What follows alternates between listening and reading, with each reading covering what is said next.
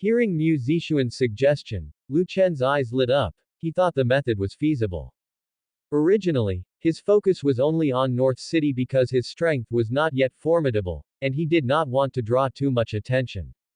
Moreover, at that time, he had just arrived in North City and was quite poor. Even if he had issued a notice for the selection of concubines, it was not certain that beautiful girls from other territories would come to North City. Now, the North Prince Mansion soap and perfume products had spread throughout the Great Shah dynasty, and many people knew of the North Prince Mansion's wealth. At this time, issuing another notice for the selection of concubines would definitely interest many influential families, prompting them to send the beautiful girls from their families to the North Prince Mansion. Only with a sufficient number of participants would there be some who scored above 90 points. After a moment of silence, Lu Chen said to Mu Zixuan, "All right, let's do as the consort has suggested." Seeing Lu Chen agree, Mu Zixuan immediately said, "Prince, may I take charge of the selection of concubines?" Lu Chen, holding Mu Zixuan close and stroking her hair, said, "You've just given birth, you should properly rest and recuperate." Even though Lu Chen was a scoundrel, he wasn't so beastly as to have his own wife, who had just delivered a child, run around busily, let alone involve her in the process of taking additional concubines. What would that look like? Mu Zixuan said, "I wish to share the burden with the prince. Please let me handle this matter." At this, Mu Zixuan gazed intently into Lu Chen's eyes with her bright and charming eyes. Moved by Mu Zixuan's look, Lu Chen found it hard to refuse, and so he could only say, "Well then, I'll trouble the consort with the matter of taking in concubines, but I will need to be present on the day of the selection." Seeing Lu Chen consent to let her oversee the matter of taking in concubines, Mu Zixuan felt very happy inside and immediately said, "Rest assured, Prince, I will definitely have you personally choose during the selection." A few days later, the North Prince Mansion issued a notice for taking in concubines, open to the entire Great Shah dynasty. No sooner had the notice for concubines been issued than Lu Chen was verbally abused by the common people of the Great Shah dynasty. The people of North City, however, did not think much of it, since, after all, the North Prince had not done anything to trouble the commoners since his arrival. Moreover, it seemed that the North Prince Mansion had recently developed a seed capable of yielding 1,000 caddies per mu, and it had already been trialed in various places of North City. If this crop called potato were to be widely promoted, then North City would no longer suffer from a shortage of food. Hence, the common people of North City were tolerant of Lu Chen's indulgences. Most crucially, the common people in North City lived on Lu Chen's territory. As the king of North City, no one would dare to curse their own lord on his land, unless they no longer wished to live. The rest of the territories were different. Many commoners of the Great Shah dynasty considered the North Prince indulgent in debauchery and incompetent. They had long heard that the North Prince kept many beauties in his mansion, indulging in pleasure-seeking day and night, in a debauched and dissipated lifestyle. The North Prince already had so many beauties, yet he still wanted to take in concubines, and not just locally but from all over the Great Shah dynasty. Could it be that the North Prince had already gone through all the beautiful girls of North City, grown tired of them, and now sought to harm the daughters of other seigneurs' territories? Upon thinking of this, some of the upper-class scholars and poets grew very angry.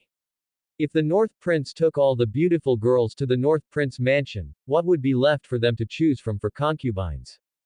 Instantly, literati and scholars from various places started writing critiques against the North Prince.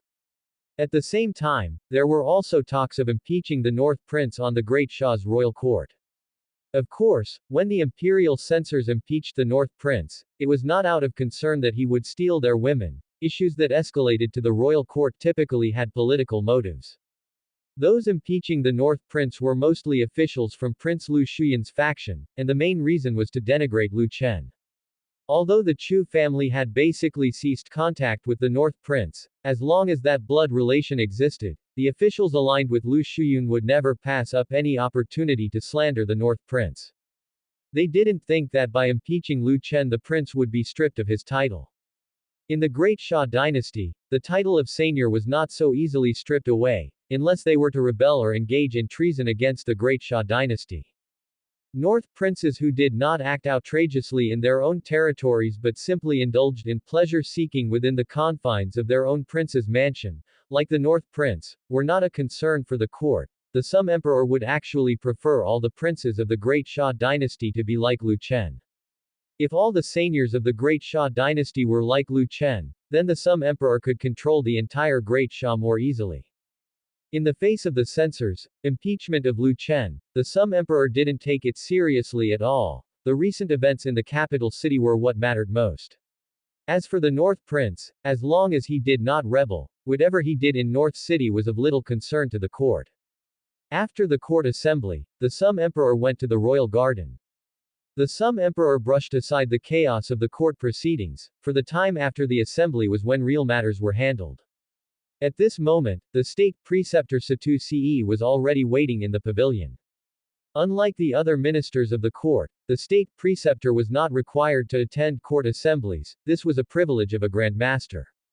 When the Sum emperor appeared at the pavilion, a shadow guard clad in black armor came before him. Your Majesty, I have ascertained that the remnants of Chen nation did not enter the imperial palace to assassinate you but were looking for something. Ever since the remnants of Chen nation had entered the imperial palace, the Sum emperor had sent people to investigate their purpose. He did not believe the remnants of Chen nation were so foolish as to dare enter the imperial palace to assassinate him, under the protection of only two half-step Grand Masters, which was no different from courting death. On hearing the shadow guard's words, the Sum emperor's eyes narrowed slightly. It was just as he had thought. The remnants of Chen nation were not there to assassinate him, but had another purpose. At that time, the Sum emperor asked Satu Ce inside the pavilion, State preceptor, what do you think the remnants of Chen nation entered the imperial palace to find? Satu Ce said, the item that would prompt the remnants of Chen nation to risk so much by entering the imperial palace can only be the imperial jade seal of Chen nation. It is said that Chen nation's imperial jade seal is the key to their treasury.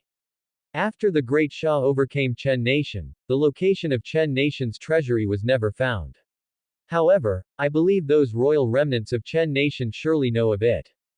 If Chen nation wishes to restore their rule, they will need funds to raise an army, so they would likely want to open the treasury and take the gold and treasures within.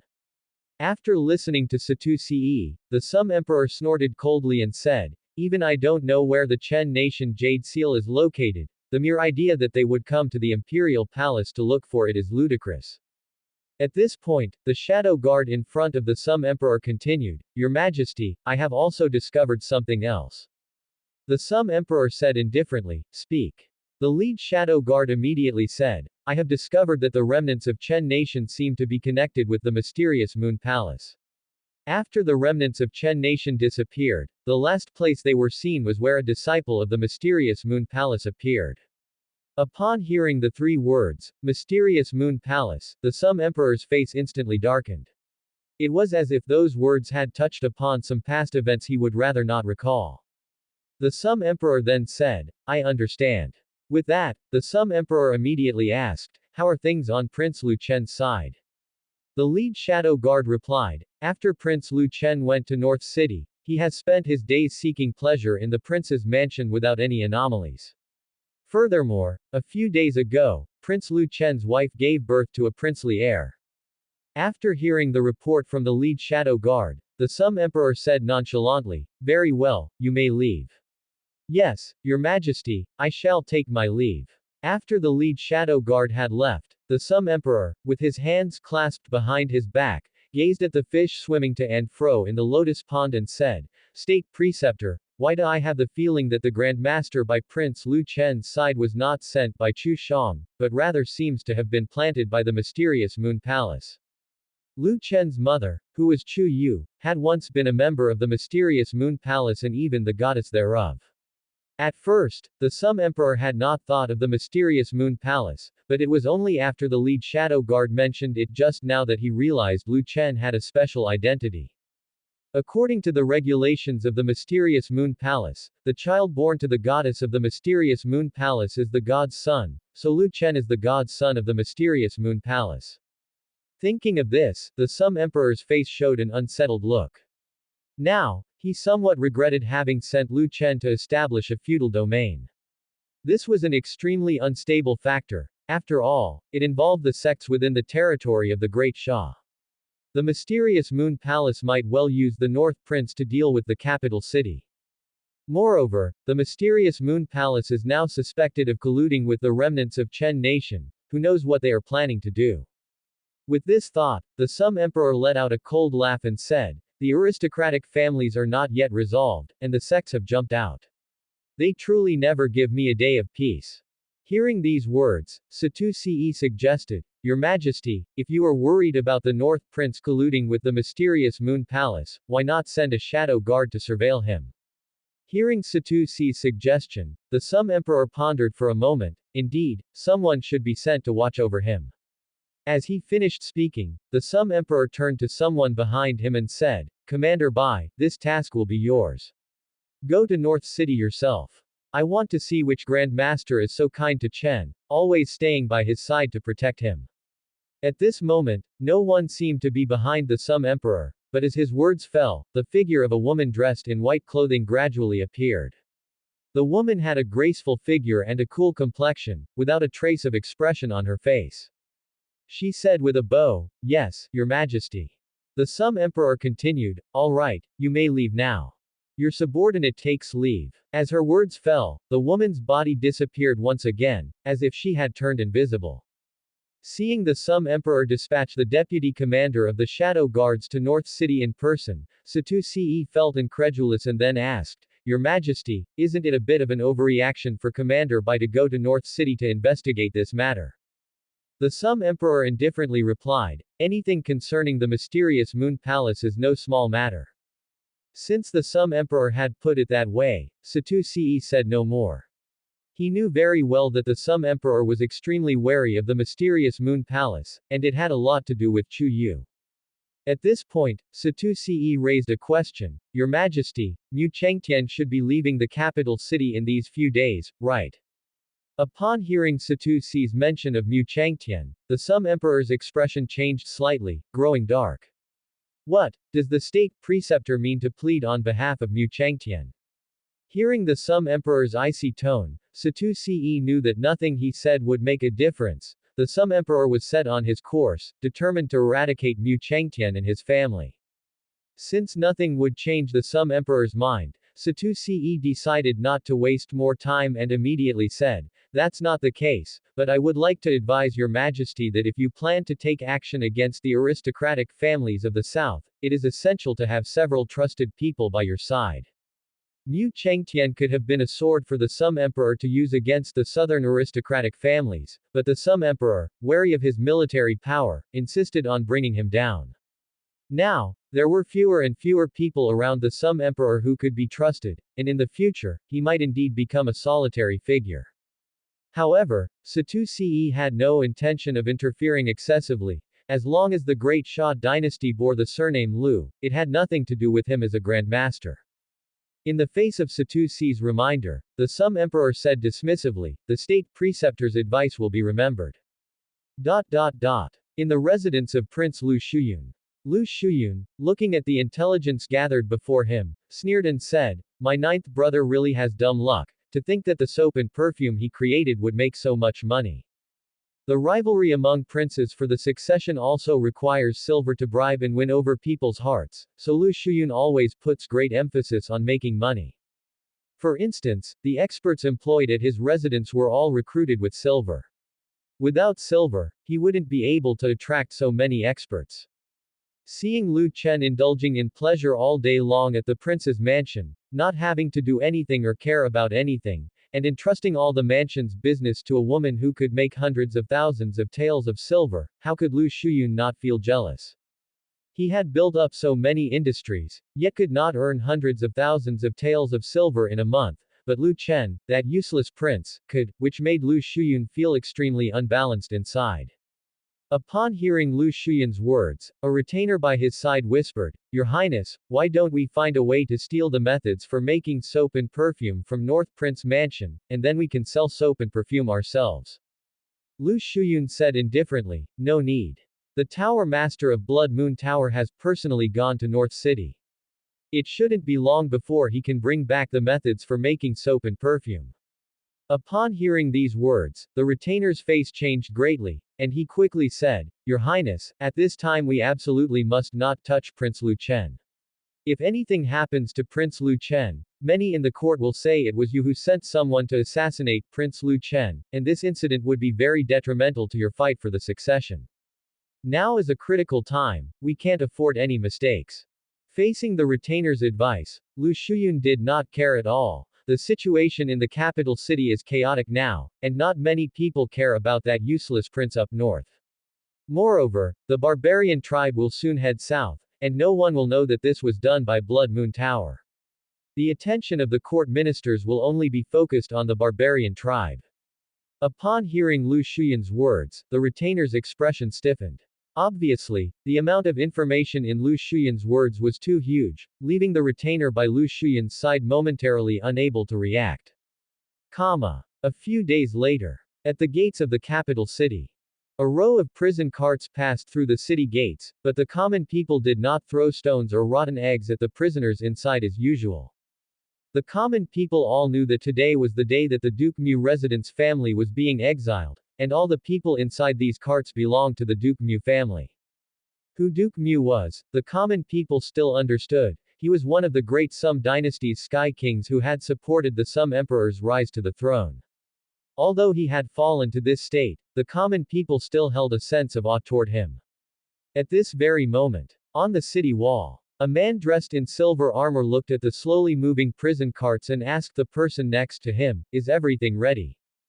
The soldier beside him immediately said, General, rest assured, it is guaranteed there will be no mistakes. The man nodded in satisfaction, his gaze fixed on Mu Changtian inside the prison cart, and then he muttered to himself, Teacher, may you have a good journey. For the first 2 days, the convoy carrying the Duke Mu residents did not encounter any danger, and the Duke Mu people even thought they might already be safe. But Mu Changtian was not a fool. Over these 2 days, they thoroughly checked everything they ate and used. Although it was unlikely that the soldiers escorting them would take action against them, it was necessary to be cautious. Moreover, he did not believe that the Sum Emperor would let their family off the hook. He was, after all, one of the great Sum Sky Kings, and even though his martial arts had been crippled, in the eyes of the Sum Emperor, letting him go was still akin to freeing a tiger back to the mountain. 2 nights later, the Duke Mu residence convoy arrived at an inn. There were no villages in front nor shops behind the inn, and there were no people for a long distance around. Seeing that it was already so late, the officials escorting the Duke Mu family suggested to Mu Changtian, Duke Mu, how about we rest here for the night? Although the Duke Mu residents had been exiled, the officials escorting them still treated the family with great respect.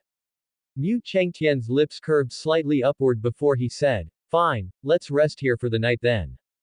As Mu Changtian's voice fell, the bailiffs dispatched to escort them took out the keys to the prison carriage and opened its doors, releasing the people from Duke Mu residence. Since they were escorting the household of Duke Mu residents, the bailiffs weren't very strict. Generally, when they arrived at a resting place, they would open the carriage doors and let them out for a rest. At this time, one bailiff entered the inn and said to the innkeeper, Shopkeeper, we will be staying here tonight. How many rooms does your inn have? The shopkeeper said with a smile, Officer, the inn is already fully booked. You'd better look elsewhere. Upon hearing this, the bailiff said dissatisfied, What do you mean, fully booked? What kind of joke is this? There's no village ahead or shop behind, how can you have so many guests? The innkeeper replied, It's precisely because there is no village ahead or shop behind that people passing this road have no choice but to stay at our inn. Hearing this, the bailiff had no choice but to say, All right then, do you have any spacious open ground here where we can rest our feet tonight? The shopkeeper replied, Our inn's backyard is quite spacious. Perhaps the officer would like to squeeze in there for the night. As the bailiff was about to say something, the innkeeper quickly continued, If the officer decides to rest at our inn, all the food and drinks will be free tonight. What do you think? Hearing this, the bailiff immediately said, Well then, find someone to help feed our horses. The shopkeeper immediately responded, Very well, I will arrange for someone to feed the horses right away. The bailiff then turned and left the inn, approaching Mu Changtian, and said with slight apology, Duke Mu, I am truly sorry, the inn is fully booked, and it seems you will have to endure resting in the open air tonight. Mu Chengtian indifferently replied, no matter, go on with your tasks. The bailiff immediately said, all right then, I'll have the shopkeeper send you some food later. As the bailiff walked away, Mu Jingwu and Mu Xingping, the two brothers, gathered around. Mu Xingping said, Father, why hasn't there been any action against us after 2 days? Could it be that His Majesty has decided to let us go? Hearing this, Mu Chengtian chuckled before replying, what's the rush? Haven't they come already? Hearing this, Mu Xingping was startled, and then nervously looked around. Where are they? I don't see them. Mu Chengtian looked at the inn before him and said, they are inside waiting for us. Upon hearing this, both Mu Jingwu and Mu Xingping's eyes turned toward the inn, just in time to see a few people peeking out from halfway opened windows on the upper floor. Noticing that the Mu family members had spotted them, those people immediately closed the windows. Seeing this scene, both Mu Jingwu and Mu Xingping were startled. They had thought the emperor had already decided to spare them, but it turned out that it was just not time yet, and probably, those people would make their move tonight. Mu Jingwu then asked, Father, what should we do now? Mu Chengtian replied, we'll talk about it tonight. I'm curious to see who will actually come. Mu Chengtian knew in his heart that the emperor would definitely send a grandmaster-level expert this time, but who it might be was uncertain. There were many experts he could think of, and many with whom he had conflicts. Soon, the sun in the sky gradually began to set. Mu Chengtian and his company were on full alert. Just then, the sound of a whistle rang out in the courtyard. With the sound of the whistle, a group of people dressed in black and wearing masks appeared in the courtyard. Seeing this scene, the officials tasked with escorting to the Duke Mu residence instantly understood what was happening and hurriedly got up to flee. The masked assailants did not stop the officials from escaping. After all, their target was not the officials in the first place. The men in black drew their bows and aimed in unison at the people of the Duke Mu residence. The men of the Duke Mu residence immediately stood out, surrounding the children and shielding them inside, while the women of the Duke Mu residence were trembling with fear, not daring to move. At that moment, the crowd of masked assailants gradually dispersed, and a man walked out from among them, taking off his mask to reveal a face with a scar from a knife. Upon seeing the man's real face, Mu Chengtian sneered, I considered every possible person who might come to deliver me, but you I had not considered at all. At these words, the man with the scarred face laughed too and said, Teacher, how could His Majesty bear to hand over the newly formed Dragon Guard to me to command if it wasn't for my coming to personally deliver you? The scarred man was named Chen Pengyi, who had been brought up and promoted by Mu Chengtian himself. Mu Chengtian was also his benefactor. On normal days, Chen Pengyi, out of gratitude to his mentor, treated the Duke Mu residence very well. Even a year ago, when the Duke Mu residence was implicated due to the Zhou family's rebellion, it was he who personally pleaded with the Sum Emperor. In the end, the Sum Emperor used the writ of protection against execution to offset the charges and did not act against the Duke Mu residence. However, what Mu Chengtian had not expected was that this very person was now after his life.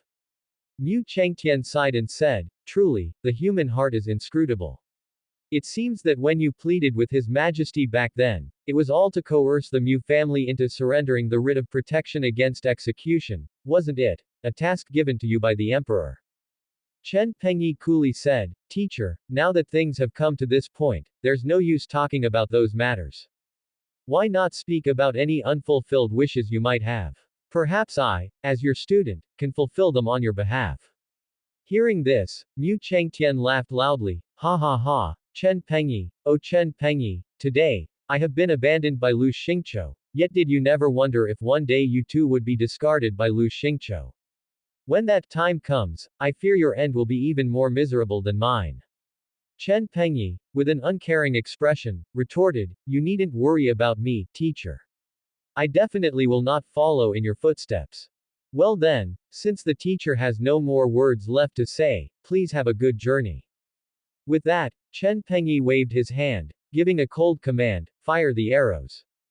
However, just at that moment, countless arrows suddenly shot down from the rooftop of the inn, and Chen Pengyi's men had not even time to react before they were struck. At this sight, Chen Pengyi's expression darkened in an instant. Who dares interfere with His Majesty's affairs? No sooner had Chen Pengyi finished speaking than a group of people dressed in red clothes leapt down from above. These individuals were all of fifth-rank realm. Seeing these people, Mu Changtian was slightly taken aback. He had guessed that the mysterious prince who had given them the great returning pill might send someone to rescue them, but he did not expect the prince to send people who were all above fifth-rank martial artists. It seemed that the prince took their Duke Mu residence quite seriously. At this time, Chen Pengyi said coldly, "Since you dare to meddle in His Majesty's affairs, you should be prepared to die." Then, Chen Pengyi shouted loudly, "Come out, stop hiding." As soon as Chen Pengyi's words fell, 2 grandmasters and several martial artists appeared behind him. Seeing these individuals, Mu Changtian spoke with a smile, "His Majesty really values me highly. To kill a cripple like me, he has actually sent 3 grandmasters." Seeing that all the martial artists had appeared behind him, Chen Pengyi looked at the distant Mu Changtian and said, "Teacher, it's really unexpected that, at this point, there is still someone willing to save you.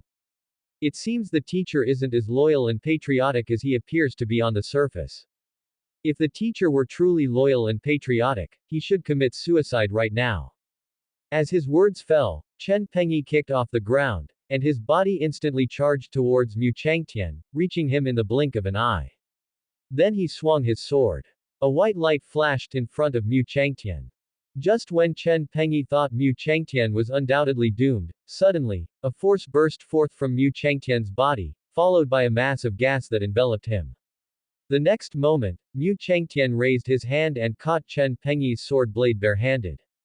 Witnessing this scene, Chen Pengyi was stunned. Even the 2 grandmasters and the other martial artists who came to kill Mu Changtian were also shocked. They had heard that the emperor had given dissipate power pills to the males of Duke Mu residents, and that the men of the Mu family no longer had any skill in their bodies. Now they were at most slightly more robust and a bit stronger than ordinary people. But the aura emitted by Mu Changtian suggested anything but a lack of skill. He clearly was still a master. There are differences between masters, and the Great Xia dynasty had many, but why could Mu Changtian become the so-called Sky King? It wasn't just because he had supported the Sum Emperor's rise to the throne that was so simple. Within the master realm of the Great Xia dynasty, there were few who could match Mu Changtian. That's why he had been able to become the Sky King. Chen Pengyi, somewhat in disbelief, said, how could you possibly not have dissipated your skill?" Chen Pengyi's voice trembled a little. As Mu Changtian's disciple, he had followed Mu Changtian into many battles and was very clear about Mu Changtian's strength. He had thought removing Mu Changtian this time would be a very easy task and would also make the Sum Emperor trust him more, but he had not expected that Mu Changtian had not dissipated his skill. What a joke. Mu Changtian was a god of war. He was known as an invincible existence among masters of the same realm.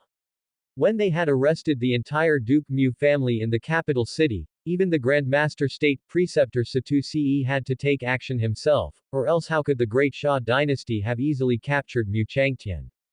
But now they were telling him that Mu Changtian had not lost his skill. Wasn't this endangering his own life?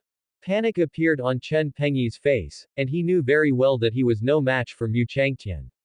If Mu Changtian had not lost his skill, he had almost no chance of winning. However, at that moment, one of the grandmasters behind Chen Pengyi spoke up, "No. Mu Changtian has not fully recovered his strength. His protective Gangqi is unstable. At most, he can only exert the strength of a half-step grandmaster." After all, they were all masters, and they could tell at a glance whether Mu Changtian's strength had fully recovered. And indeed, Mu Changtian had not fully recovered his strength. Although the Great Returning Pill could help Mu Changtian recover his skill, Mu Changtian only needed some time to adjust to return to his peak, but there simply hadn't been enough time. Being able to display the strength of a half-step Grandmaster was already quite impressive, given there wasn't enough time for Mu Changtian to recover. Hearing the words from the Grandmaster behind him, the panic on Chen Pengyi's face was swept away in an instant, replaced by a reckless smile. "Teacher. You really gave your disciple a fright. Just perfect. As the teacher hasn't lost his skill, let your disciple experience your strength." As he spoke, Chen Pengyi suddenly exerted force in his arms, directly pulling the sword from Mu Chengtian's hand, then swung his blade at Mu Chengtian again. The sharp wind of the sword swept towards Mu Chengtian in an instant, but this time Mu Chengtian did not take it head-on and instead dodged it. At the same time, the two grandmasters behind Chen Pengyi also immediately joined the battle. Although Mu Chengtian was at the end of his strength, they wouldn't let their guard down until Mu Chengtian was dead. After all, Mu Chengtian had been the Sky King of the Great Xia dynasty. To kill Zhou Wangtian back then, the Great Xia dynasty even mobilized a grandmaster. Now, although Mu Chengtian's skill had declined, he was still not easy to deal with. Seeing Mu Chengtian being besieged by three grandmasters, Mu Jingwu and Mu Xingping rushed over, intending to help Mu Chengtian.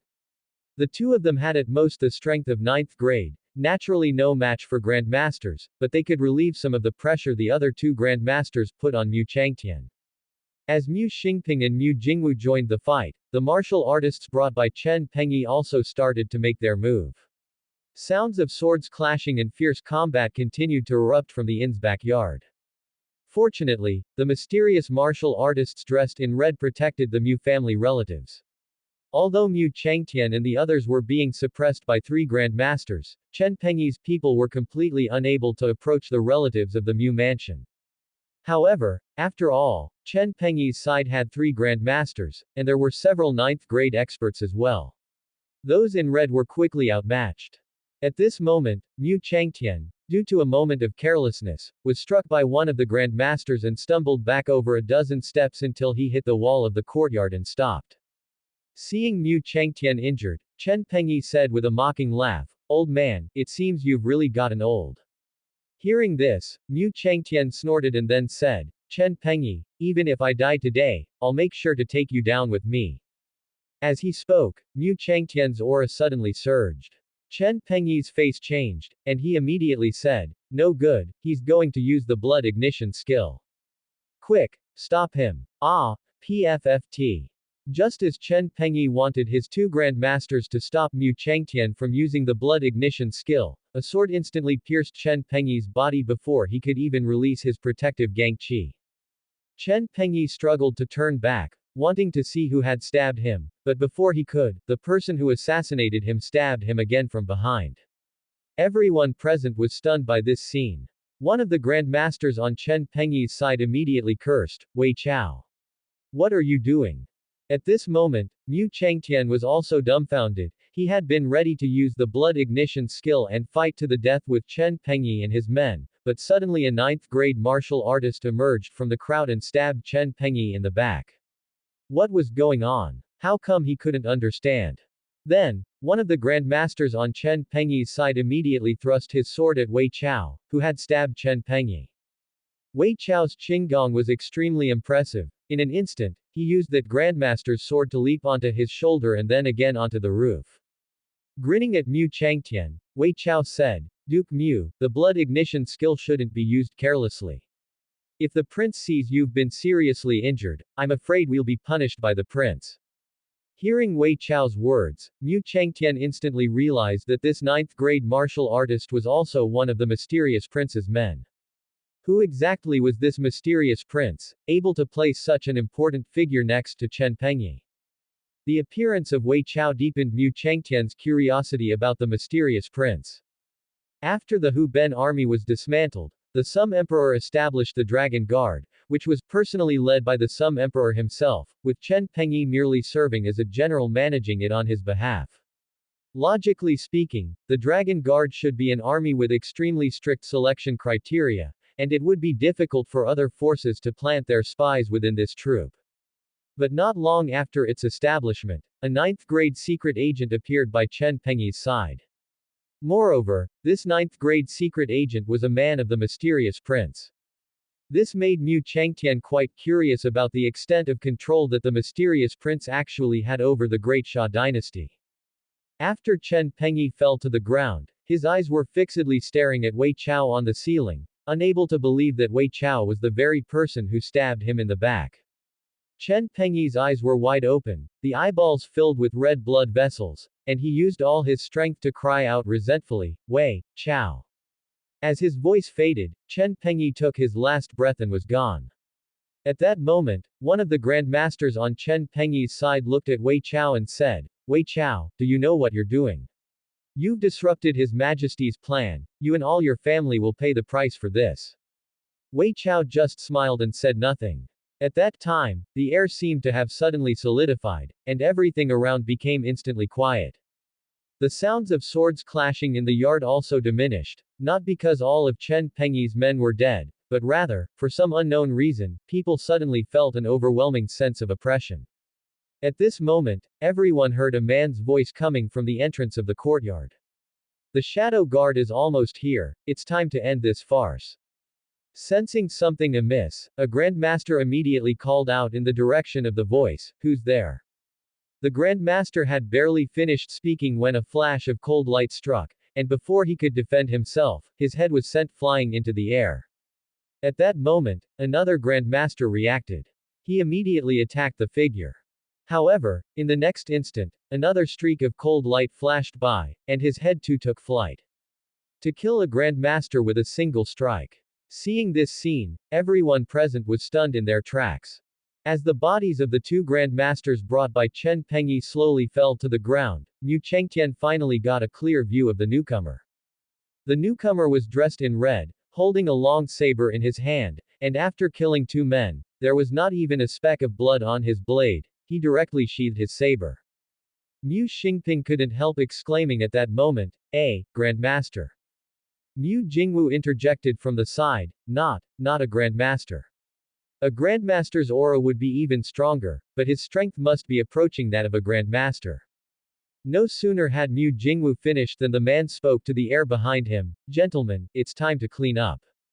As his voice fell, several ninth-grade martial artists appeared behind him, but the strength of these martial artists was very formidable, and in no time at all, they had slain all of the fighters brought by Chen Pengyi. Mu Chengtian stood still, not moving a muscle, feeling utterly bewildered. Because he recognized the person who had come. The man turned out to be the owner of Joy Tavern in the capital city. Mu Chengtian was fond of the food at Joy Tavern. Before his daughter married Prince Lu Chen, he frequently went there to drink, so he was fairly familiar with the owner of Joy Tavern. He had always thought that Joy Tavern was an establishment belonging to Prince Lu Shuyun. Therefore, after his daughter Mu Zixuan married Prince Lu Chen, he stopped visiting Joy Tavern for drinks. And now, the person who came to their rescue turned out to be the owner of Joy Tavern. And he had never known that the owner of Joy Tavern was a formidable character capable of instantly killing two Grandmasters. Even at the peak of his power, let alone now when he has yet to recover his full strength, Mu Chengtian could not have killed two Grandmasters in an instant. This just goes to show how formidable the Joy Tavern's owner's knife skills are. No, it's not just his knife skills that are simple. His knife isn't simple either. After the killing, not a single drop of blood stained the weapon, something Mu Chengtian had never heard a knife could achieve. Regaining his composure, Mu Chengtian said with a smile, I never imagined that one of Prince Lu Shuyun's subordinates could be such a formidable figure. Boss Liang, you really keep a low profile.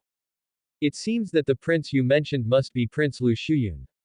Although it seemed unbelievable, since Liang Zong was already here, and indeed he was the owner of a tavern under Prince Lu Shuyun, it made sense that he was one of Prince Lu Shuyun's men. But what Mu Chengtian couldn't understand was why Prince Lu Shuyun would send someone to save him. After all, Prince Lu Shuyun was in the capital city, taking such a great risk to save him. Even if he did manage to save him, what use would it be, since Prince Lu Shuyun seemed to have no military power, right?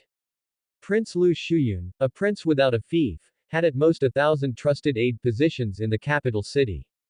Mu Chengtian initially thought that the mysterious prince wanted to start a rebellion, hence he wanted to keep him alive so as to involve him in the insurrection, but it turned out to be the Sum Emperor's son. Honestly, this made Mu Chengtian feel somewhat uncomfortable, especially since the individual was Prince Lu Shuyun, who shared a blood relation with the Sum Emperor. Having been deceived by his father once, how could he easily trust his son?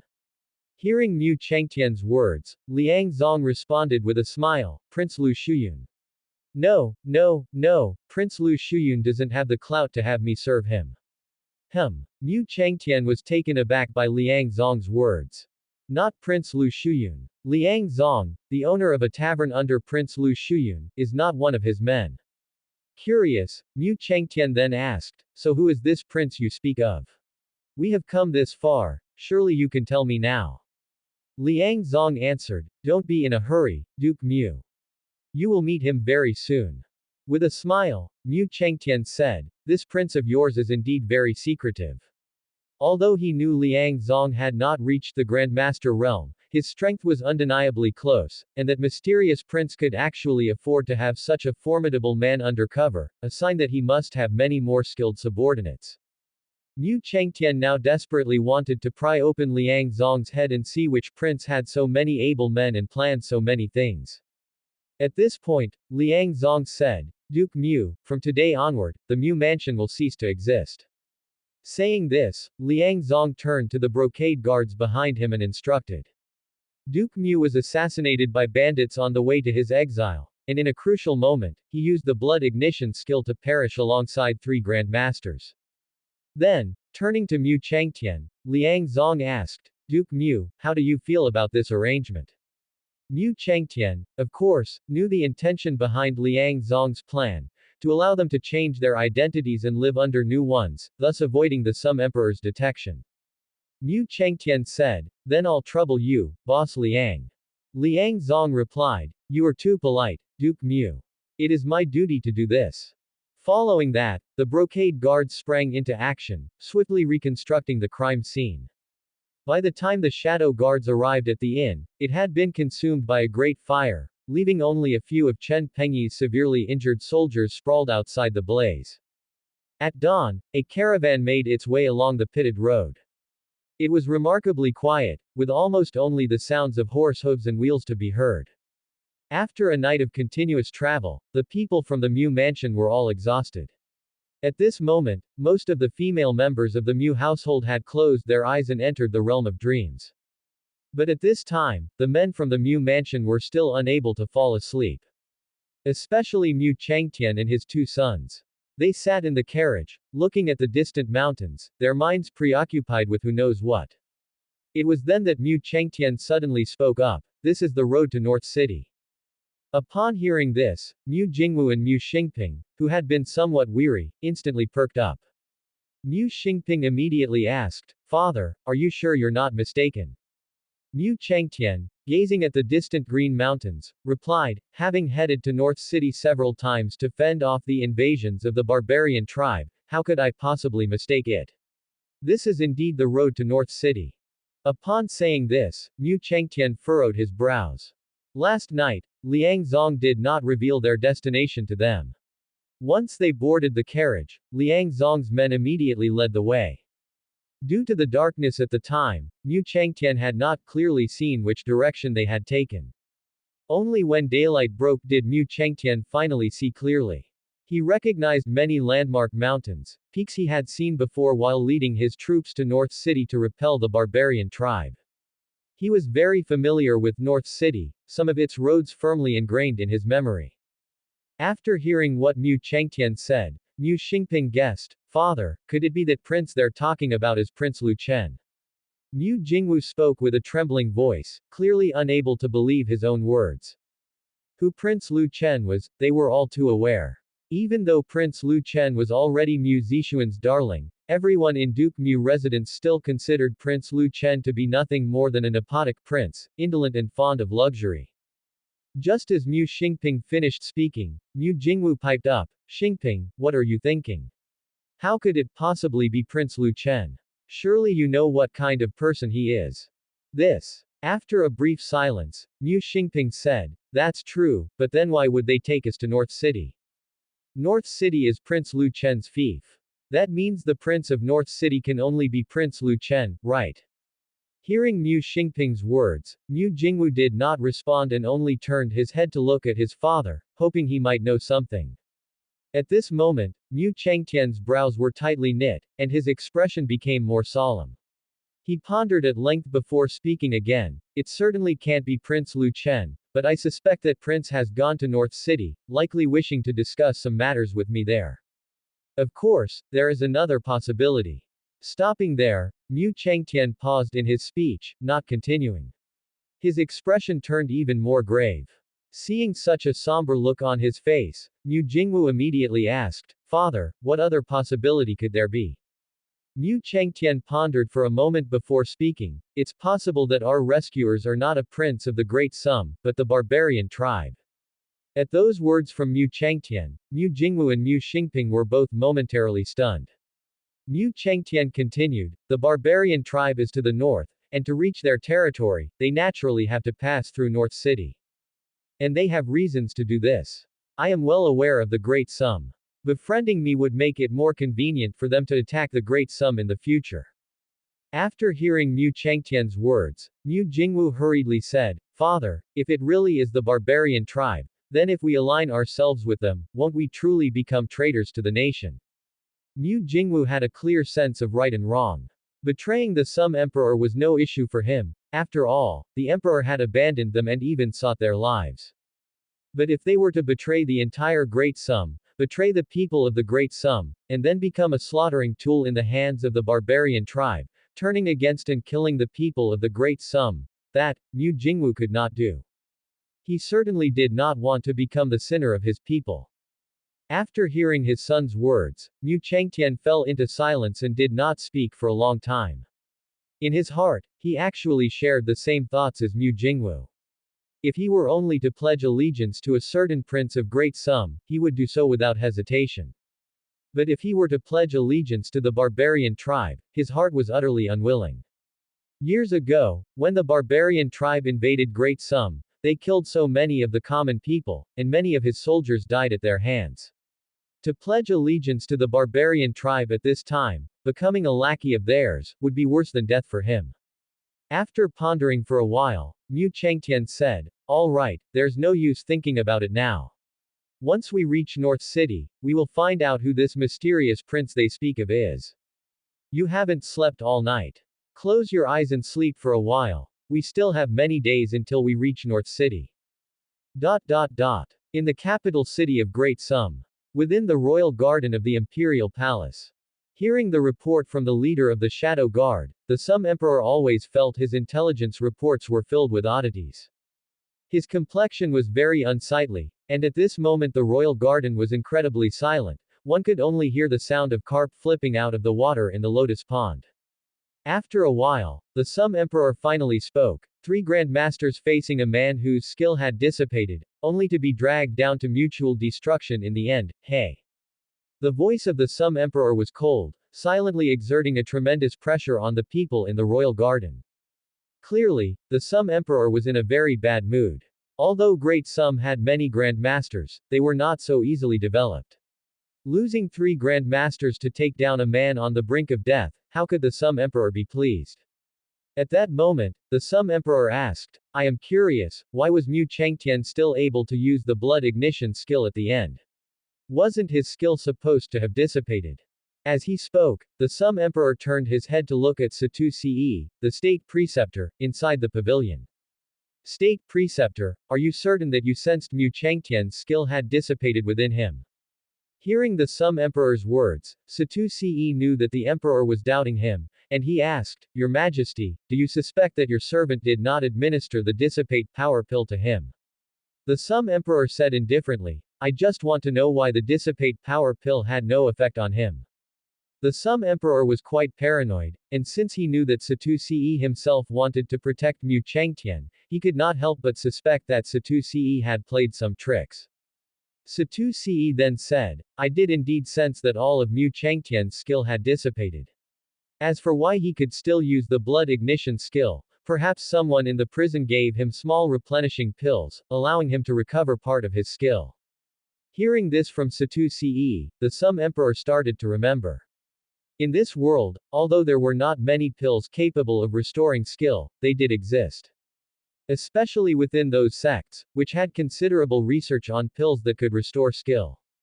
At that moment, the Sum Emperor immediately said to the leader of the Shadow Guard, "Investigate. Do it now. I want to see who has the gall to go against me." Yes, your majesty. This servant takes his leave. The leader of the shadow guard then turned and left. Watching the back of the departing shadow guard, the Sum Emperor said to himself, Mu Chengtian has indeed been a good servant to me, solving a problem for me before his death. The trouble referred to by the Sum Emperor was clearly Chen Pengyi, Mu Chengtian's student. Initially, the Sum Emperor had placed great trust in Chen Pengyi, mainly to deal with Mu Chengtian. Now that Mu Chengtian had been dealt with, Chen Pengyi had also become useless. The emperor had planned to find an excuse to get rid of him once he returned. But now, Mu Chengtian and Chen Pengyi had perished together. This meant that the military power of Great Sum was firmly in his hands. With the military power secured, it was time for him to do what he wanted. Mu Chengtian was assassinated on his way to exile, and before his death, he used the blood ignition skill and took 3 grandmasters down with him, an incident that quickly spread throughout Great Sum. With Mu Chengtian's death, the Sum Emperor completely seized control of the military power in Great Sum, now commanding millions of soldiers. Moreover, all these military leaders were personally promoted by the Sum Emperor, and the vast majority of them were absolutely loyal to him. Holding so many soldiers in his hand, what did the Sum Emperor want to do? What would he do? The aristocratic families within Great Sum were not fools. Shortly, the number of merchant caravans within Great Sum surged, particularly in the territories of the seigneurs, where the numbers doubled. Of course, except in North City. The merchant caravans were just a cover for the aristocratic families, who used them to travel around and collude with various powers. The Sum Emperor had already sharpened his knife, there was no way the aristocratic families wouldn't react at all. The thoughts of the aristocratic families were unanimous. If the Sum Emperor wasn't compliant and obedient, then it was time for a new emperor. It wasn't unprecedented for emperors throughout history to try to eliminate the aristocratic families. Some emperors weakened the foundation of aristocratic families through civil service exams, some restricted them through land reforms, and yet others suppressed them through commercial means. Yet the effects of these methods were limited. The Sum Emperor, having eliminated 2 Sky Kings and thoroughly controlling the military power of Great Sum, was clearly losing patience with the aristocratic families and aimed to physically annihilate the existing major families. The actions of the Sum Emperor were too swift and purpose-driven, quickly catching the attention of the major aristocratic families, especially those in the south. Ever since Chu Yu's inexplicable death, Chu Shang had kept a vigilant watch over the capital city for years, sending numerous spies to the capital. Any slight whisper or rustle there and he'd know about it. Upon learning that Mu Chengtian had died and military power had fallen into the hands of the Sum Emperor, Chu Shang had been losing sleep, sensing that a great disaster was looming over the Chu family. Chu family, in the courtyard. Chu Shang sat in the pavilion, looking at the intelligence from the capital city with a troubled expression on his face. At that moment, 2 white-haired elders arrived at the pavilion. One of them said, Big brother, you've seen the Sum Emperor's actions, should our Chu family also start making preparations? Hearing his second brother Chu Liang's words, Chu Shang fell silent for a moment, then said, I have already sent someone to contact Qi Prince, and I believe we will have results soon. At these words, Chu Liang expressed his dissatisfaction, Big brother, what use is Qi Prince? He's nothing but a wine-soaked good for nothing. Are you really counting on him to raise an army and rebel? Chu Shang's idea was to use the seigneurs to limit the Sum Emperor, forcing him to give up any thoughts of moving against the aristocratic families, or to incite the seigneurs to rebel, keeping the Sum Emperor so preoccupied that he wouldn't have the energy to deal with the aristocratic families. Of course, if a seigneur could defeat the Sum Emperor, that would be even better. Qi Prince was the one most dissatisfied with the Sum Emperor. Ever since the Sum Emperor's ascension, he had targeted Qi Prince multiple times, which is why Chu Shang chose him as the first candidate to instigate a rebellion. However, it was clear that his second brother Chu Liang had his own ideas. Chu Liang then said, if you ask me, we should just directly arrange for someone to assassinate the Sum Emperor. Once he's dead, all our problems will be solved. At this point, their younger brother Chu Song asked, if the Sum Emperor were to die, whom should we support to take the throne?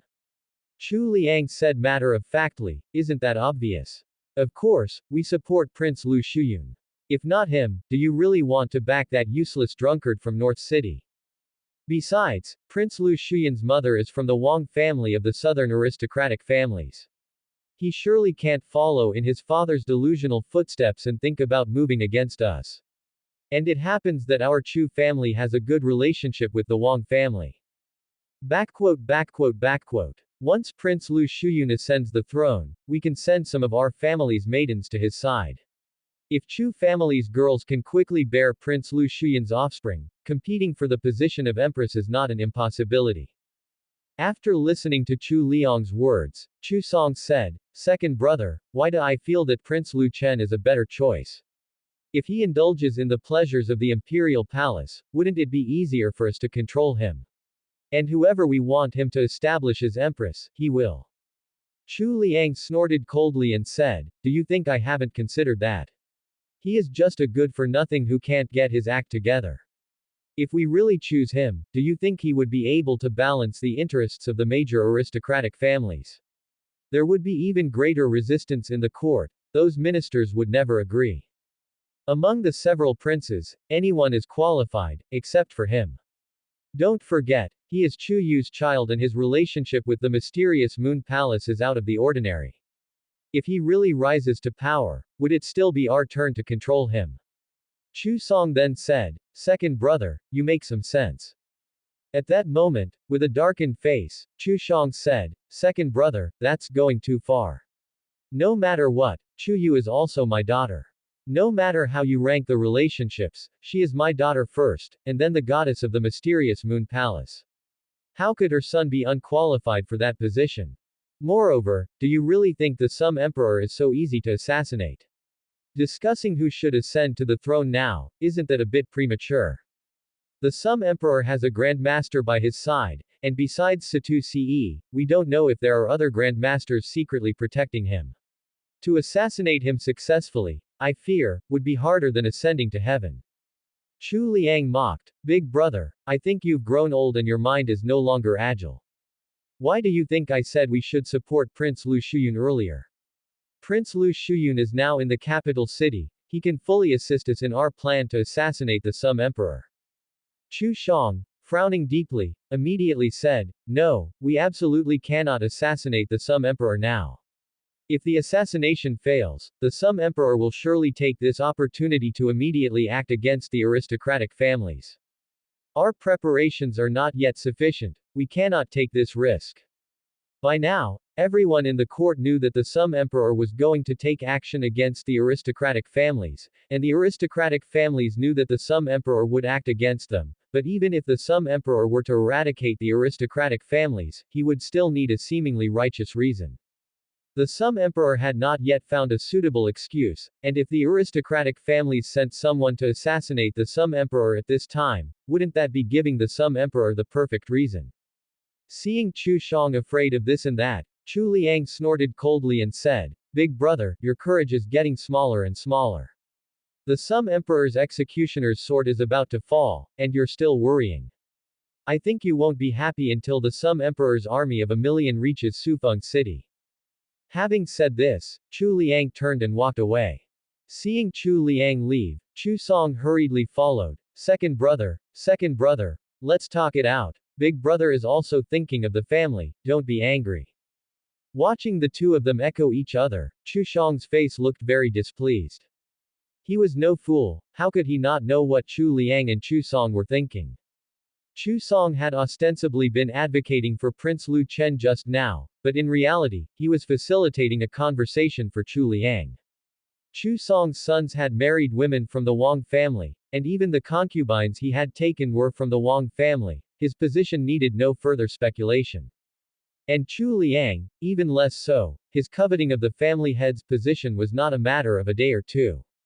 The Chu family had already fallen into both internal and external troubles. When Chu Shang thought of his own son, who was so disappointing and obsessed with women every day, he felt even more exhausted. Chu Shang rubbed his forehead and then said to the woman behind him, who had always been invisible, "Qing Li, your sister is in North City. You should go to North City as well. If the Chu family really faces a catastrophe one day, you don't need to come back." On hearing this, the woman behind him, dressed in a green long dress, said, "Yes, family head." The woman's voice was cold and emotionless, without a hint of sentiment, as if she were a perfectly emotionless killing tool. As they drew closer to North City, every member of the Duke Mu residence became increasingly tense. The women of the Duke Mu residence were thinking about finally being able to see Mu Zixuan, especially Mrs. Mu, who had always wanted to know how her daughter was faring in the North Prince mansion.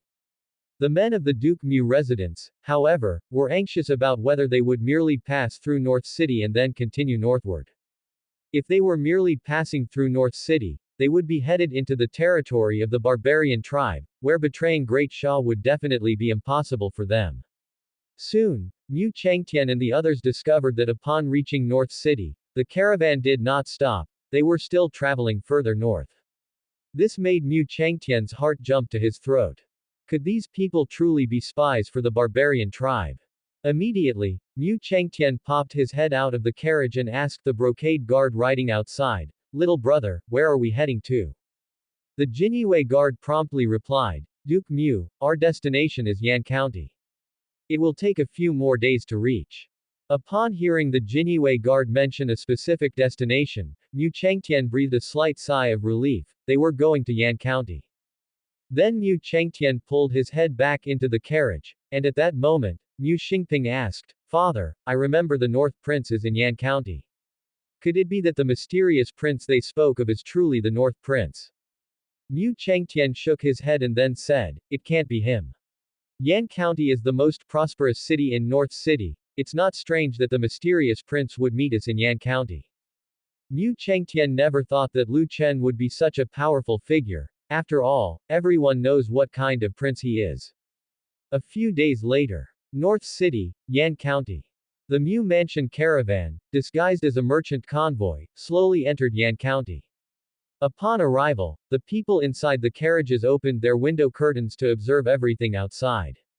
At that moment, Mu Changtian was resting with his eyes closed, when Mu Jingwu reminded him, "Father, we have arrived at Yan County." After hearing Mu Jingwu's reminder, Mu Changtian opened his eyes and looked out through the window. Although Yan County was the most flourishing city in North City, at one glance, one could see the difference between Yan County and other cities in Great Sha. The common folk on the streets were mostly dressed in patched clothing, and not just a few patches, but many. Moreover, many of the commoners were barefoot, walking without shoes. If one had to find something to commend about North City, it would be that the people's eyes shone brightly, looking spirited as if filled with hope for the future. At this time, Mu Xingping said, "I didn't expect the most prosperous Yan County in North City to be this poor. It seems it won't be easy for North City to develop. I also wonder how my sister is doing in the North Prince Mansion." Mu Jingwu spoke up, "Don't worry, although North City is poor, the North Prince Mansion is definitely not. I heard that the North Prince Mansion earns hundreds of thousands of silvers a month just from selling perfumes and soaps." At this moment, Mu Changtian's thoughts weren't inside the carriage. He was eager to meet the mysterious prince. In his heart, he was already planning how he should react if the other party turned out to be from the barbarian tribe. Meanwhile, North Prince Mansion. Lu Chen had just finished exercising with Wang Qingqi, and now they were picking out portraits of women to participate in the selection for the prince's mansion concubines. Although Mu Zixuan had already made a choice once, since Lu Chen was taking concubines, he certainly had to have a look himself. However, Lu Chen wasn't particularly concerned about portraits. Portraits were even more misleading than modern photo frauds.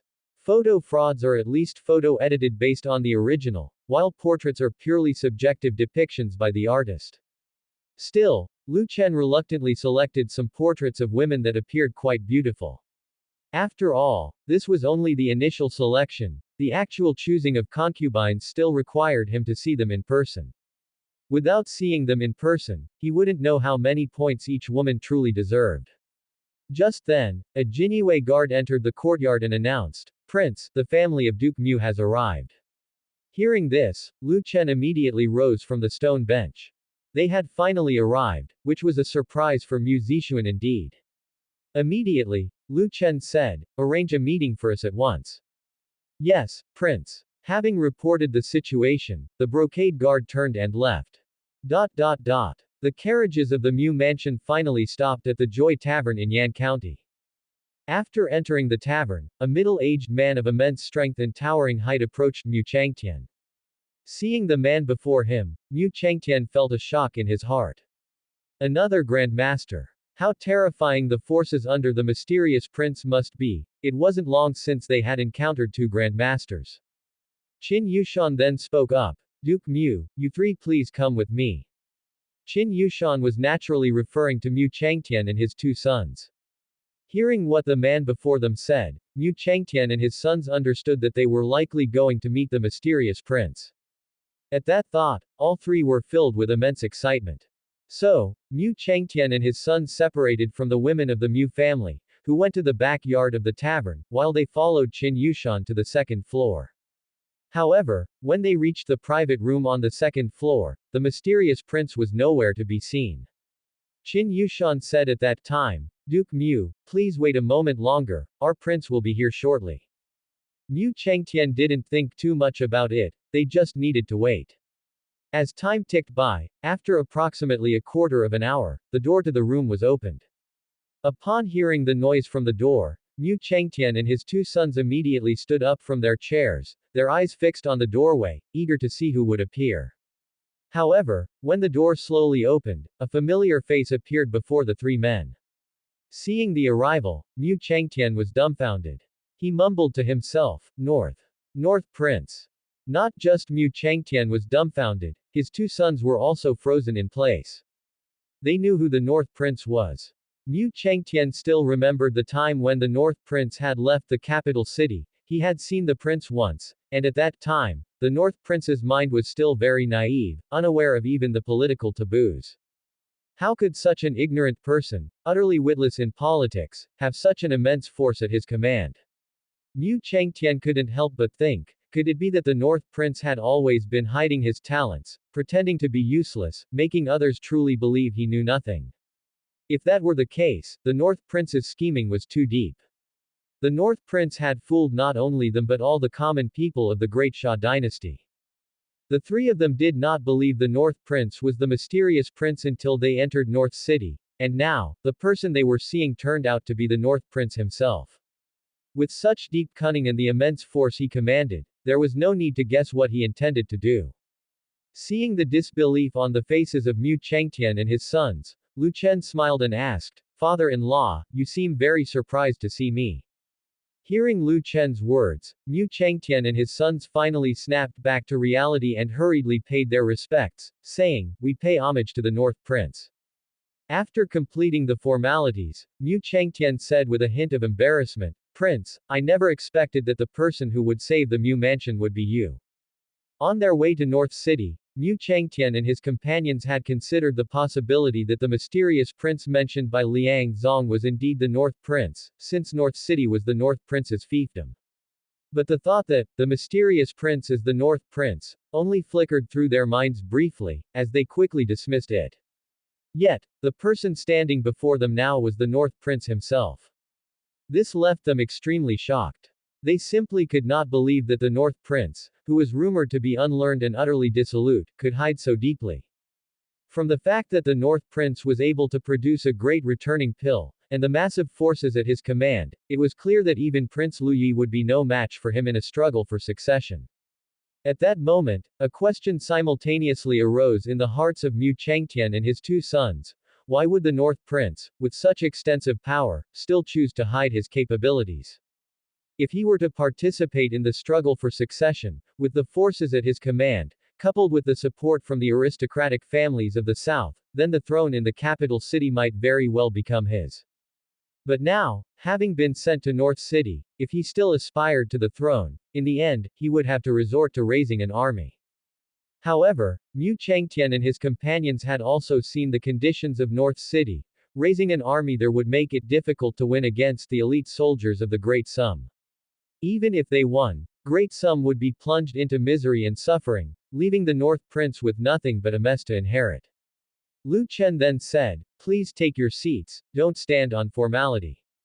Having said this, Lu Chen entered the private room, and the brocade guards at the door closed it behind him. After Lu Chen entered the room, Mu Chengtian directly asked, Prince, with such a massive force at your command, why did you choose to conceal your talents in the capital city?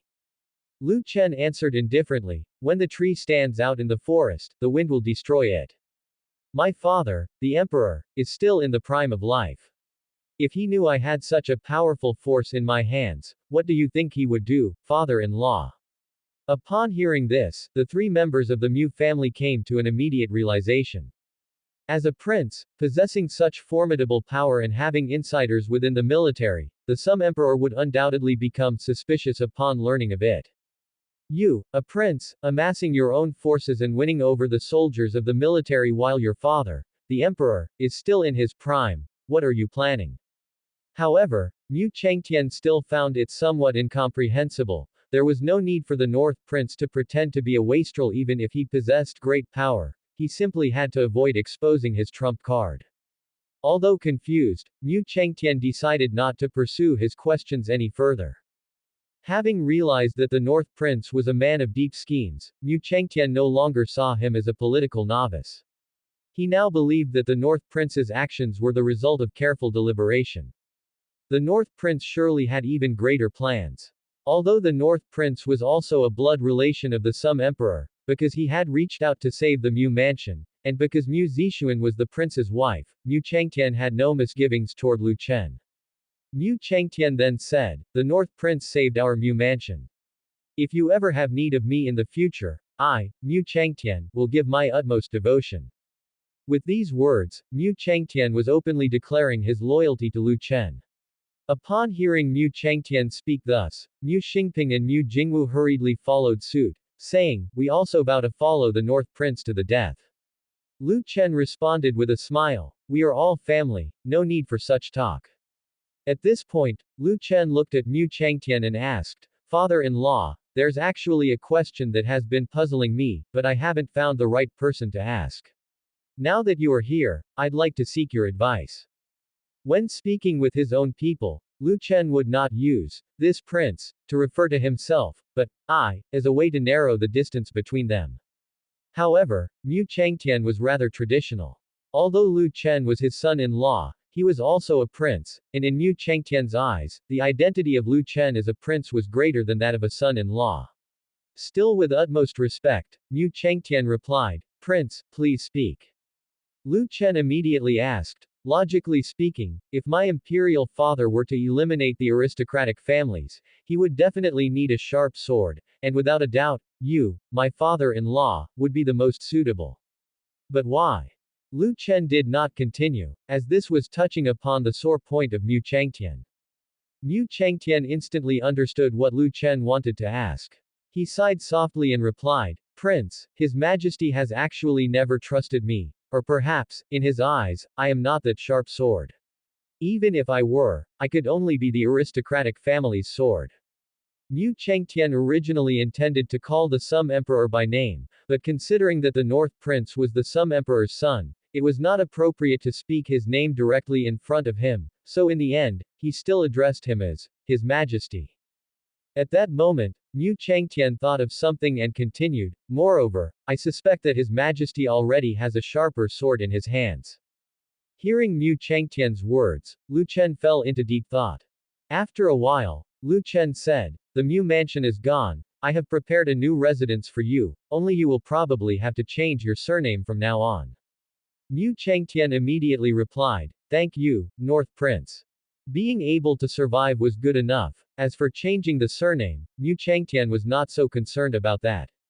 After the Sum Emperor's death, their surname could be changed back just the same. At this moment, Mu Chengtian tentatively asked, Prince, what are your plans after arriving in North City? In Mu Chengtian's view, with such a powerful force at his disposal, the North Prince could not possibly be content with being an idle prince in North City. Mu Chengtian wanted to seize this opportunity. As long as the North Prince ascended the throne in the future, becoming the new Sum Emperor, then the Mu Mansion could restore its former glory. Although the decline of the Mu Mansion was due to the Sum Emperor, Mu Chengtian did not harbor much hatred towards Lu Chen, who was a son of the Sum Emperor, because it was a political struggle, and the interests of a son were different from those of the father. Throughout history, it has often happened that old emperors would exile their old officials, and then new emperors would reuse these exiled officials. This was an opportunity for the new emperors to show favor. The exiled officials who returned to court would often not hold animosity against the new emperor but would be grateful instead. Hearing Mu Chengtian's question, the corners of Lu Chen's mouth rose slightly, revealing a hint of a smile. I have no plans at the moment. This. Mu Chengtian was taken aback. He did not believe Lu Chen's words. The North Prince had concealed his talents in the capital city for so many years and had accumulated such a powerful force. If it were said that the North Prince had no plans at all, probably nobody would believe it. Lu Chen knew Mu Chengtian did not believe him, so he continued, the time has not come yet, any hustle would be in vain. Mu Chengtian immediately realized that the North Prince was waiting for the right opportunity. He knew it. How could such a scheming person like the North Prince settle for obscurity? Mu Chengtian immediately said, Prince, if you need my assistance in the future, I, Mu Chengtian, will not hesitate to give my life. Lu Chen replied, let's not talk about the future. I need my father-in-law's help right now. Mu Chengtian immediately responded, please tell me, Prince. Lu Chen said, I plan to train a cavalry in North City, but I do not have a suitable general. I wonder if you, my father-in-law, are interested. Hearing what Lu Chen said, Mu Chengtian felt excited. He had not expected to be of use so soon after arriving in North City. He quickly stood up, bowed to Lu Chen, and said, I will train this cavalry as soon as possible, and I will not disappoint your expectations, Prince. Lu Chen nodded and then stood up, saying, well then, let us end here for today. Later, I will have the princess consort visit your new home to see you all. With that, Lu Chen walked towards the door. Mu Chengtian and his two sons once again bowed and said, we respectfully send off the prince. After Lu Chen left, Mu Chengtian and the other two heaved a sigh of relief as if a great burden had been lifted from their shoulders. Even now, they found it incredible. That was the North Prince. The ignorant and debauched North Prince. He was actually the mysterious prince who saved the Mu Mansion. At this moment, Mu Chengtian mocked himself. Haha, I never thought I'd misjudge someone like this. Mu Jingwu said from the side, Father, I still don't understand why the North Prince concealed his talents in the capital city. Given his power and with the support of the Chu family, the position of Crown Prince was most likely his. The North Prince had only said, when a tree stands out in the forest, the wind will destroy it, but this didn't fully explain his reasons for hiding his abilities. Hearing his son's question, Mu Chengtian reflected for a moment, then stroked his beard and said, the thoughts of the North Prince, how could we possibly fathom them entirely? However, from all that the North Prince has done, it seems he has never intended to rely on the power of the aristocratic families. Otherwise, his first order of business upon arriving in North City would have been to send someone to the Chu family for help in governing North City. But as far as I know, the Chu family and the North Prince mansion have not had dealings for quite some time. So, I suspect that the North Prince's attitude towards the aristocratic families is actually the same as that of the Sum Emperor. At these words, Mu Jingwu and Mu Xingping were taken aback. After a moment, Mu Xingping, as if he had realized something, immediately said, could it be that the North Prince deliberately wanted to withdraw from the capital city, with the goal of using the emperor to eliminate the aristocratic families, and only after the powers in the capital city were sufficiently weakened by the struggle for succession, he would return to inherit the throne legitimately? Mu Chengtian said, that's the most probable reason. The turmoil caused by aristocratic families has a long history, and as a prince so capable of enduring, his ambitions must certainly be great. His sights couldn't have been set merely on the crown prince position. I suspect he has already been looking further into the future, to the things he will need to deal with after his ascension to the throne. If the Sum Emperor can deal with all the aristocratic families, then once the North Prince ascends the throne, the entire Great Sum will be ruled solely by him. This approach holds another major advantage for him. If in the future people say the imperial family is too ruthless, they'll only be referring to the present Sum Emperor, and it won't have too much to do with the North Prince. Hearing Mu Chengtian's analysis, the two Mu brothers were stunned. They hadn't expected the North Prince, once called a waste by people, to have such grand ambition and strategic foresight. Should the North Prince ascend to the throne and become the new emperor of Great Sum in the future, his ambitions are unlikely to stop at mere control over Great Sum. According to the North Prince's current plan, by the time he ascends the throne, most likely the aristocratic families within the territory of Great Sum will have been nearly eradicated by the Sum Emperor, and then Great Sum will be his to command. For a person of great ambition and strategy like the North Prince, to not do something big after gaining control of the entire Great Sum would be a disservice to his long-term scheming. The Mew brothers no longer dared to contemplate in which direction the North Prince would steer the ship of Great Sum after his ascension. They couldn't help but think, could it be that the North Prince's true intention was to eliminate all dynasties and dominate the world? Was what the North Prince had planned so far just the beginning? At this thought, the Mew brothers involuntarily drew a cool breath. So this is the real intention of the North Prince. Is this the true face of the North Prince? Lu Chen, on his way back to the North Prince mansion, couldn't stop sneezing, wondering if he had caught a cold. After all, he was a 9th grade martial artist, he shouldn't catch a cold so easily, right? Soon, Lu Chen returned to the prince's mansion. Upon entering the prince's mansion for the first time, Lu Chen went to find Mu Zixuan. Mu Zixuan was in the room taking care of the child. When she saw Lu Chen arrive, she quickly put down Lu Changfeng. Greetings, Prince. Lu Chen came to Mu Zixuan's side, wrapped his arm around her slender waist, lifted his hand to caress her delicate nose, and then said, "My consort, I have told you many times, you are my wife, there's no need to greet me formally every day." Mu Zixuan said with a smile, "The prince is still the prince, it's only proper for me to pay my respects." Seeing that Mu Zixuan still said this, Lu Chen didn't continue the topic further. He directly said, "My consort, I've just prepared a surprise for you. Are you interested?" Hearing this, Mu Zixuan asked in confusion, "A surprise? What surprise?" Lu Chen said with a smile, "If I tell you what the surprise is, how can it still be a surprise? I will have someone take you to a place, and then you will see." Mu Zixuan quickly said, "Prince, Feng'er has not yet gone to sleep." Lu Chen glanced at Lu Changfeng on the bed, then said, "Let Xiao Ru and the wet nurse watch over him for now. You go to that place first." Hearing Lu Chen's words, Mu Zixuan became even more curious. What kind of surprise could it be? Having been married into the prince's mansion for such a long time, the North Prince hadn't prepared any so-called surprise for her, but then again, the North Prince himself was a surprise to her. Originally, when she had married into the North Prince mansion, she thought her life would be very miserable, but unexpectedly, aside from being lustful, the North Prince had almost no other faults. Moreover, the North Prince had always been very good to her, his consort, cherishing and trusting her greatly, even leaving the management of the prince's mansion's assets in her hands. For a woman from a family of convicted criminals like her, it was already quite difficult to marry such a good man. How could Mu Zixuan dare to expect any surprises? Mu Zixuan then said, "Then all right, I will go and see the surprise the prince has prepared for me." Seeing that Mu Zixuan agreed, Lu Chen immediately took her and left the room.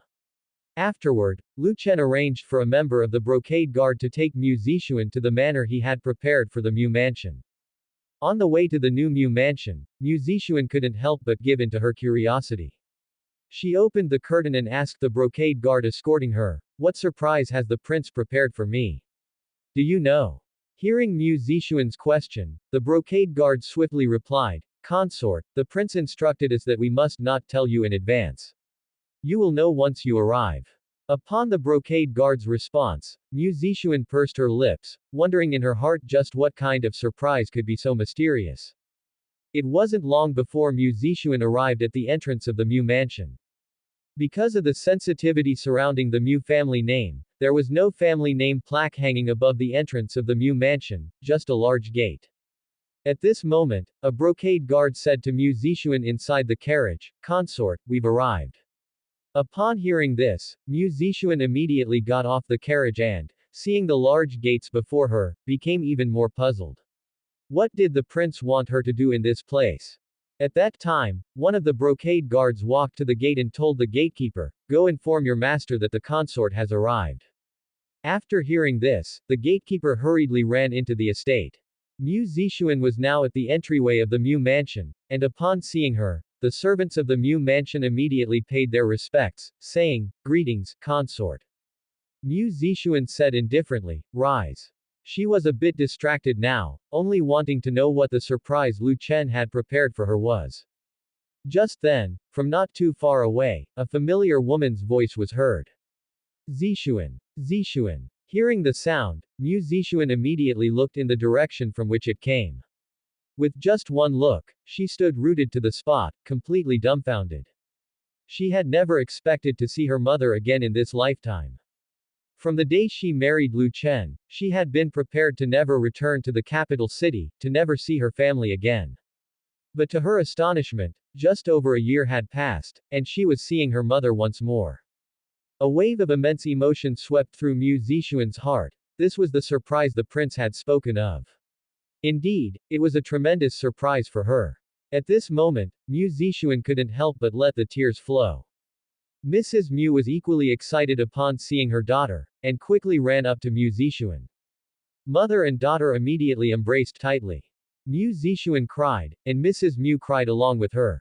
Mu Zixuan cried because she had finally seen her family, whereas Mrs. Mu wept due to Mu Mansion having gone through a life and death crisis, and she had thought she would never see her daughter again. After a while, Mu Zixuan wiped away the tears at the corners of her eyes. Just as she was about to comfort her mother, she noticed that not far away stood Mu Changtian and others. It then dawned on Mu Zixuan that not only had her mother came to North City, her father had come too, and even her two brothers were there. Even some of the servants from Mu Mansion were present. What was going on? Even Mu Zixuan, as naive as she might be, could sense something must have happened to Mu Mansion from this scene before her eyes.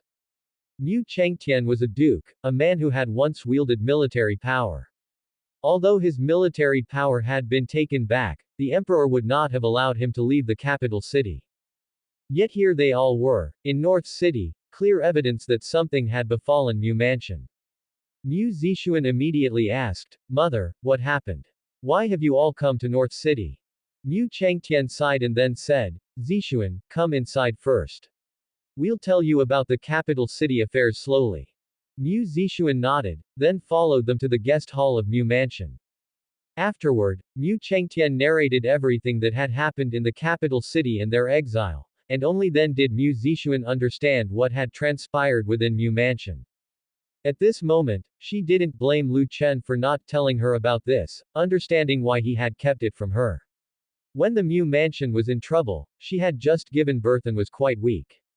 If she had heard about the situation of Mu Mansion at that time, it would have definitely been a blow. Now, Mu Zixuan felt even more gratitude toward Lu Chen. She could never have imagined that one day it would be the North Prince who saved their entire family.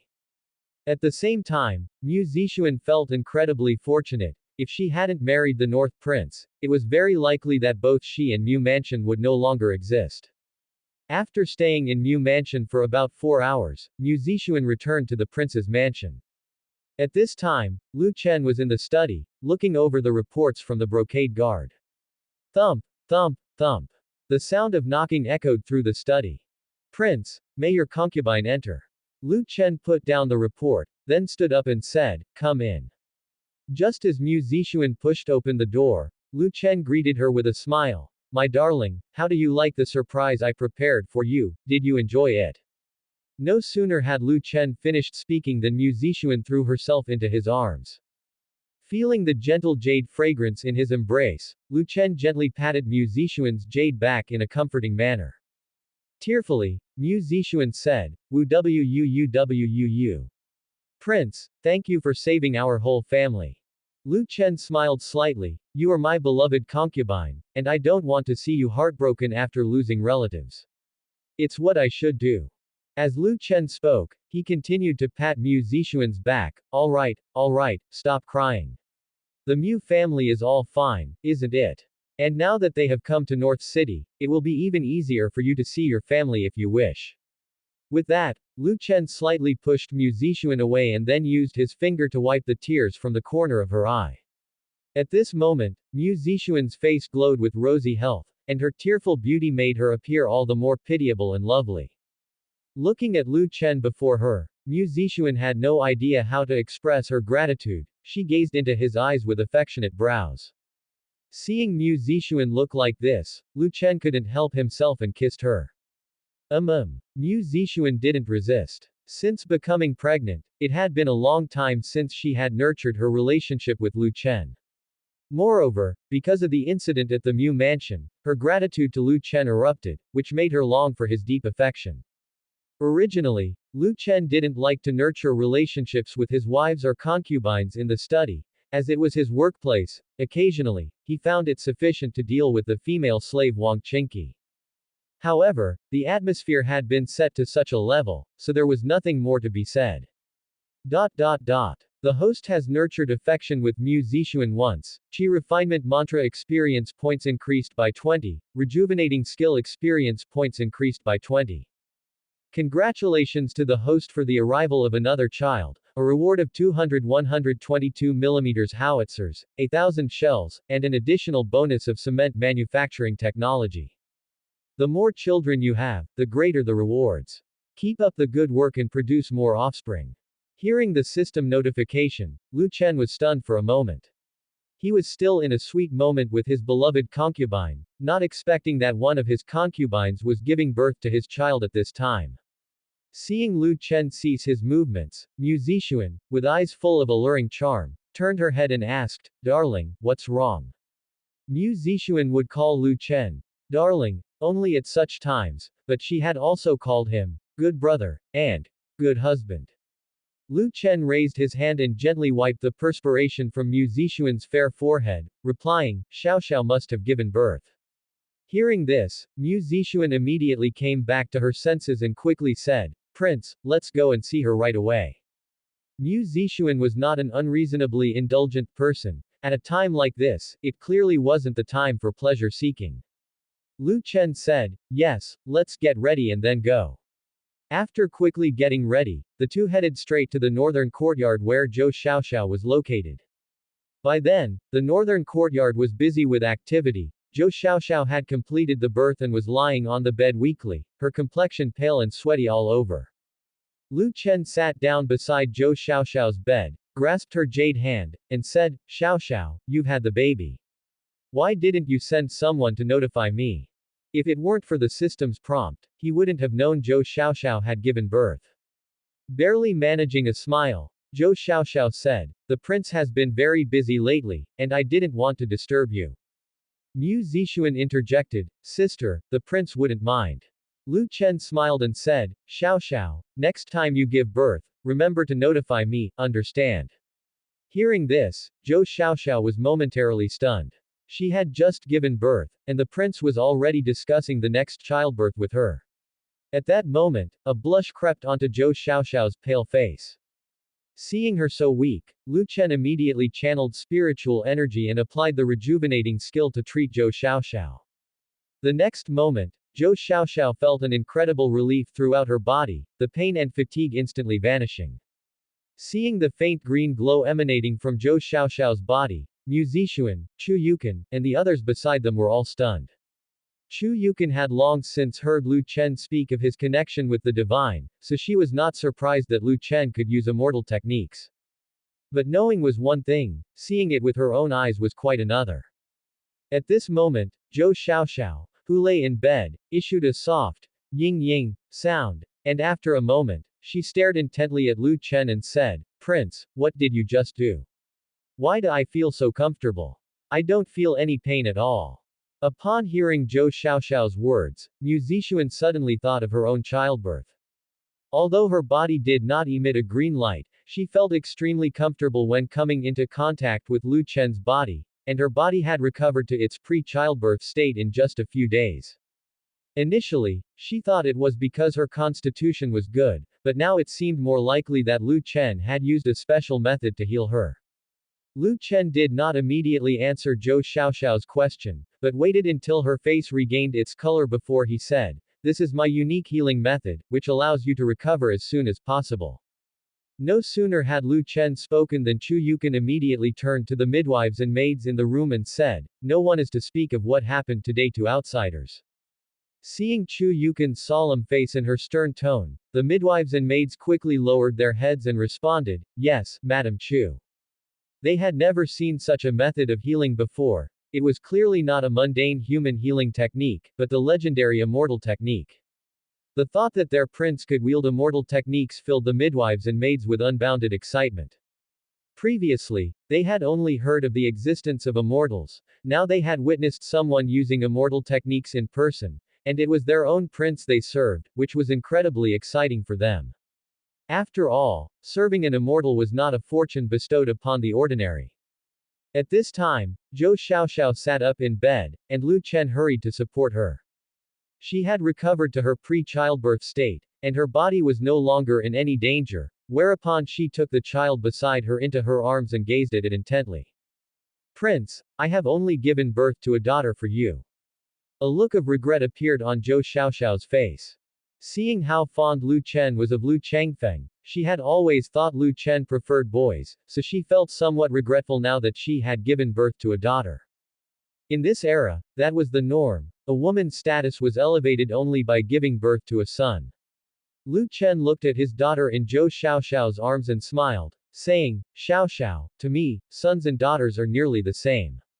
In my prince's mansion, whatever is available for my sons will also be available for my daughters.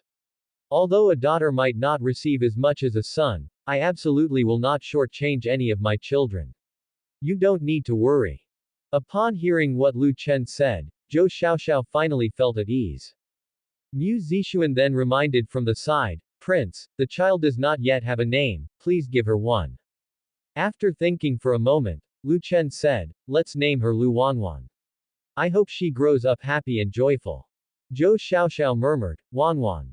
Wanwan, Prince, I like that name." Just then, a maid's voice suddenly came from outside. "Prince, Commander Qin is looking for you. He says it's a matter of great importance. He hopes you'll hurry to the study." Zhou Xiaoxiao had just given birth, and normally Lu Chen would be by her side at this time. Moreover, the maids of the prince's mansion were quite sensible, they wouldn't dare to disturb him unless it was an urgent matter. Seeing Lu Chen's expression turn serious, Chu Yukin swiftly said, "Chenur, since it's Commander Qin looking for you, it must be important. You go ahead. We'll stay here with Xiaoxiao." Lu Chen said, "All right, I'm leaving first." As soon as the words fell, Lu Chen turned around and left Zhou Xiaoxiao's room, heading to his own study. By the time Lu Chen arrived at the study, Qin Yushan had already been waiting for him.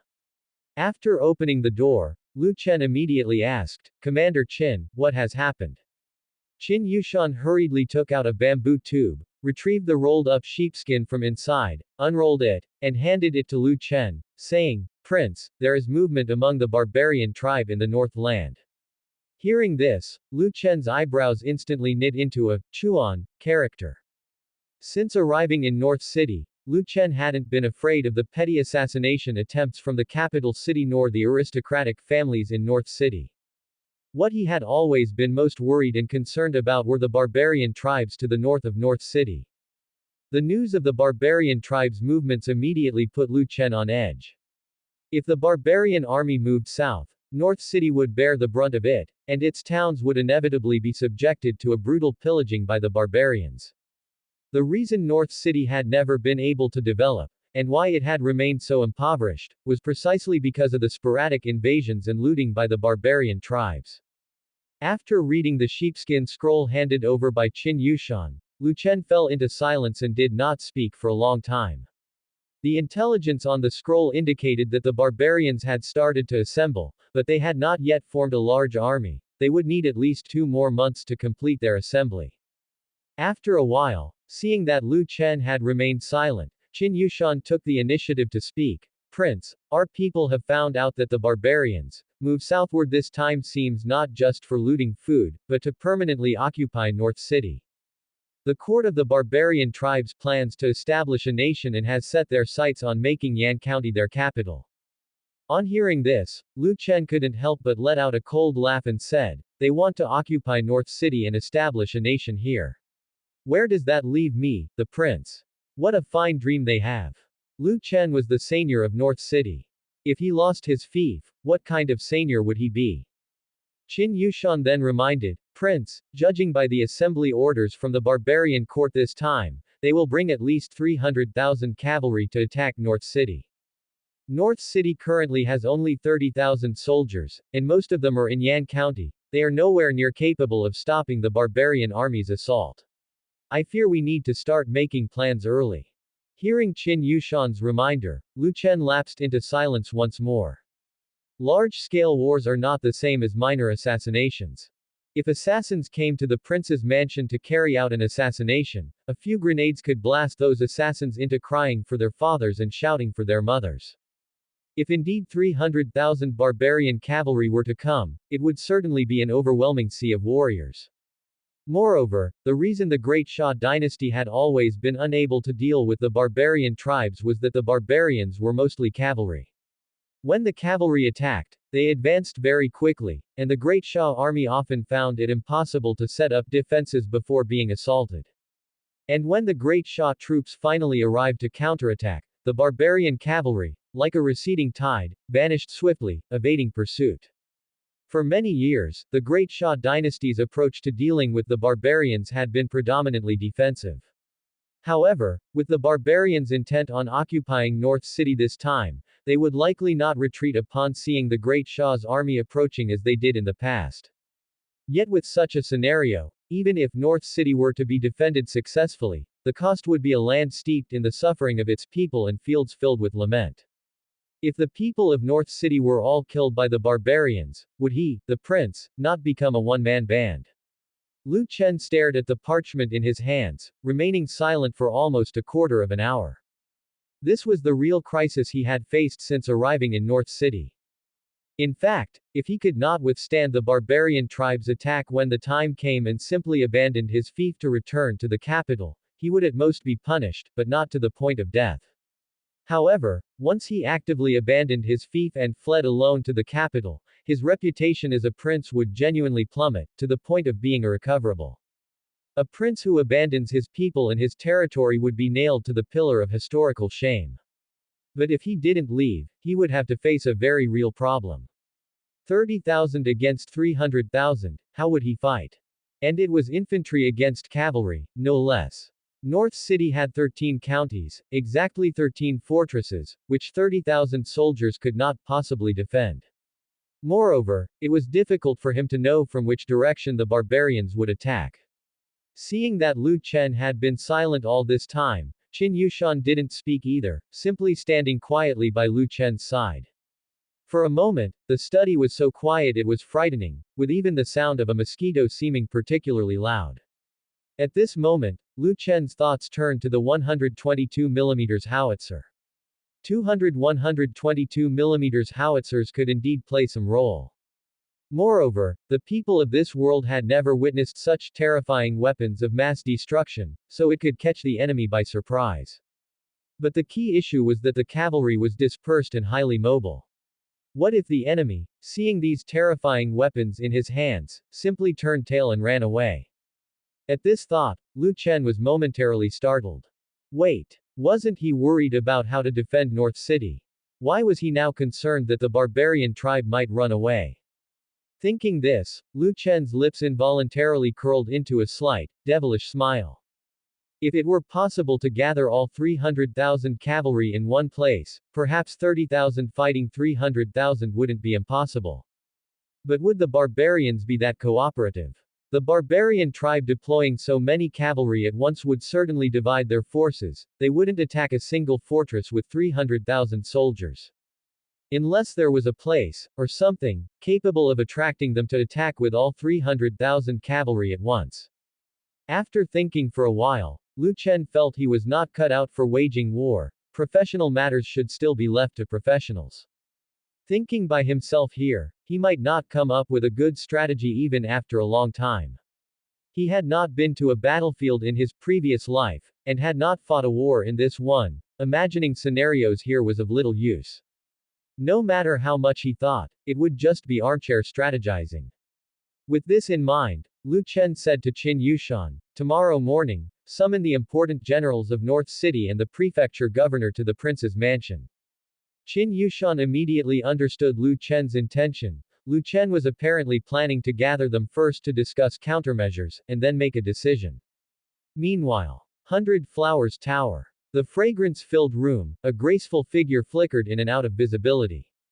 Wang Qingqi was bathing in a tub when a maidservant spoke from behind a curtain. Tower Master, people from Blood Moon Tower have arrived. Upon hearing this, Wang Qingqi immediately rose from the tub, droplets of water gliding down her fair, jade-like body as she emerged like a lotus rising above the water. After dressing, Wang Qingqi went to the third-floor pavilion of 100 Flowers Tower. At that time, a young man in white was standing at the railing, gazing in the direction of North Prince Mansion. This scene reminded Wang Qingqi of someone, the former Vice Tower Master of Blood Moon Tower, who also seemed to enjoy standing there, overlooking the prince's mansion. Entering the pavilion, Wang Qingqi promptly said, "Vice Tower Master Zhou, you have finally arrived. I have been longing to leave this accursed place, Yan County." The youth in white turned to look at Wang Qingqi, a faint smile on his face. "Miss Wang, you have worked hard." Zhou Hanwen, unlike the hall master of Blood Moon Tower, was dressed in white, appearing as nothing more than a refined gentleman, seemingly a delicate scholar. But he was far from weak, he was a genuine Grand Master. Zhou Hanwen then asked, "Miss Wang, I've heard that North Prince Mansion is looking to take in concubines. Is there any truth to this?" Wang Qingqi replied, "Indeed, there is such a matter. But why ask this, Vice Tower Master Zhou?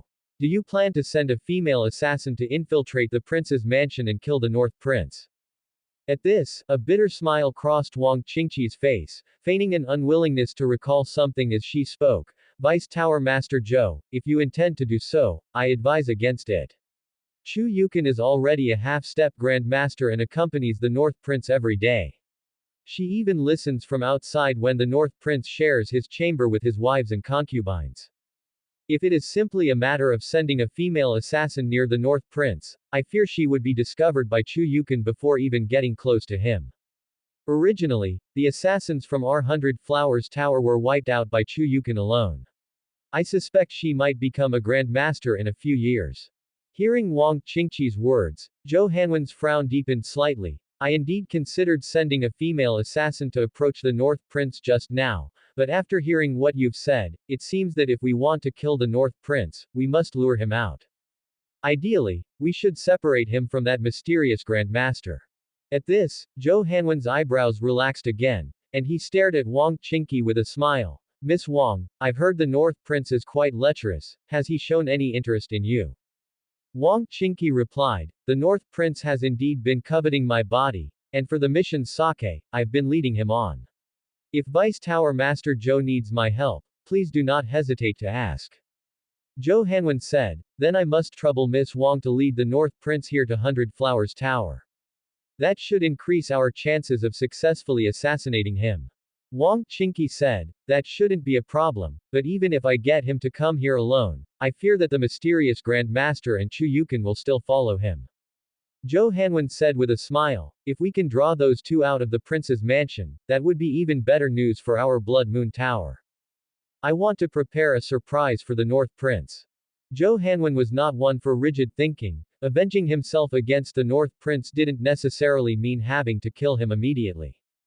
If they could draw out the two mysterious Grand Masters and Chu Yukon, Blood Moon Tower could massacre the inhabitants of the prince's mansion. He wanted the North Prince to witness the corpses of his wives and concubines with his own eyes. Moreover, Blood Moon Tower had come to North City with another important objective, to acquire scented soaps and their production methods. With the mysterious Grand Master lured away, they would have ample time to steal the methods of making the North Prince Mansion's scented soaps. In Zhou Hanwen's view at this time, there was just one slightly formidable Grand Master in North Prince Mansion. Without that Grand Master, the North Prince Mansion was like a lamb awaiting slaughter. At that moment, the corners of Wang Qingqi's lips curled up slightly, forming a faint arc as she said with a hint of a smile, "In that case, I will have the North Prince come to 100 Flowers Tower tonight." Hearing Wang Qingqi's words, Zhou Hanwen replied politely, "Then I must trouble Miss Wang." Wang Qingqi responded, "There's no need for courtesy, Vice Tower Master Zhou, this is my duty."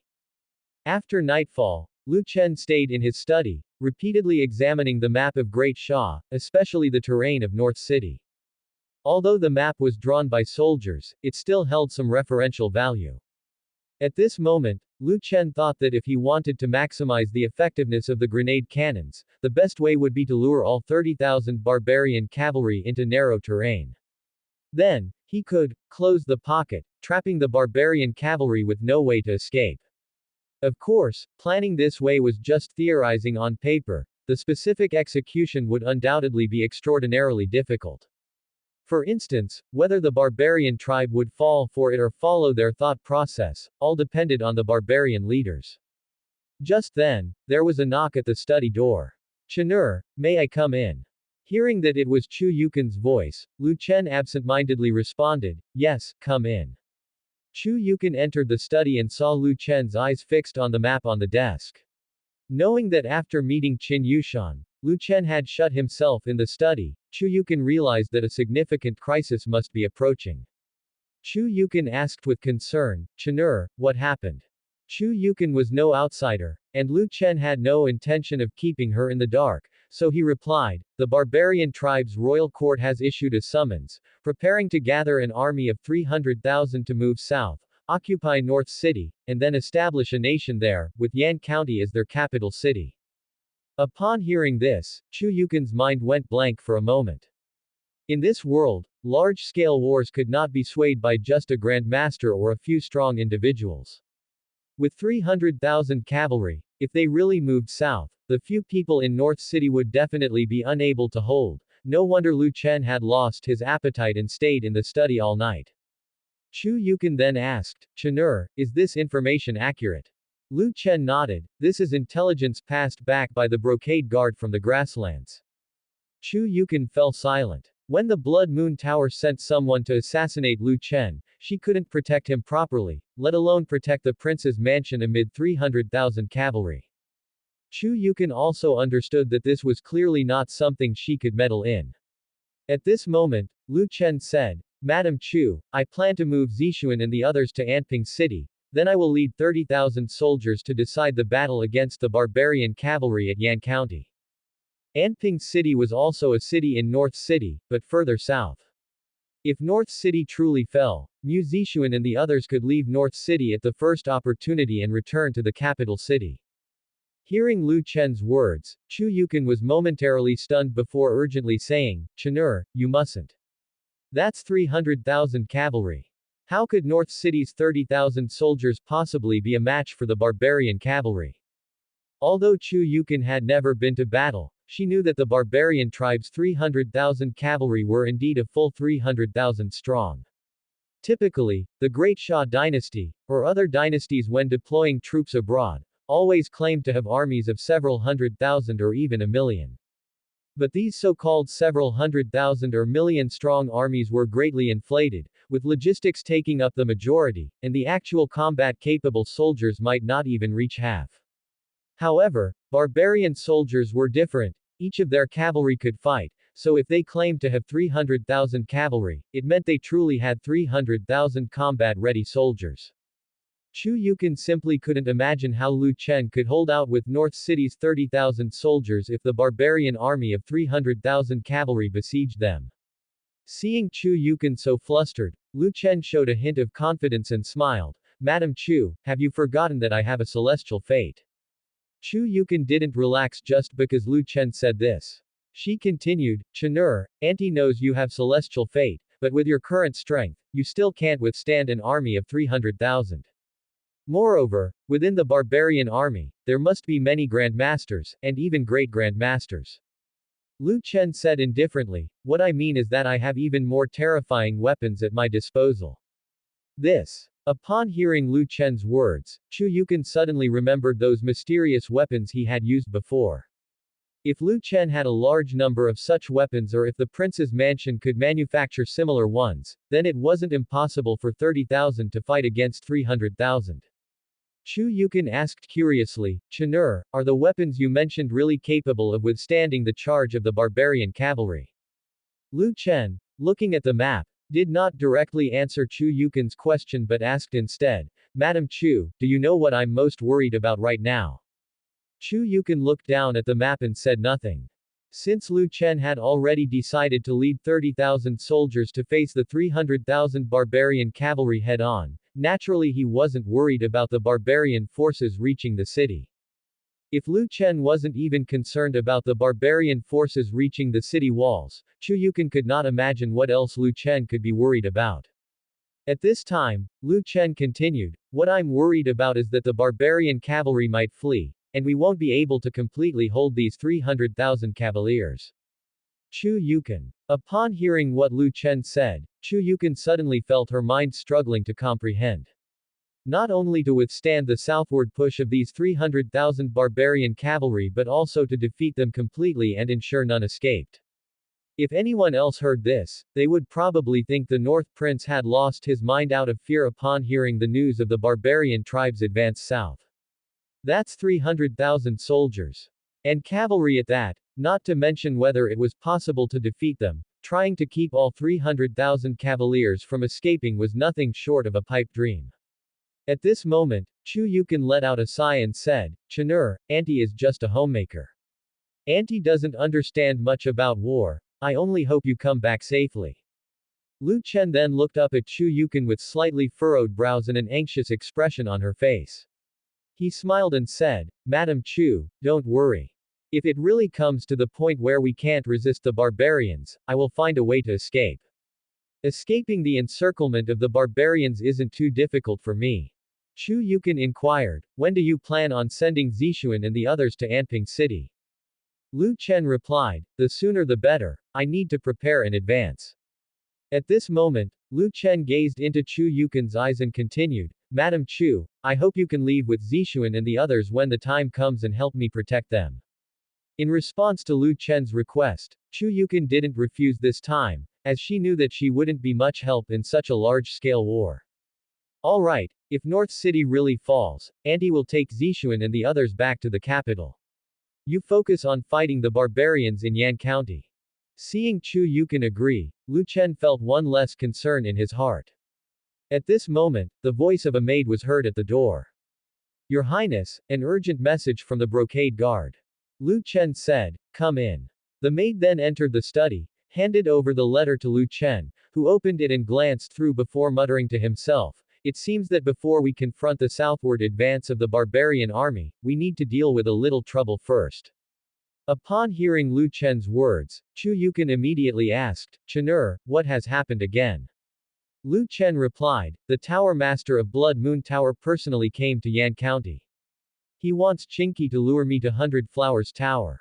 If that so-called mysterious Grand Master is with me, the people from Blood Moon Tower will head straight to the prince's mansion and slaughter everyone. If the Grand Master is not with me, they plan to kill me first at 100 Flowers Tower, then use my death to draw out the mysterious Grand Master."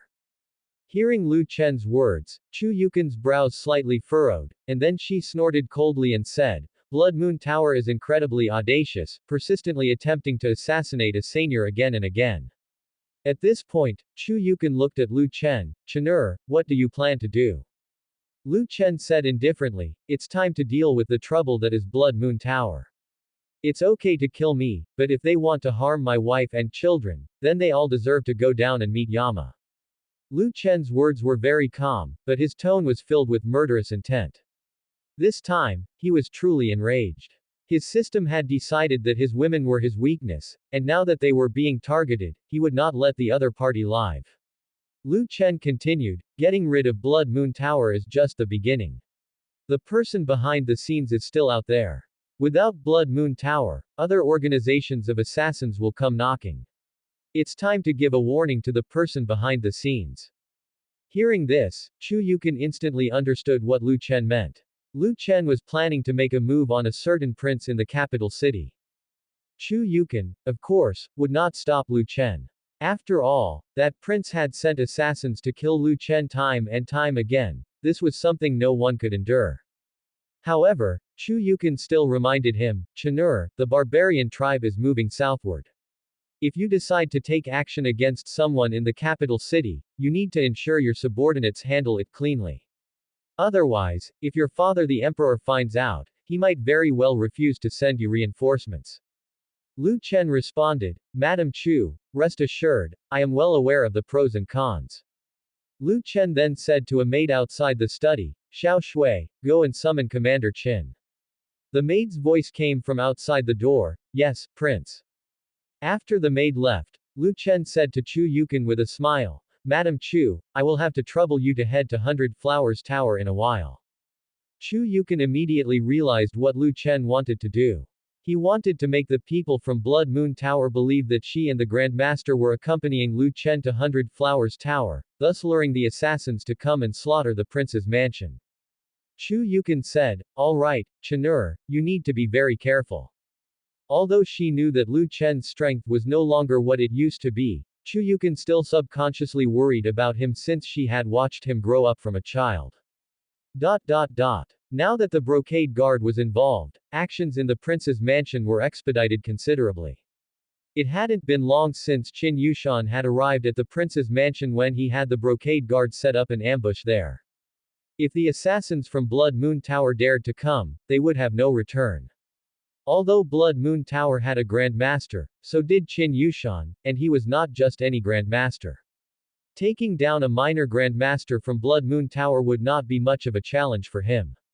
To make the ruse more convincing, Lu Chen had someone sent to Mu Mansion to tell Mu Changtian that something very important had come up and requested his presence at the prince's mansion. When Mu Changtian heard that the North Prince had a task for him so soon, he was very pleased. Being tasked immediately upon his arrival in North City meant that the North Prince valued him greatly. His fear was that the North Prince might sideline him indefinitely. A general not favored by his sovereign is worthless. The time had come for him to showcase his worth. Subsequently, Mu Changtian dressed himself meticulously according to Lu Chen's request, his entire persona resembling a martial world knight, with a wide-brimmed hat covering his face, rendering him unrecognizable. When Mu Changtian arrived at the prince's mansion full of enthusiasm, thinking that Lu Chen was about to entrust him with an important mission, Lu Chen spoke to him, Father-in-law, I need you to visit 100 Flowers Tower, pretend to be the mysterious Grand Master of the prince's mansion, and help me divert the attention of Blood Moon Tower's assassins. Make them believe that the mysterious Grand Master has left the prince's mansion, which will draw them into attacking us. Hearing these words, Mu Changtian was stunned momentarily. Distracting the assassin's attention. How was that an important matter? Lu Chen even had his servant relay to him that it was an extremely important matter, only for this outcome. Although he was somewhat disappointed, Mu Changtian still accepted the order and said, yes, Prince. Having said this, Mu Changtian couldn't help but ask curiously, Prince, how many assassins has Blood Moon Tower sent to assassinate you this time? Don't you need my help? Mu Changtian still wanted to strive for a chance, even though he knew Lu Chen had many strong fighters under his command. After all, he was himself a Grandmaster, and a Grandmaster could play a greater role. Lu Chen smiled faintly, then said, there aren't many assassins, they can be dealt with quickly. I won't be needing my father-in-law's help for the time being. Seeing Lu Chen say this, Mu Changtian didn't insist on imposing himself and could only follow Lu Chen's instructions, accompanying a decoy prince to the 100 Flowers Tower. On the way to the 100 Flowers Tower, Mu Changtian asked curiously to Madam Chu beside him, Madam Chu, how many experts has Blood Moon Tower sent this time? Chu Yukon replied, I'm not sure about that, but I heard that their tower master has come personally. Upon hearing Chu Yukon's response, Mu Changtian was taken aback. The tower master of Blood Moon Tower himself had come, and the North Prince could still afford such a nonchalant demeanor. Soon, Mu Changtian calmed his inner thoughts. With so many strong fighters under the command of the North Prince, there was indeed no need to fear Blood Moon Tower. At best, the tower master of Blood Moon Tower was just a Grand Master, and the North Prince surely had more than one Grand Master under his command. Blood Moon Tower seeking out the North Prince mansion was purely a death wish. Mu Changtian thought to himself, let it be, there would be plenty of opportunities to show loyalty after arriving in North City, there was no need to rush. The North Prince said he was to train the cavalry, which was also considered a significant appointment. Before long, the prince's mansion carriage arrived at the door of the 100 Flowers Tower. Seeing a man wearing a bamboo hat and Chu Yukon standing next to the carriage of the prince's mansion, Zhou Hanwen on the loft slightly curled the corners of his mouth. Miss Wang, it seems just as you said, these two will be constantly protecting the North Prince. Next, I shall trouble Miss Wang to find a way to detain the North Prince. I will be heading to the North Prince mansion now, he added. Wang Qingqi smiled and said, Tower Master Zhou, take care. I will try my best to delay and wait for your return. No sooner had Wang Qingqi's words fallen than Zhou Hanwen, along with the people from Blood Moon Tower, headed for the North Prince mansion. At this moment, evening had arrived, the sun had set, and the fiery sunset cast its glow on the people, tinting their skin with a bronze hue. Zhou Hanwen and his group sped through the streets, heading straight for the North Prince mansion. At that time, the North Prince mansion was unusually silent. It seemed there was not a single person inside the mansion. When Zhou Hanwen and his men climbed into the North Prince mansion, they found there wasn't a single servant inside.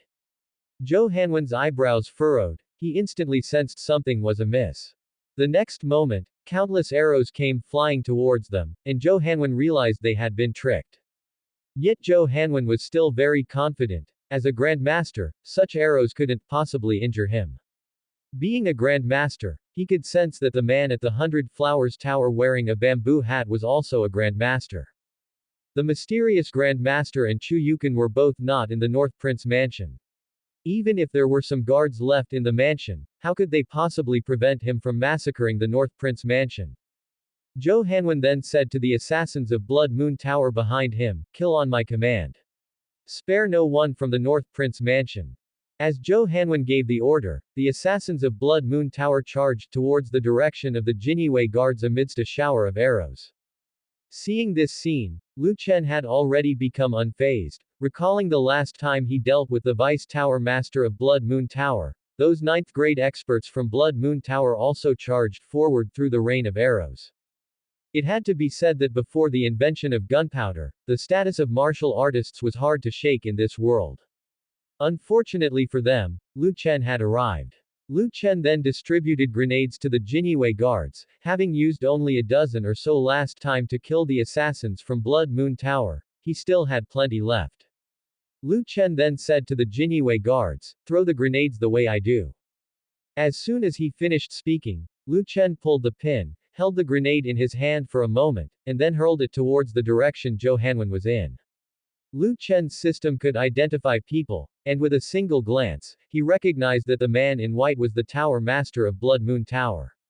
Having reached the status of a 9th grade martial artist with considerable strength, he effortlessly threw the grenade over Zhou Hanwen's head. Zhou Hanwen had sharp senses and immediately locked onto the round object in the sky. Even though he didn't know what it was, a strong sense of crisis surged within him. That round object looked like a stone, but Zhou Hanwen didn't believe the prince's mansion had run out of arrows and had to resort to throwing stones. It was clearly some specialized weapon. Zhou Hanwen hurriedly leapt backwards several steps. Although Zhou Hanwen managed to get away, the martial artists beside him didn't react in time. The grenade exploded mid-air and with a thunderous boom, countless shards flew out, piercing through the heads of the martial artists below. Against traceable arrows, these martial artists might have had a chance to defend themselves, but against the swiftest, chaotically flying grenade shards, they had almost no other option but to dodge. Witnessing this spectacle, Zhou Hanwen's face immediately darkened. Although he had guessed it was a specialized weapon of the prince's mansion, he had not anticipated its power to be this tremendous. 9th grade martial artists stood no chance against this weapon. In the blink of an eye, Blood Moon Tower lost several 9th grade experts. Zhou Hanwen had only thought the prince's mansion possessed a mysterious Grand Master, attributing the North Prince's survival against several assassination attempts from Blood Moon Tower solely to that mysterious Grand Master. Now it appeared they had been gravely mistaken. Even without the mysterious Grand Master, relying solely on this innovative weapon, it would still not be easy for the assassins of Blood Moon Tower to assassinate the North Prince, even if the North Prince mansion had not a single martial artist. Everyone had thought the North Prince was useless, but it now seemed the whole world had been deceived. Possessing such a terrifying weapon and keeping it a secret, the North Prince must be plotting something. But none of that mattered now. What was critical was how he would kill the North Prince under these circumstances. Perhaps because Zhou Hanwen, the Tower Master of Blood Moon Tower, was leading the team personally. Although the first grenade took out several 9th-grade martial artists, the assassins from Blood Moon Tower somehow did not falter. This actually surprised Lu Chen. However, Lu Chen had no intention of giving them time to react, and the next moment, he continued to throw grenades. Following the method Lu Chen just demonstrated, the other Jinyue guards holding grenades also hurled them out. Subsequently, over a dozen grenades exploded above the heads of the assassins from Blood Moon Tower. Poor assassins of Blood Moon Tower, they hadn't even seen the North Prince in person and were already heavily decimated, with only a few remaining. At this point, Zhou Hanwen panicked. He had not expected that in such a short span of time, nearly all his men would be gone. These were the elite assassins from Blood Moon Tower. Before, these assassins could not only take the life of a prince but killing the emperor of a small kingdom would have been no issue.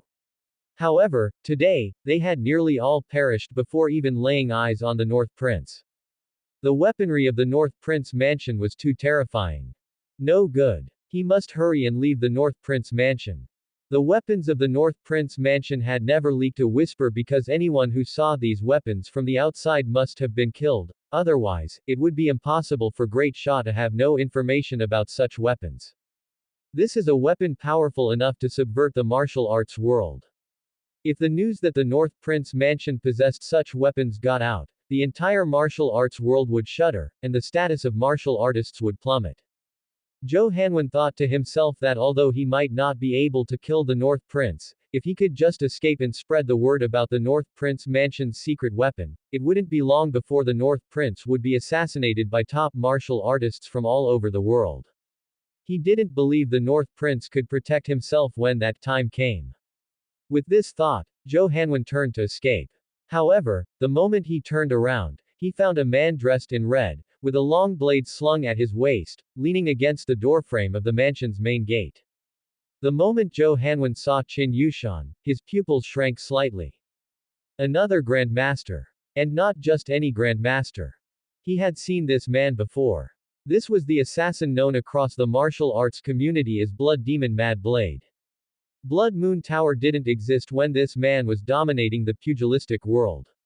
He had only seen him from a distance once back then. Zhou Hanwen never expected to see this man again in this place. The only thought left in Zhou Hanwen's mind was to flee. Not to mention the prince's mansion's secret weapon, just the Blood Demon Mad Blade himself was more than he could handle. Others might have been Grand Masters decades ago, and even if Qin Yushan remained a Grand Master now, he would be someone whose strength was infinitely close to that of a Grand Master. Not something he, who had only recently entered the Master Realm, could contend against. Zhou Hanwen couldn't understand why Blood Demon Mad Blade would show up at the North Prince mansion.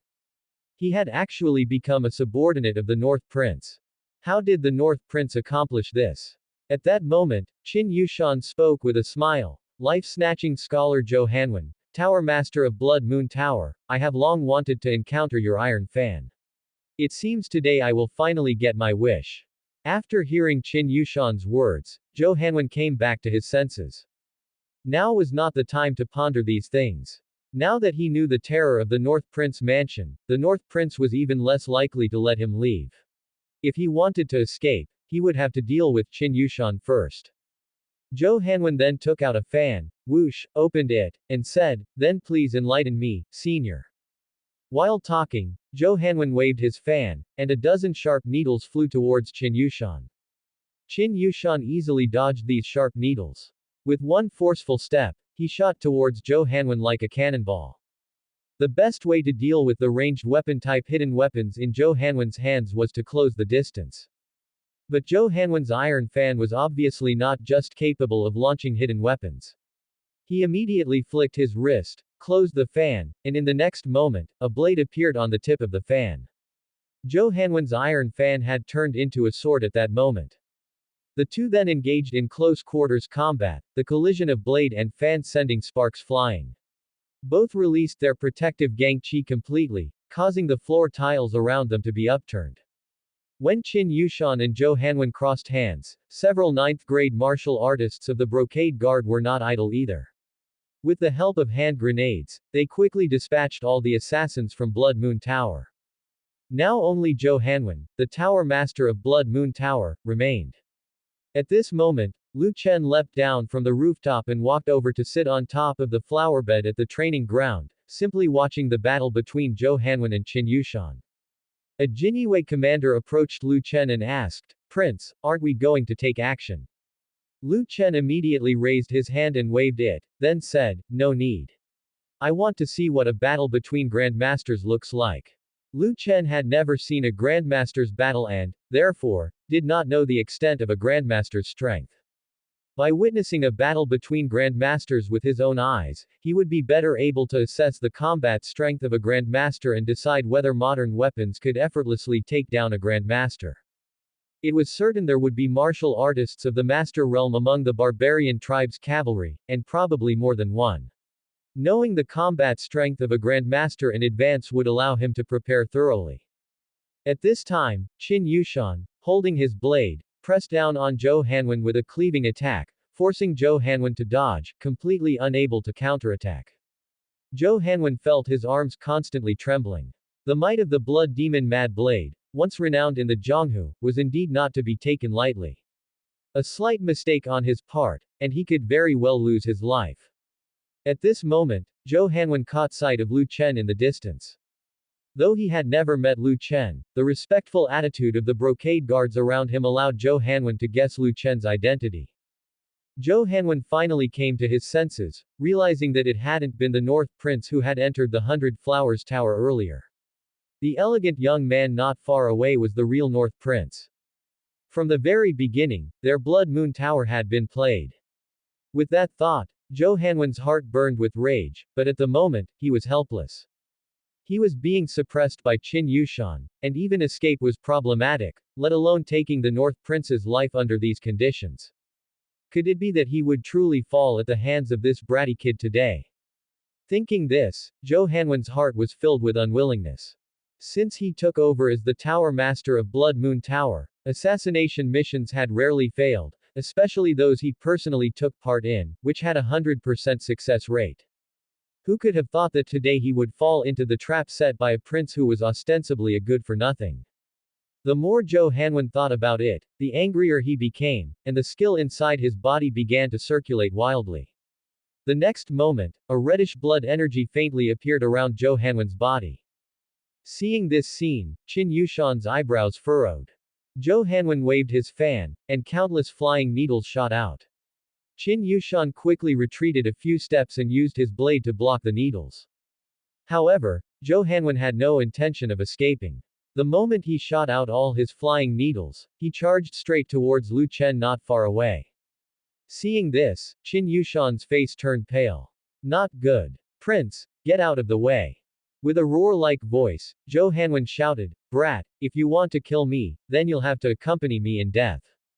Upon hearing this, Lu Chen cracked a slight smile and did not move. This was the best time to test the firearms. A Grand Master, no less than one who had used the blood ignition skill and protected by Gang Qi. He wanted to see if the Barrett's bullets could penetrate his body. With that thought, Lu Chen casually lifted his hand, and the long Barrett appeared in his grasp, the dark muzzle aimed straight at Zhou Hanwen's chest. Zhou Hanwen was stunned by the sudden appearance of the stick-like weapon in Lu Chen's hand. The weapon in Lu Chen's hand had appeared out of nowhere, a sight that would surprise anyone. Even Qin Yushan and his fellow brocade guards were momentarily taken aback. Is this some kind of magic trick? Where did such a long weapon come from? Though momentarily stunned by Lu Chen's actions, Zhou Hanwen's body did not stop. As Zhou Hanwen was about to reach Lu Chen, he mocked, "You think a stick can stop me? How little you must think of me." During his speech, Zhou Hanwen prepared to end Lu Chen's life. However, what he had imagined did not occur. The next moment, a loud bang resounded. Gang Qi. Lu Chen's shoulders shrugged slightly backward, even though he was now a 9th-grade martial artist, lifting the Barrett to snipe still caused significant recoil. Fortunately, his aim was spot on, and at such a close range, even a blind man could have hit the target with his eyes closed. The bullet traveled exceedingly fast, and even a grandmaster like Zhou Hanwen couldn't dodge it. Still, a Grandmaster was different from ordinary martial artists. The moment the bullet left the chamber, Zhou Hanwen's eyes clearly saw a black dot flying out from the tip of that strange stick. Zhou Hanwen thought it was a hidden weapon and planned to block it with his fan. However, the moment Zhou Hanwen swung his fan, the Barrett bullet instantly penetrated his iron fan, then his protective Gangqi, and went straight through his chest. The instant the bullet pierced through Zhou Hanwen's body, he lost all sensation of pain, but he could feel that something had penetrated him. Zhou Hanwen couldn't believe it as he looked down slightly to find a bloody hole in his chest, his pupils shrank, and his expression turned to one of shock and disbelief. He could not fathom how, as a Grandmaster and even with protective Gangqi, any hidden weapon could penetrate his body. And that not even his iron fan could stop it. Soon, Zhou Hanwen's consciousness began to blur, and his body followed by collapsing. Seeing the bloody hole in Zhou Hanwen's chest, Qin Yushan from afar took a sharp intake of breath and couldn't help but exclaim, "It seems the era belonging to the martial artists is coming to an end." Qin Yushan had become a Jinyue guard for certain reasons, but he himself did not know Lu Chen had such a powerful weapon, he only knew that Lu Chen was the master they had to follow. After seeing the damage dealt by the weapon in Lu Chen's hand, he gradually understood why Lu Chen had become the master of the Jinyue Guard. Because this young man was destined to stand at the pinnacle of this world, looking down upon everything. At the same time, Mu Changtian, after learning from Wang Qingqi that the assassins from Blood Moon Tower had gone to the prince's mansion, immediately returned there with Chu Yukan. On the way, Mu Changtian saw Chu Yukan's unconcerned demeanor and curiously asked, "Madam Chu, aren't you worried at all that something might happen to the North Prince?" Chu Yukan retorted, "Does General Mu wish to see the prince in trouble?" Mu Changtian quickly responded, "That's not it at all. I'm just worried the Blood Moon Tower's assassins might hurt the prince." Mu Changtian had only just arrived in North City, and if the North Prince were to suffer any mishap, it would not bode well for his family, making him the most concerned about Lu Chen's safety. Seeing how calm Madame Chu was, a hint of curiosity arose in Mu Changtian's mind. Was the North Prince mansion truly so powerful that facing a Grandmaster and a full-force mobilization from Blood Moon Tower, they remained completely unfazed? It wasn't long before Mu Changtian and Chu Yukan returned to the prince's mansion. Mu Changtian quickly entered the prince's mansion with the intent to help defend against the assassins from Blood Moon Tower, only to discover upon his arrival, a multitude of dead bodies clad in black, the assassins of the tower. Seeing Mu Changtian and Chu Yukan return, Lu Chen said with a smile, "Father-in-law, Madam Chu, you've worked hard." Chu Yukan didn't speak, she quickly walked to Lu Chen's side and asked with concern, "Chen'er, are you alright? Are you hurt anywhere?" Although she didn't seem worried about the situation at the prince's mansion on the way back, she was still very worried about Lu Chen's condition. Lu Chen was about to answer that he was fine when he suddenly thought of something, then immediately covered his chest and said with a strained expression, "Madam Chu, I'm fine, just sustained a minor injury."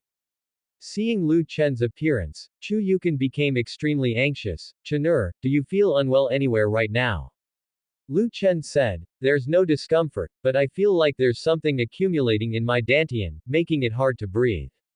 Hearing this, Mu Changtian, who was not far away, couldn't help but become worried. He was about to say something when he heard Lu Chen say, "Commander Qin, please help to deal with the corpses in the prince's mansion. I'm feeling unwell, so I will retire to rest first." At that, Lu Chen took Chu Yukan's jade hand in front of everyone and walked away, saying as they left, "Madam Chu, please help me regulate my condition quickly, I feel the energy inside me getting more and more obstructed." Seeing this scene, Mu Changtian was stunned. After Lu Chen and Chu Yukan left, Mu Changtian asked Qin Yushan curiously, "Commander Qin, the North Prince is alright, isn't he?" Mu Changtian didn't know what was going on, he really thought that Lu Chen was seriously injured and needed Chu Yukan's treatment. Hearing Mu Changtian's question, Qin Yushan said with a smile, "Of course the North Prince is not alright." Mu Changtian asked with confusion, "Why do you still smile when the North Prince is not alright?" Qin Yushan countered, "General Mu, can't you tell the North Prince only shows issues in front of Madame Chu?" Mu Changtian was no fool, With the reminder from Qin Yushan, he quickly realized the truth. The talk of injuries was merely an excuse. So, could it be that the North Prince harbors other thoughts toward Chu Yukon? Mu Chengtian quickly stopped himself from thinking further. It wasn't his place to be concerned about such matters. It's normal for a man to have thoughts about a beautiful woman. The North Prince is a man, after all, nothing strange there. Mu Chengtian then turned his attention to the assassin corpses scattered on the ground, and he noticed that besides the assassins' bodies, there were no others. Not a single soldier from the prince's mansion was dead, which meant that the moment the assassins from Blood Moon Tower arrived at the prince's mansion, the mansion had managed to eliminate all of the assassins without a single casualty. How was this possible? Mu Chengtian then looked at Qin Yushan and continued to ask, Commander Qin, why don't I see the corpses of the prince's mansion's soldiers? Qin Yushan answered, General Mu, not a single soldier from the prince's mansion has died, where would the bodies come from? Hearing Qin Yushan's answer, Mu Chengtian was completely astounded. The prince's mansion had truly not lost a single soldier and had wiped out all of Blood Moon Tower's assassins. Is this the true strength of the North Prince mansion? At that moment, Qin Yushan said, General Mu, you should go back and rest well today. Tomorrow morning the prince has matters to convene as for, and then you must also participate. Hearing this, Mu Chengtian said, all right, I will go back then. Afterward, Mu Chengtian turned and left the prince's mansion. Meanwhile, after arriving at the study, Lu Chen pretended to be in great discomfort.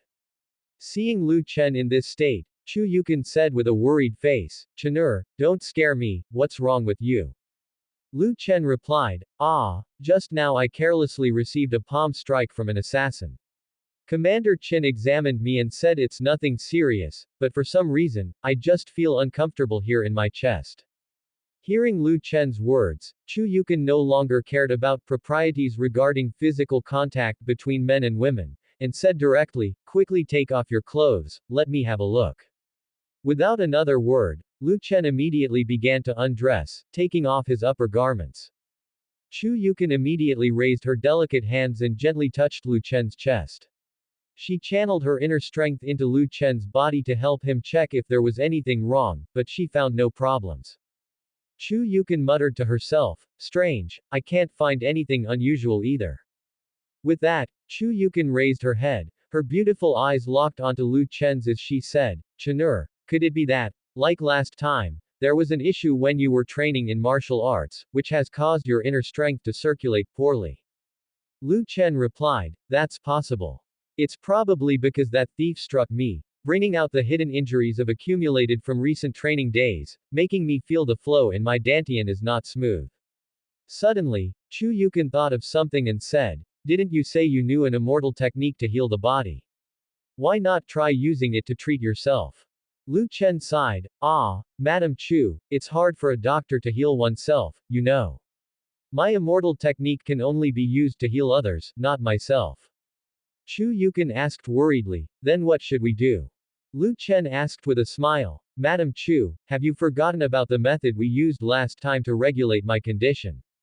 This. Chu Yukon hesitated for a moment. Of course, she hadn't forgotten how she had helped Lu Chen last time, but she still felt that method was a bit improper. Moreover, she almost made a mistake last time. If she did the same again, what if she couldn't control herself later? Thinking about what happened last time, a blush quickly appeared on Chu Yukon's elegant and dignified face as she then said, Chenur, is that method truly effective for your body? Lu Chen answered, didn't we already try it last time? It's definitely effective. Chu Yukon hesitated for a moment, then said, alright then, let's try again, but keep your legs away from me this time. As she said this, Chu Yukon's face became even redder, a complete image of a shy and beautiful woman. It was okay for their upper bodies to be close, but it would be inappropriate for their lower bodies. She was also aware that Lu Chen had some feelings for her and she was worried he wouldn't be able to control himself. Seeing Chu Yukon's agreement, Lu Chen said, I understand. Then, Lu Chen raised his hands and directly embraced Chu Yukon's waist. Chu Yukon's hips were leaning against the desk, which slightly indented from the pressure. At that moment, Lu Chen whispered in Chu Yukin's ear, Madam Chu, with the barbarian tribe attacking this time, I don't know if I'll be able to see you all afterwards. Upon hearing Lu Chen's words, Chu Yukin quickly replied, Chenur, don't speak of such ominous things. I believe you will definitely be able to defeat the barbarian tribe. After all, you are someone with a fate with the immortals, blessed by an immortal. Lu Chen spoke with a downhearted tone, it's not the fear of the many, but the fear of the one. At this point, Lu Chen tightened his arms, hugging the gentle jade fragrance in his embrace very tightly, their bodies also pressing closely together. Chu Yukin twisted her hips slightly, trying to avoid Lu Chen's enthusiasm, but finding she couldn't move at all, she let him hold her. Just then, the distinct masculine scent from Lu Chen's body wafted into Chu Yukin's nostrils, making her feel a sudden warmth all over. Chu Yukin grew nervous, indeed it was like last time. Chu Yukin wanted to channel her energy to soothe the unusual sensations in her body and calm her restless heart, but just like before, she now had no skill within her, just like an ordinary person. Chu Yukin couldn't help feeling a bit nervous. Every time she interacted with Lu Chen, she felt this way. If it continued, who knows, one day she might make a mistake. Fortunately, at this moment, Lu Chen didn't make any inappropriate moves. He held Chu Yukin tightly, with his head resting on her fragrant shoulder, whispering in her ear, if one day something happens to me, you must take care of Zixuan and the others, I'm entrusting them to you. Hearing the tone of Lu Chen as if he were entrusting his last wishes, Chu Yukin quickly said, Chenur, if you say such things again, I will get angry. In Chu Yukin's opinion, Lu Chen's words were very inauspicious. If they really became a terrible omen, what would she do if something happened to him? Seeing the seriousness in Chu Yukin's tone, Lu Chen smiled and said, okay, I won't say it anymore. Feeling the softness of Chu Yukin's body, Lu Chen's thoughts wandered to other matters, his blood surged, becoming somewhat restless.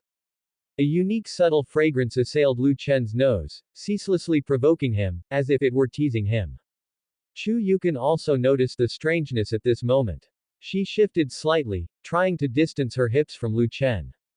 However, Lu Chen did not comply with her wish. His large hand shifted slightly downward, securing Chu Yukin's hips in place, preventing her from moving. Chu Yukin's heart was in turmoil. She hadn't expected Lu Chen to be so bold. She quickly pushed Lu Chen away slightly from the upper half of her body, then looked at him with eyes brimming with spring waters, and asked, Chenur, do you feel better now? If you do, please let go of me. There was a hint of pleading in Chu Yukin's voice. If this continued, things might really go awry. Lu Chen said, I still feel uncomfortable, let me stay a bit longer, it's probably because of the many hidden injuries I've accumulated. I need some time to heal. Chu Yukin's face flushed, and she said softly, can your hands be a little more behaved?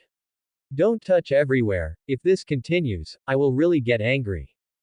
Lu Chen, with an innocent face, said, touching randomly. No, haven't my hands been right here the whole time? Chu Yukin pursed her lips and said nothing more. It was really difficult for her to articulate. As time passed, Chu Yukin found it increasingly hard to suppress the restlessness in her heart. Her entire body softened, relying on Lu Chen to stand. At this moment, Lu Chen looked into Chu Yukin's beautiful eyes and said, I feel that this method of recuperation isn't very effective anymore. We need to go a step further. Hearing this, Chu Yukin, who was already in a daze, suddenly came to her senses. Go a step further. Their bodies were already pressed together. If they took another step, wouldn't that mean? Chu Yukin didn't dare to think further and hastily said, no, we can't do that sort of thing. Seeing the excited look on Chu Yukin's face, Lu Chen smiled and said, you misunderstood me, that's not what I meant. Hearing Lu Chen's words, Chu Yukin relaxed a little, then asked with a tender tone, Chenur, what do you mean by going further? Quote. Before Chu Yukin could finish speaking, Lu Chen leaned in and took the initiative to kiss her fragrant lips. Chu Yukin's mind went blank. She hadn't expected Lu Chen to do such a thing, and his actions were so sudden she didn't even have time to dodge. At that moment, Lu Chen glanced at Chu Yukin's favorability. It had always been at 98, just missing 2 points to reach 100. But with his proactive kiss, Chu Yukin's favorability didn't decrease. Instead, it increased by 1 point, reaching 99. Lu Chen felt somewhat incredulous, as he had braced himself for Chu Yukin's favorability towards him to decline after such incident. Actually, this was quite understandable. Chu Yukin had always harbored those feelings for him deep inside, and with the continuous influence of the dragon and phoenix tea, her heart had long belonged to him. However, due to certain conventional morals of the world that shackled her like chains, she never dared to take things further with Lu Chen. But today, Lu Chen took the initiative to break the awkward standoff between them, which directly shattered the chains around Chu Yukin's heart, causing her favorability towards Lu Chen to start rising. After Chu Yukin regained her composure, she quickly raised her hand, incessantly pushing against Lu Chen's chest, trying to push him away. Chu Yukin, while pushing Lu Chen's chest with her jade hand, made protesting noises, but Lu Chen didn't pay attention to any of these. This was the best chance for desensitization. If he and Chu Yukin continued without anything further happening, their relationship would remain in a deadlock like this. Lu Chen didn't plan to take Chu Yukin today, but it was essential to get her accustomed to being intimate with him. Only then would she be able to accept him more readily when it came to proper matters in the future. Chu Yukin struggled for a moment, and upon realizing that she couldn't budge Lu Chen, she had no choice but to give up and passively comply with his kisses. After what seemed like an eternity, Chu Yukin felt Lu Chen's hands becoming increasingly restless. Her mind snapped back to clear-headedness, realizing that if this continued, she would likely become Lu Chen's woman. No. This can't go on any longer. He is Yu's child. I can't make a mistake. From where she got the strength, she didn't know, but she suddenly pushed him, and this time, she actually managed to push Lu Chen away. After pushing Lu Chen away, Chu Yukin spoke with tears in her eyes and shame and indignation, "Chenur, you've gone too far. How could you treat me like this? I'm your aunt, you know." Seeing Chu Yukin's pitiful and moving appearance, Lu Chen felt guilty inside. He immediately said, "Just now, I don't know what happened. I suddenly couldn't control myself, and it might have something to do with the immortal law I'm practicing. I was wrong. Please don't be angry, okay?" Hearing Lu Chen's words, Chu Yukin calmed down a bit. She wiped away her tears with her sleeve and then asked, "How is your body feeling now?" Lu Chen replied, "It has recovered some. It's much better than before." Hearing Lu Chen's answer, Chu Yukin said, "I can help you recuperate, but you must not mess with me again." Lu Chen showed a crestfallen expression and said, "I understand." Seeing Lu Chen's demeanor, Chu Yukin knew she had been too harsh with her words.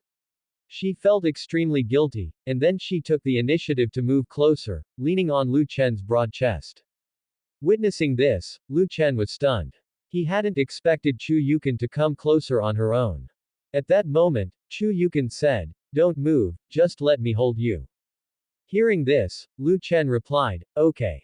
After a little while, Chu Yukin noticed something off about Lu Chen again, and with her face flushed, she fiercely scolded, "Chenur, you little rascal, why are you always so restless?"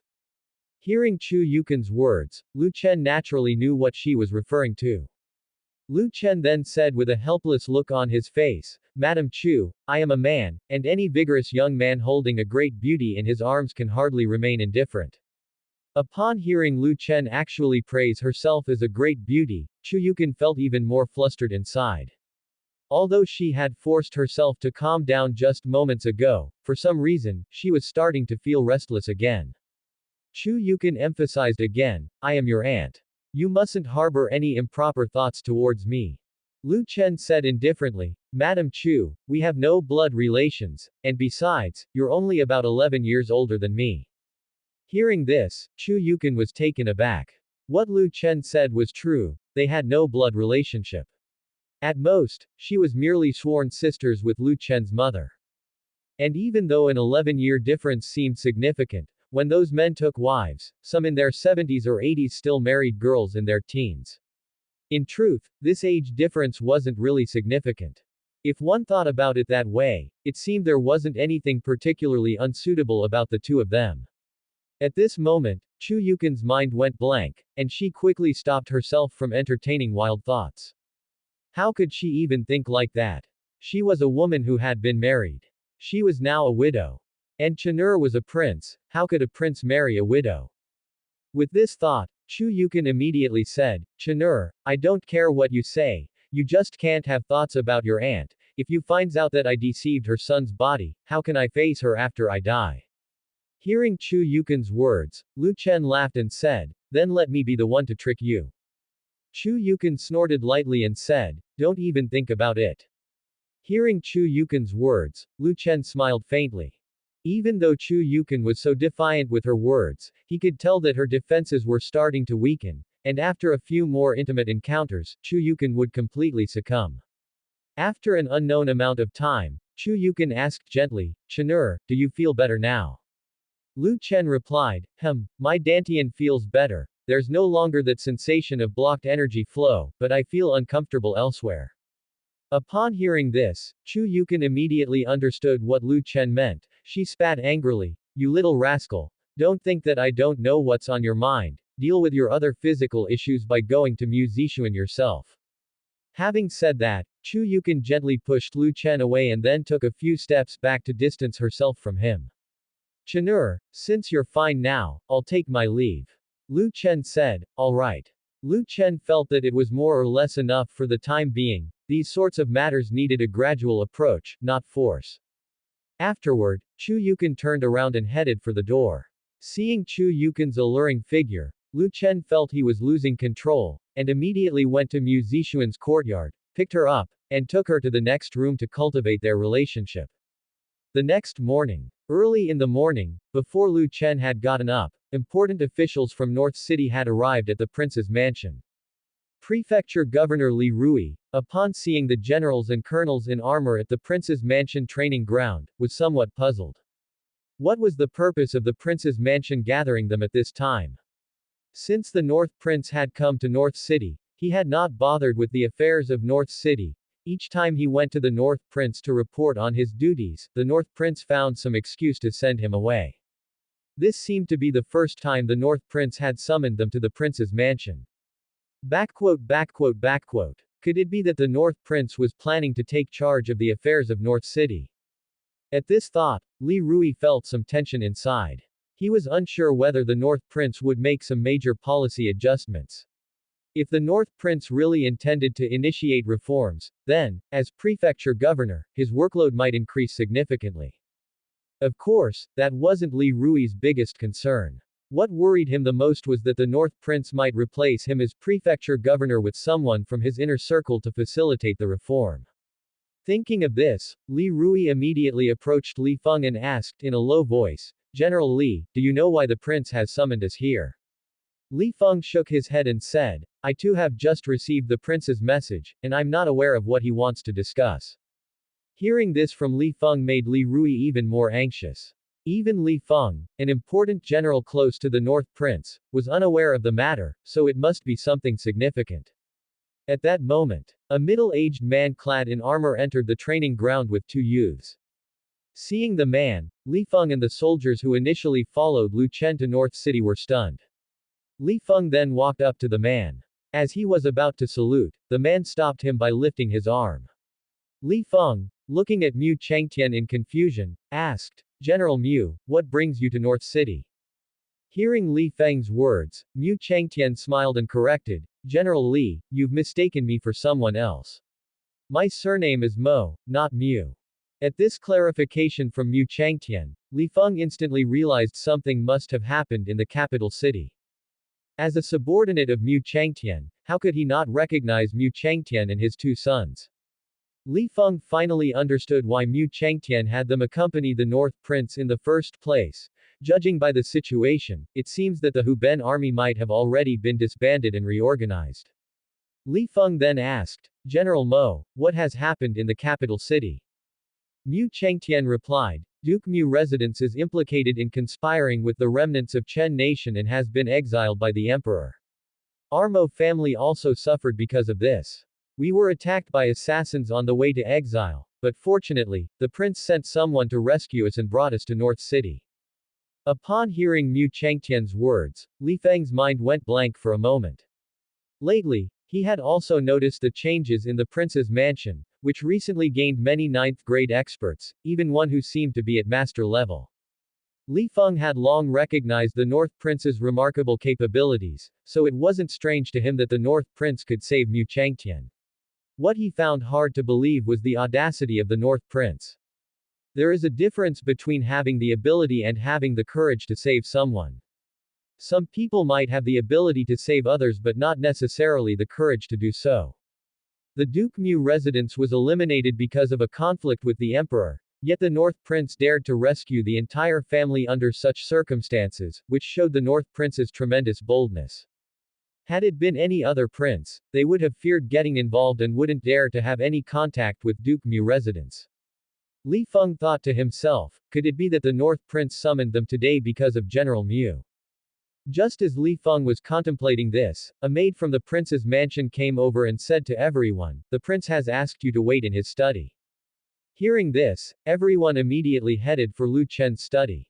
After Lu Chen got up and had a simple breakfast, he headed to his study. Meanwhile, the people inside the study were still guessing why the North Prince had called for them. Then, the figure of the North Prince appeared at the door, and everyone immediately saluted, saying, "We greet the North Prince." Lu Chen waved his hand to dismiss the formalities before walking straight to his desk and opened a map spread out on it. Li Rui was the first to speak. "Prince, may I ask why you have gathered us here today?" Upon hearing Li Rui's question, Lu Chen did not answer directly. He glanced at the crowd, then turned to Qin Yushan and said, "Commander Qin, you speak." When the crowd heard Lu Chen's words, their gaze collectively fell on Qin Yushan. Li Rui and the others were somewhat curious. "Commander. What position was that? When did such a position come to exist at the prince's mansion?" At that moment, Qin Yushan stepped forward out of the crowd and approached Lu Chen's table. He first paid his respects and said, "Yes, my prince." Afterward, Qin Yushan addressed the crowd, "Our people intercepted a summoning order on the plains. The barbarian tribe is preparing to gather 300,000 cavalry to head southward, conquer North City, and establish a nation there, choosing Yan County as their capital." Hearing Qin Yushan's words, everyone's faces went pale. The barbarian tribe, North City's greatest threat. North City's impoverishment stemmed from those periodic southern incursions by the barbarian tribe. It had not occurred to anyone that the barbarian tribe would bypass petty looting and go straight to conquering North City, even going so far as to form a nation there.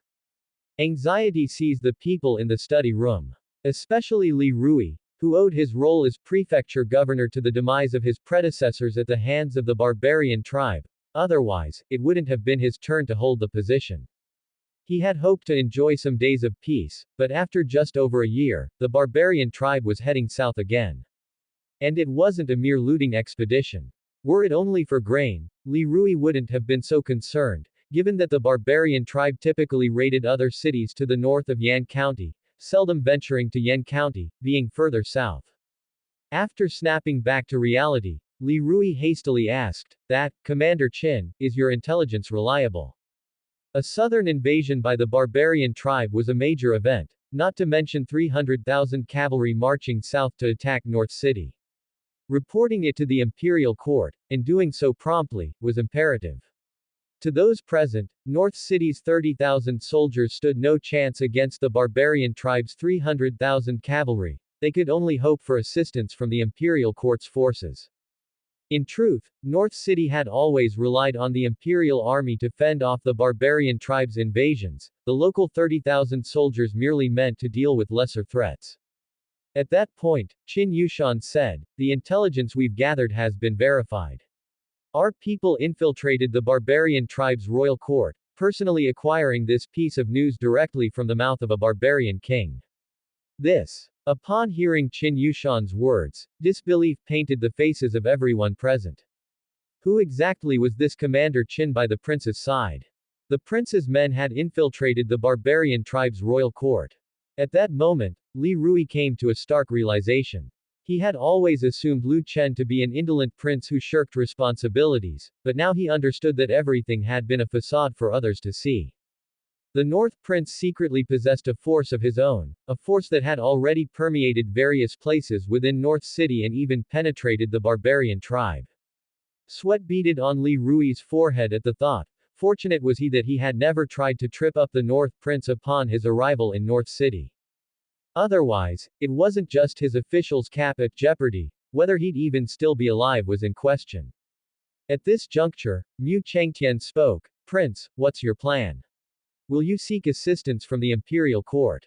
30,000 versus 300,000. There's not a chance of victory, and we must have the court send a large army here, or North City is done for. Lu Chen said, I plan to send someone to inform the court about this situation later, but it will take at least 3 months for the court to assemble a large army, while the barbarian tribe can complete their assembly in about 2 months. North City will still need us to defend it for a while. Although Lu Chen was confident he could have his 30,000 soldiers hold North City and even defeat the 30,000 cavalry of the barbarian tribe, such a matter was inevitably to be reported to the court, given that, at least in name, North City was territory of the Great Xia dynasty. If we didn't inform the court about the foreign invasion, whether we ended up winning or losing the battle, the court would suspect us of having a rebellious heart for not reporting such a critical matter. However, the assembly of Great Xia's large army wasn't as swift as that of the barbarian tribe. Mobilizing a large army would take at least 2 to 3 months. There's a saying that troops and horses do not move without the supply of grains first, and certainly, Great Xia's army could not be as fast as the barbarian tribe's cavalry. Moreover, this is North City, where the roads are exceptionally poor, so it would take even more time for Great Xia to move a large army here. Upon hearing Lu Chen's words, Li Rui's complexion turned even paler. If the barbarian tribe made their way southward, they could probably take the whole North City in less than a month, and with Great Xia's army taking such a long time to assemble, by the time they arrived, all 30,000 of their soldiers might well be dead. What would become of Yan County by that time was too dreadful to imagine. Lu Chen continued, I plan to evacuate all the civilians north of Yan County to the south of Yan County and then concentrate all our forces in Yan County to hold off the barbarian army's 30,000. General Mo, you have previously engaged in combat with the barbarian army. What do you think of this plan? Upon hearing Lu Chen's question, Mu Chengtian paused for a second, his brow furrowing slightly. Then he glanced at the map and asked, Scorched earth is not a problem, but if we evacuate all the civilians north of Yan County, the barbarian army will march straight in, reaching Yan County. It will be difficult for 30,000 soldiers to hold it. Mu Chengtian knew all too well the strength of the barbarian cavalry. Most of them were elite soldiers. It was virtually impossible for 30,000 soldiers to hold off an opposing 30,000 cavalry. Lu Chen continued, what if I told you I have a weapon that can instantly break the cavalry's formation? Upon hearing Lu Chen's words, Li Feng and the others' eyes lit up instantly.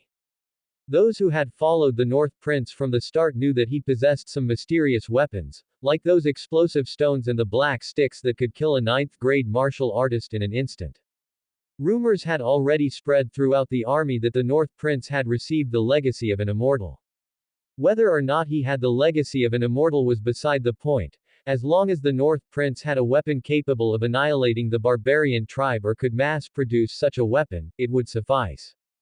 Just as Mu Chengtian was about to ask Lu Chen about the weapon, Lu Chen, looking at the map, continued, General Mo, I plan to lure the barbarian cavalry to Wanning Valley and then ambush them from the high ground above the valley. Do you think this plan is feasible? Since Mu Chengtian had several encounters with the barbarian tribe, he was most familiar with their situation, so Lu Chen sought his opinion. Professional matters should be left to professionals. After hearing Lu Chen's words, Mu Chengtian eyed the map on the table seriously and did not immediately respond. After a while, Mu Chengtian finally spoke, if the prince stays in Yan County, luring the barbarian cavalry to Wanning Valley wouldn't be difficult. The terrain of Wanning Valley is relatively flat, which is conducive to the cavalry's southward advance directly towards Yan County. However, Prince, if you set an ambush in Wanning Valley with just 30,000 men, I fear they would be utterly incapable of stopping the charge of the barbarian iron cavalry. Wanning Valley is flanked by high ground on both sides with a wide open plain in front, so even if the barbarian iron cavalry were to be ambushed in Wanning Valley, they could simply accelerate to quickly clear the valley. Wanning Valley is not very long, without at least 100,000 men up front. Blocking the charge of the barbarian iron cavalry seems hardly possible. What's more, the 30,000 soldiers of North City still need to set the ambush on the high ground on both sides, leaving even fewer than 30,000 soldiers to face the enemy in a frontal attack. Having heard Mu Chengtian's words, Lu Chen looked at the map and fell into deep thought once again. This was indeed a problem. The Wanning Valley wasn't long, and it wouldn't be a big issue for the barbarian tribe's cavalry to pass through quickly. Once they used the grenade launchers, the barbarian tribe's cavalry would surely fall into disarray. They would either charge forward or retreat backward. No matter if the barbarian tribe's cavalry charged forward or retreated, they would need a large number of soldiers to withstand the cavalry. Of course, if they were only planning to repel the barbarian tribe's soldiers, they would just need to hold the front of Wanning Valley. However, Lu Chen had great ambitions. He wasn't content with just repelling the barbarian tribe's cavalry. If they only repelled the barbarian tribe's cavalry, the cavalry, failing to capture Yan County, would likely attack other cities instead. His aim in this battle was to eliminate the living forces of the barbarian tribe, ensuring they wouldn't be able to assemble forces and head south for a long time. Therefore, these 300,000 men absolutely couldn't be allowed to return. If they were let go, once those barbarian tribe soldiers recovered, wouldn't they head south again to plunder? Lu Chen certainly didn't believe that grenade launchers could completely intimidate them.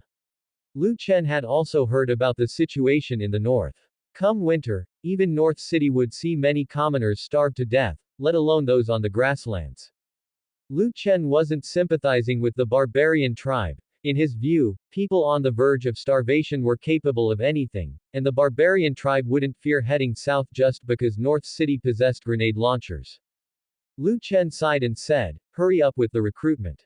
Upon hearing this, Mu Chengtian still looked somewhat worried and said, "Prince, within such a short period, training new recruits to combat the barbarian tribe's cavalry seems like a formidable challenge."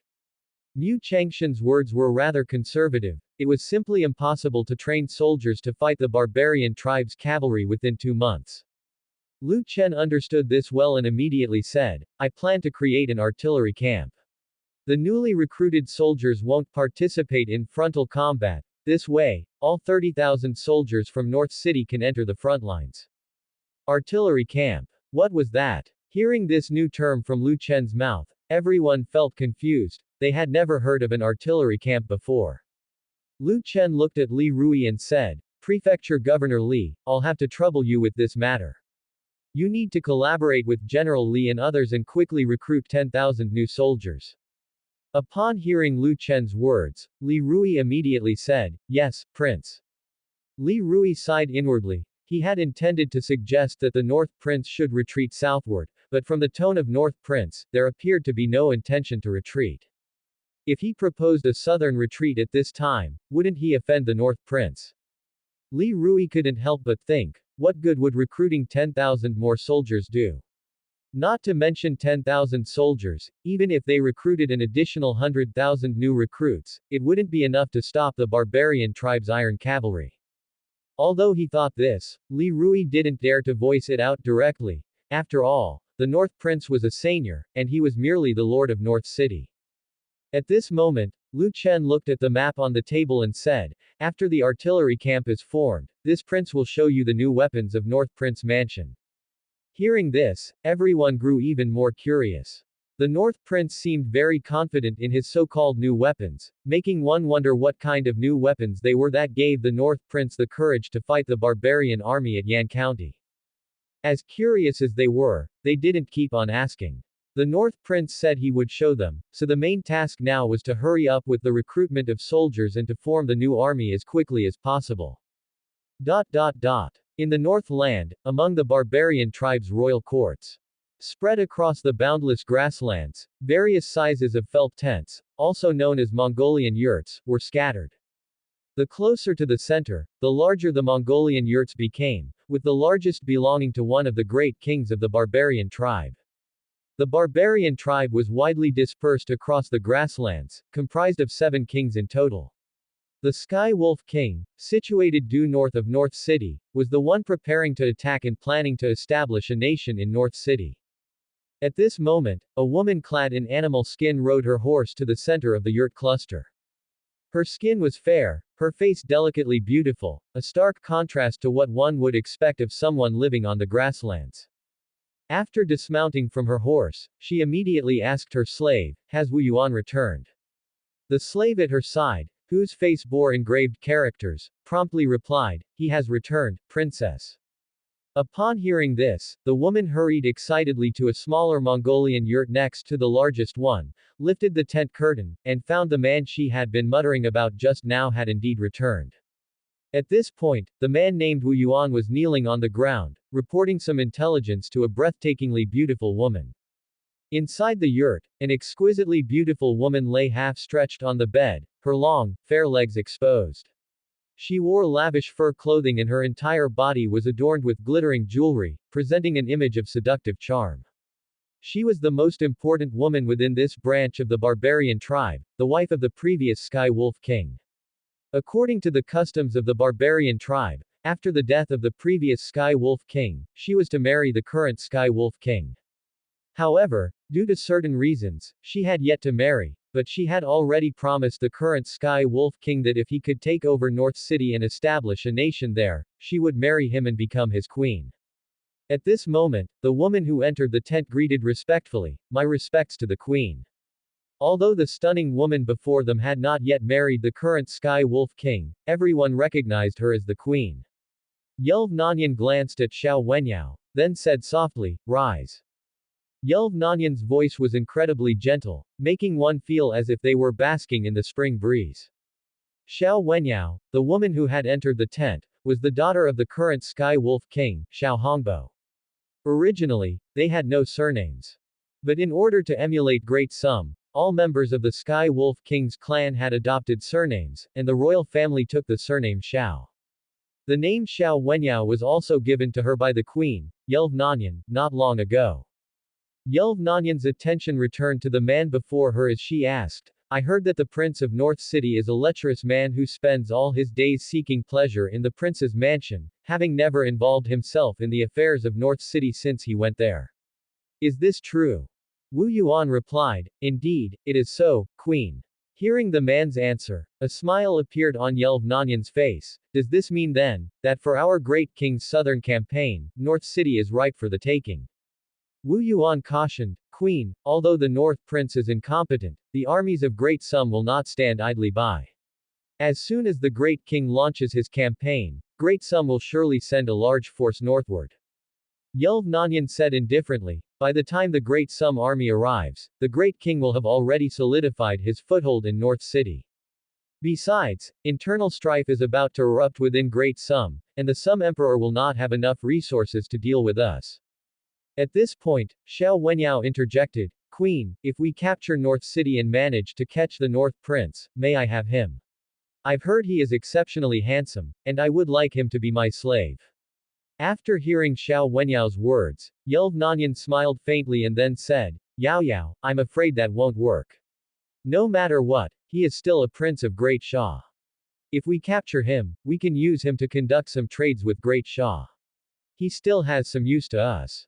Xiao Wenyao pouted her lips and didn't say much, as after all, Yelv Nanyan was the princess consort, and she possessed significant influence within the Sky Wolf King tribe.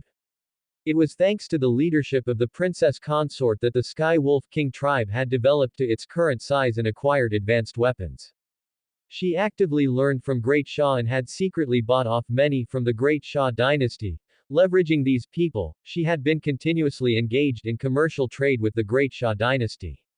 Wu Yuan, kneeling before her, was one of them. Under her leadership, the Sky Wolf tribe had become no weaker than other barbarian tribe branches, and even more powerful than some. The idea of establishing a nation in North City was also a concept proposed by Yelv Nanyan. She noticed that the north became colder each year, and the barbarian population was rapidly increasing. The current grasslands could no longer support such a large barbarian population. In addition, North City was getting poorer and poorer, and even if they were to raid North City for food, the food they plundered wouldn't last long for their tribe. The best solution was to learn from the Great Shah dynasty, cultivating food crops to support a larger population. Moreover, she had found out that a kind of grain crop, which could yield 1,000 pounds per acre, appeared to have surfaced in North City. If the Sky Wolf King could conquer North City and establish a nation there, their branch would no longer need to follow the water and grass, and their lives would improve greatly. The Sky Wolf King tribe owes its present strength and size to Yelv-Nanyan's numerous policies, making her an irreplaceable figure within the tribe, so much so that the current Sky Wolf King, Xiao Hongbo, held her in particularly high regard. Of course, Yelv-Nanyan's status wasn't that high from the beginning. She married the former Sky Wolf King when she was just a teenager.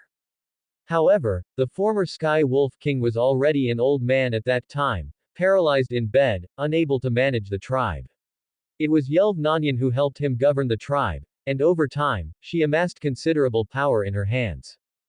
After the Sky Wolf King's death, having no offspring, thanks to Yelv-Nanyan's mediation, the Sky Wolf tribe chose Xiao Hongbo as the new Sky Wolf King. The current Sky Wolf King was chosen with the help of Yelv-Nanyan, which once again consolidated the power in her hands. And Yelv-Nanyan was a very smart woman. She gave the current Sky Wolf King plenty of respect, letting him make decisions on important matters, making it seem as though she had entirely ceded power. Even when the Sky Wolf King expressed his desire to marry her, she did not refuse, but rather set a goal for him, promising to marry him upon reaching that goal. Yelv-Nanyan was just a teenager when she married the previous Sky Wolf King, and to this day remains a virgin. She couldn't possibly remain a widow for a man who was already dead, and she was indeed planning to marry at some point. In the eyes of the current Sky Wolf King, Xiao Hongbo, Yelv-Nanyan was irrevocably his woman, which is why he trusted her immensely. As for taking down North City before marrying her, Xiao Hongbo saw it as a gift to Yelv-Nanyan. At this moment, Yelv-Nanyan continued speaking to the kneeling Wu Yuan. Wu Yuan, you've had a hard time gathering information in Great Shah this time. Go and have a good rest. Thank you, Princess Consort, Wu Yuan immediately said. As his voice fell, Wu Yuan got up and left Yelv-Nanyan's yurt straight away. Seeing Wu Yuan stand up and leave, Xiao Wenyao quickly said, Princess Consort, I shall take my leave as well. Having said that, Xiao Wenyao then turned and left the yurt as well. As soon as Xiao Wenyao stepped out of the yurt, she hurriedly called out to Wu Yuan, wait a moment. Wu Yuan stopped in his tracks, turned his head, and asked with utmost respect, Princess, do you need me for something? Xiao Wenyao directly asked, the perfume and soap I had you bring for me, did you bring them? Wu Yuan said with a smile, since it is Her Highness's command, I will naturally obey. Those items are still on the carriage, I will go and bring them to Her Highness right now. Xiao Wenyao replied, no need, I will go with you. Tell me about Great Shah on the way. Perhaps influenced by Yelv-Nanyan, Xiao Wenyao was very interested in all aspects of Great Shah. As Wu Yuan was from Great Shah, every time he returned from there, she would find him and inquire about various matters pertaining to Great Shah. For instance, she would ask about any recent fun events in Great Shah, or any gossip about the princes, basically, anything she found interesting, she would ask Wu Yuan about. Upon hearing Xiao Wenyao's words, Wu Yuan responded, of course, Your Highness. Whatever you wish to know, you may ask me. While walking, Xiao Wenyao asked, people say that the North Prince of Great Shah is extraordinarily handsome. Is he truly that attractive? Could you describe to me just how handsome he is? This. Wu Yuan was taken aback by Xiao Wenyao's first question. Wu Yuan pondered for a moment without replying immediately. Seeing that Wu Yuan did not answer right away, Xiao Wenyao turned to look at him, and asked curiously, what's wrong? Why aren't you speaking? After thinking, Wu Yuan said, Your Highness, I genuinely do not know how to describe the North Prince. If judged by the standards of Great Shah's ladies, the North Prince is indeed considered extremely handsome. However, by the standards of the barbarian tribe women choosing a husband, I'm afraid the North Prince might seem somewhat slender. The North Prince is not a martial artist, his physique is not robust. Upon hearing Wu Yuan's answer, Xiao Wenyao's eyes lit up and then she said, I do not like men who are overly muscular. The men of the grasslands almost all look fat and bulky, hideously so. What is there to like about that? Seeing that Xiao Wenyao seemed quite interested in the North Prince, Wu Yuan continued, Your Highness, you must know that the North Prince is particularly fond of beautiful women. If he were to see Your Highness, he would surely be unable to take his eyes off you. If Your Highness is interested in the North Prince, the great king's southern conquest of North City may present an opportunity for you. Upon hearing Wu Yuan's words, Xiao Wenyao sighed and said, As you've just heard, the queen said that the North Prince is still of use. Even if we capture the North Prince in the southern campaign, she will not hand him over to me. Wu Yuan gave a faint smile, having initially intended to persuade Xiao Wenyao to go directly to North City, but upon reflection, he decided against it. It was a critical period, and extraneous actions could arouse suspicion and lead to more loss than gain. Soon after, Wu Yuan added, Do not worry, Your Highness. You will always have the opportunity to be alone with the North Prince. Xiao Wenyao said, Let's not talk about that anymore. By the way, do you know how to make perfume and soap? Every time I run out, I have to wait for you to buy it from Great Shah, which is too troublesome. We might as well make it ourselves. Wu Yuan explained, I apologize, Your Highness, but the method for making perfume and soap is only known to the North Prince Mansion. They only sell the finished products and have never revealed the methods for making soap and perfume. Hearing Wu Yuan's words, Xiao Wenyao paused. The North Prince Mansion. Wu Yuan then added, Yes, it is said that these two items, perfume and soap, were actually invented by the North Prince himself. Moreover, this time I have brought a new item called scented soap for Your Highness, also made by the North Prince Mansion. Scented soap is even better than regular soap. I guarantee that Your Highness will love it after using it. Having heard Wu Yuan's words, Xiao Wenyao became even more curious about the North Prince. Recently, because her father was planning to attack North City, she often heard rumors about the North Prince. This was one of the reasons why Xiao Wenyao had suddenly taken an interest in the North Prince. On one hand, she had heard the name, North Prince, quite frequently, and on the other, she wanted a rather delicate-looking slave, a pretty boy, if you will. Moreover, she thought the status of her slave should not be too low, as there's no sense of achievement in conquering someone of low status. Since the North Prince was deemed a useless prince, it gave her an idea. Originally, she had thought the North Prince was completely a prince who knew only how to indulge in luxury at the mansion, but Wu Yuan's words made her realize the North Prince might still be of some use. She was particularly fond of the perfumes and soaps from North Prince Mansion. The perfume helped cover the gamey smell of her fur, and the soap could clean her body thoroughly. She now found herself completely unable to do without these two items. Upon hearing that the North Prince had created both, her desire to capture him and turn him into her slave intensified. Xiao Wenyao then commented, So the North Prince isn't entirely useless after all. Curiously, she asked, By the way, what exactly is perfume soap? Wu Yuan explained, Perfume soap is used specifically for bathing. After washing, it leaves a fragrance on the body that lasts a long time. Xiao Wenyao asked, Isn't that the same as perfume? Wu Yuan replied, Your Highness, perfume can be applied at any time, but it can't clean the body. Soap, however, is different, it cleans dirt from the body. Seemingly understanding yet not quite, Xiao Wenyao said, So it's like soap. Wu Yuan, somewhat speechlessly, said, Your Highness, soap is actually used for cleaning clothes, not for bathing. Xiao Wenyao completely ignored Wu Yuan's explanation and blurted out, Who cares, as long as it cleans the dirt off the body, it works. Seeing Xiao Wenyao so determined, Wu Yuan couldn't be bothered to correct her any further. As long as she was happy, it was fine. As they walked on, they arrived in front of Wu Yuan's caravan. At that moment, Wu Yuan's caravan was loaded with a variety of goods exchanged from Great Sum. Ever since Yelv Nanyan had won over the merchants of Great Sum, some of the Sum's caravans had been trading with the barbarian tribe. Initially, they only traded common items like salt and tea. Gradually, as trade became more frequent, the barbarians began buying iron directly from Great Sum, and later, they started trading for weapons and armor. The Sky Wolf tribe's current strength was inseparable from these merchants of great sum. Wu Yuan quickly approached one of the carriages, rummaged through it, and then brought out a piece of fragrance soap to present in front of Xiao Wenyao. Princess, this is the bath fragrance soap. Your Highness, please make sure not to bathe with soap in the future, it's bad for the body and can harm the skin. Hearing Wu Yuan's explanation, Xiao Wenyao took the fragrance soap from his hand, curious.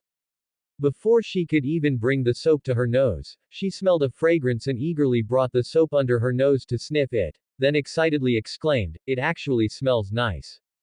It seems the North Prince pays special attention to women's products. If I can make him my slave, perhaps he could create even more useful items for women in the future." Wu Yuan wanted to say that the soap was for both men and women, but he didn't say more. As long as the naive princess was happy, it was all that mattered. At that moment, a man approached Xiao Wenyao. "Princess, the great king summons you," said the messenger. Upon hearing this, Xiao Wenyao paused, then asked, "What does my father want with me?" The man replied, "I don't know, Your Highness. You will find out once you're there." Xiao Wenyao then handed the soap to Wu Yuan. "Wu Yuan, deliver these items to where I'm staying." Wu Yuan responded respectfully, "As you wish, Your Highness." As soon as Wu Yuan finished speaking, Xiao Wenyao cheerfully proceeded to the king's tent, which was the largest yurt of the Sky Wolf tribe. Upon entering the yurt, Xiao Wenyao noticed many people she had never seen before sitting inside. Sitting at the center was a tall and burly middle-aged man, with a distinctively protruding forehead, who was none other than Xiao Wenyao's father, Xiao Hongbo, the current Sky Wolf King. As Xiao Wenyao walked in, just as Xiao Hongbo was about to speak, she immediately asked, "Father, what is the matter you wished to discuss with me?" Seeing Xiao Wenyao take the initiative to ask, Xiao Hongbo didn't beat around the bush and directly said, "Yao Yao, you have grown up, and it is time for you to marry." These words struck her like a bolt of lightning, leaving Xiao Wenyao completely stunned. After a long moment, Xiao Wenyao came to her senses and quickly said, "Father, I am still young, I cannot bear to leave you, I wish to continue staying by your side." Xiao Wenyao might have been a bit naive, but she wasn't a fool. For someone of her status, it was likely that she would only marry into another tribe, becoming a tool in a political union. One only need look at the queen to understand, married to a disgusting old man, tending to his every need, and Yelv Nanyan was one of the luckier ones, as she had managed to amass significant power for herself. The fate of other women was different. Xiao Wenyao still remembered several who had married the previous Sky Wolf King, many of whom had been tormented to death. If Yelv Nanyan had married the previous Sky Wolf King while he was still healthy, her fate would likely not have been much better. Xiao Wenyao was profoundly fearful of marriage. Seeing Xiao Wenyao so averse to the idea of marriage, Xiao Hongbo immediately said, "Yao Yao, it is customary for women of the plains to marry at your age. Even though you are my daughter, you are not exempt from this tradition." Hearing her father speak so firmly, Xiao Wenyao knew that no amount of talk would be useful, so she resigned herself to her fate, saying, "Father, I understand." Upon hearing her consent, Xiao Hongbo's stern face instantly brightened as he said with a smile, "Since you agree, once I conquer North City, you shall marry the North Free King and become his queen." At these words, Xiao Wenyao turned deathly pale. The North Free King was a recent arrival in the North Land, the ruler of a barbarian tribe. With the disintegration of a centralized authority like the Great Chanyu, the barbarians had split into 7 tribes, each with their own royal court and king. Naturally, every tribe, including Xiao Hongbo's, harbored the ambition to reunify the barbarian tribes as in the past. After conquering North City, he planned to establish his own nation, then win over the North Free King through marriage, subsequently declaring himself the Great Chanyu and demanding the other tribes' allegiance. Xiao Hongbo was a very ambitious king of the barbarian tribe. At that moment, Xiao Wenyao knelt with a thud. "Father, I beg you, I do not want to marry the North Free King." Xiao Wenyao had heard of who the North Free King was. His tribe was unlike theirs, which, due to frequent interaction with Great Sum, had adopted many of its customs. Never mind that the North Free King's tribe was impoverished, they still practiced cannibalism, and the North Free King himself was an extremely brutal man. Xiao Wenyao could not bear to think of the inhuman treatment she would endure once married to the North Free King. Although Xiao Wenyao was a princess in the Sky Wolf tribe, with a relatively high status, it would be quite different once married into the North Free King's tribe. In the barbarian tribes, women's status was generally low. Xiao Wenyao's high status in the Sky Wolf tribe was mainly because she had a father who was king of the barbarians. And Empress Yelv had not achieved her position overnight. She, too, had benefited from the previous Sky Wolf King's ill health, which had allowed her to gradually accumulate some power in her hands. Every time Xiao Wenyao thought about the torture she would endure from the North Free King after getting married, her delicate body involuntarily trembled. Continuing to cry, Xiao Wenyao said, "Father, I've heard that the previous queens of the North Free King all died unnatural deaths. I'm still young and don't want to die so soon." Hearing her words, Xiao Hongbo flew into a rage. Nonsense. The North Free King is a king of the barbarian tribe after all. He is entirely worthy of you. What more could you be dissatisfied with? That's settled then. Once I conquer North City, you shall marry over there, there's no room for discussion. Seeing her father finalize the decision, Xiao Wenyao instantly got up from the ground and ran out crying. Xiao Wenyao ran wildly across the grassland, not knowing how long it had been before she finally slowed down. At that moment, Wu Yuan came to Xiao Wenyao's side. "Your Highness, what has happened to you?" Wu Yuan had just been instructing others to unload supplies when he suddenly noticed Xiao Wenyao run out of the royal tent, crying as she did so.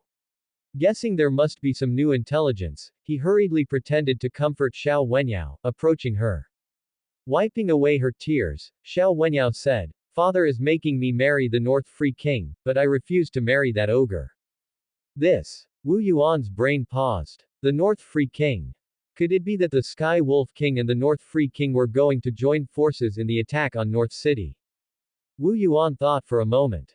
True, if it was just the Sky Wolf tribe, it would indeed be unlikely to muster an army of 300,000, but with two barbarian kings joining forces, they could have such a huge army.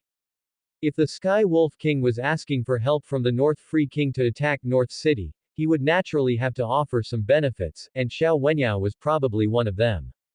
Seeing Wu Yuan silent, Xiao Wenyao turned her head to look at him and said, "Wu Yuan, can you help me escape to Great Sum? I can't marry the North Free King no matter what, I don't want to die yet." "Ah, Your Highness, I'm afraid nobody dares to agree to such a request," Wu Yuan said. Actually, Wu Yuan was also conflicted inside because he was just a spy, and he didn't know what kind of decisions would be made in North City or by the North Prince. If he took it upon himself to bring a daughter of a barbarian king to North City, to Great Sum, it could provoke the barbarians to attack sooner, which would be very bad for the strategic arrangements in North City. With this in mind, Wu Yuan said, "Your Highness, I know a friend who might be able to help you, but I need to ask his opinion first. I may have to wait until my next return to give you an answer." Hearing this, Xiao Wenyao was instantly filled with hope. "Wu Yuan, are you telling the truth? Can your friend really help me?" Wu Yuan said, "Yeah, as long as he is willing, he can definitely help you." Xiao Wenyao then said, "Please do that for me. When will you depart for Great Sum?" Wu Yuan replied, "Your Highness, I have just returned today, I need to rest for at least 2 days." Xiao Wenyao said, "Oh, okay, then when you come back next time, you must tell me your friend's response as soon as possible." Wu Yuan said, "Of course, Your Highness." While they were talking, a rugged male voice came from behind them. "Yao Yao, are you alright?" Hearing that, Wu Yuan and Xiao Wenyao both turned around to find Xiao Pengtian behind them. Then Wu Yuan immediately said, "Your Highness, I shall take my leave now. You two talk." After he finished speaking, Wu Yuan turned and went back to his carriage to continue unloading the cargo. Xiao Pengtian was Xiao Wenyao's uncle, which is to say, he was the brother to Xiao Hongbo's legitimate wife. Originally, Xiao Pengtian should not have had the Xiao surname since Yelv Nanyan stipulated that the Xiao surname was reserved for the royal family, but Xiao Hongbo bestowed him with the Xiao surname to win him over. When she saw it was her uncle, Xiao Wenyao asked, "Uncle, do you need something from me?" Xiao Pengtian sighed and said, "Yao Yao, I have already heard about your situation." Xiao Wenyao was momentarily stunned. Xiao Pengtian continued, "Xiao Hongbo is getting out of hand. First he caused the death of my sister, and now he wants to marry you off to that uncivilized tribe.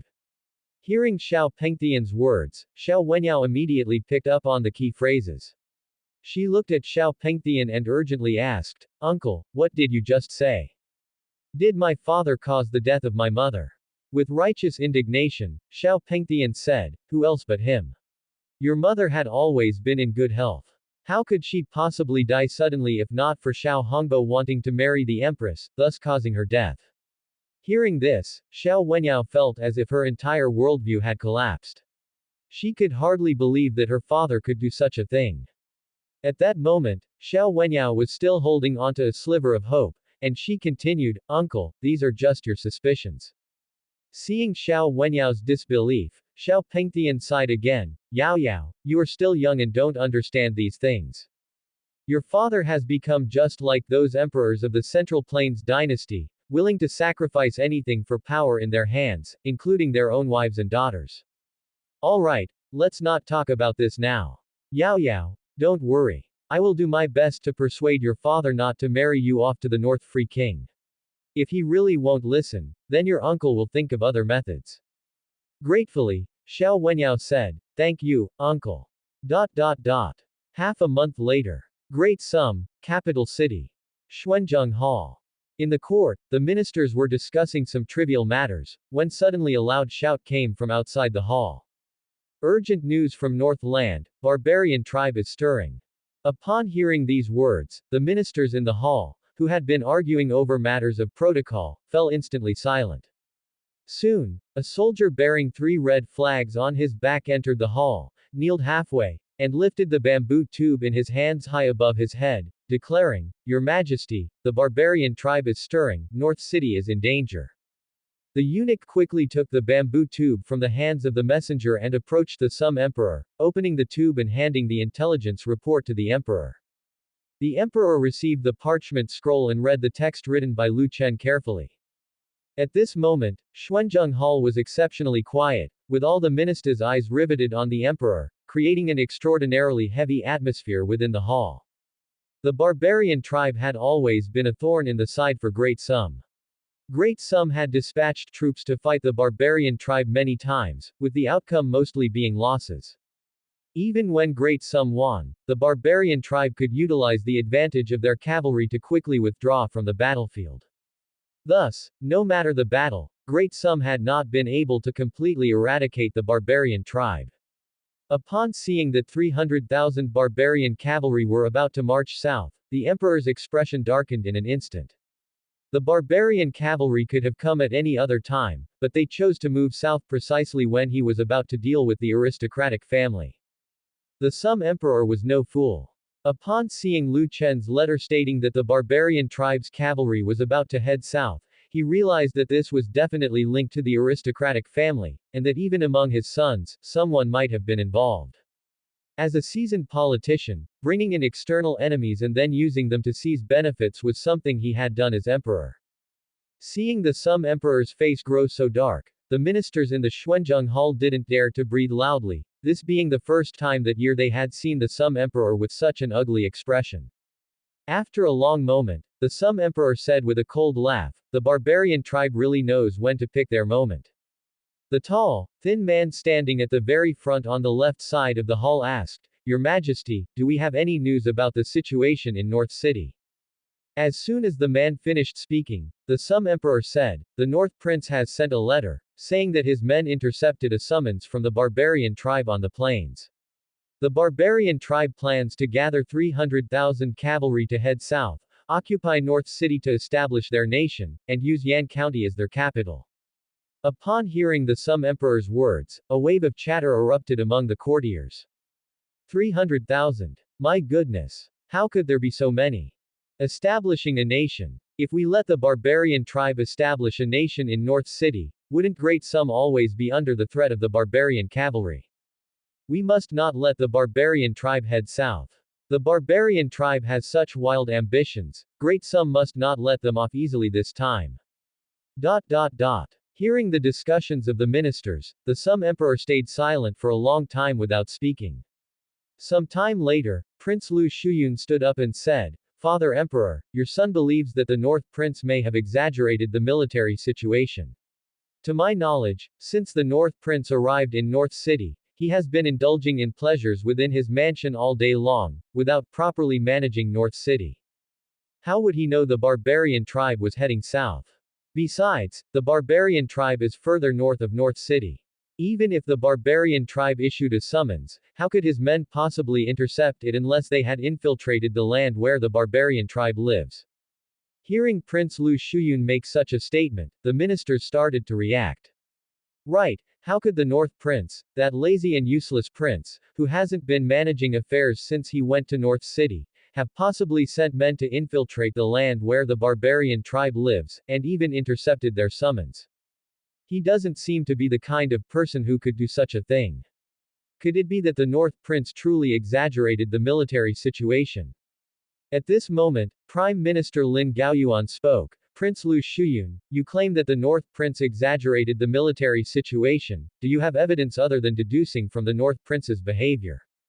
Hearing this, Lu Shuyun paused. Then Lu Shuyun continued, Prime Minister Lin, isn't this point alone sufficient? Or do you believe that the North Prince truly sent men to the land where the barbarian tribe lives?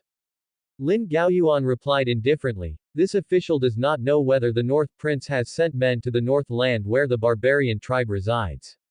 This official only knows that the North Prince sent a red ribbon messenger with the letter. In the Great Shah dynasty, a red ribbon messenger signified the most urgent military intelligence, not to be dispatched lightly at any time. In Prime Minister Lin's view, even if the North Prince were foolish, he could not possibly be unaware of the significance of a red ribbon messenger. As for exaggerating the military situation, the North Prince would not be able to withstand the punishment that would follow. If the North Prince was truly an ineffectual prince, would a prince who spends his days in pleasure within his mansion have the gall to exaggerate the military situation?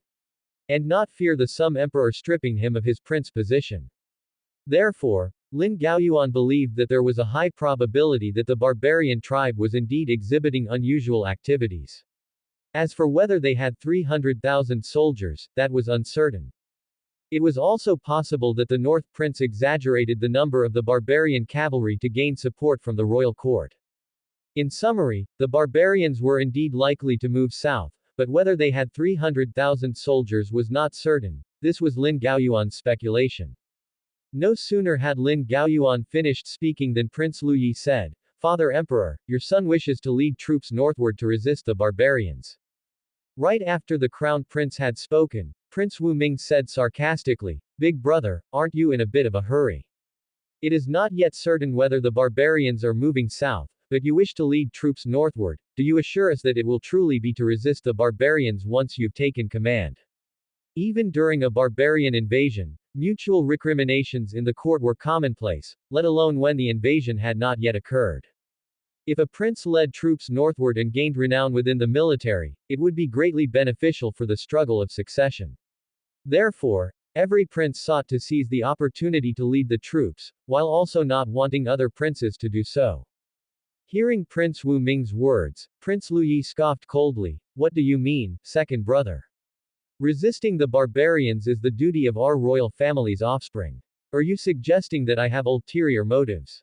Just as Prince Wu Ming was about to say more, the Sum Emperor, seated on the dragon throne, interrupted the two, enough. Seeing that the Sum Emperor had spoken, the hall that had been as noisy as a marketplace instantly fell silent. Whether the barbarians are truly moving south will be confirmed by my shadow guards. What you need to discuss now is how to respond if the barbarians move south, he decreed. Hearing the Sum Emperor speak thus, everyone stopped discussing the veracity of the matter. At this moment, Lu Shuyun's expression was somewhat unpleasant. He had thought the barbarian invasion would catch the North Prince off guard or cover up the matter of the North Prince being assassinated by the Blood Moon Tower assassin. Unexpectedly, the North Prince had preemptively noticed the barbarians' southward movement. But it didn't matter much now. The North Prince likely didn't have many days left to live. By this time, the Blood Moon Tower should have already reached Yan County. He believed that under the leadership of a Grand Master from the Blood Moon Tower, even with the mysterious Grand Master present, they wouldn't be able to protect the North Prince. What he needed to consider now was how to secure the authority to lead troops northward.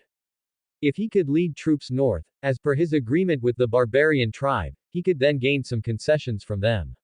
Additionally, he could build prestige in the military, which would greatly increase his chances of success in the succession struggle. As for ceding the North City to the barbarian tribe, Lu Shuyun didn't care in the slightest. What he cared about was securing his position as crown prince. North City was nothing but a poor place. Since the barbarian tribe wanted it, he was willing to concede it to them. At this point, Prince Lu Yi spoke again. Father Emperor, your son believes that we should immediately assemble a large army and march north. If the North Prince has resorted to using a red ribbon messenger, it means the barbarian southward movement is urgent. If the court sends troops too late, the 30,000 soldiers of North City will surely be unable to withstand the barbarians' 300,000 cavalry. No sooner had Prince Lu Yi finished speaking than Prince Si also spoke in agreement. Father Emperor, your son also believes that troops should be dispatched northward immediately. This opportunity to lead troops was one no prince wanted to miss. It had been many years since Great Shah had such an opportunity, a chance for them to establish prestige in the military, and none of the princes wanted to miss out. However, in that moment, Lu Shuyun spoke. Father Emperor, in your son's opinion, since the North City is already the North Prince's fiefdom, naturally it should be his responsibility to resist the invasion of the barbarians.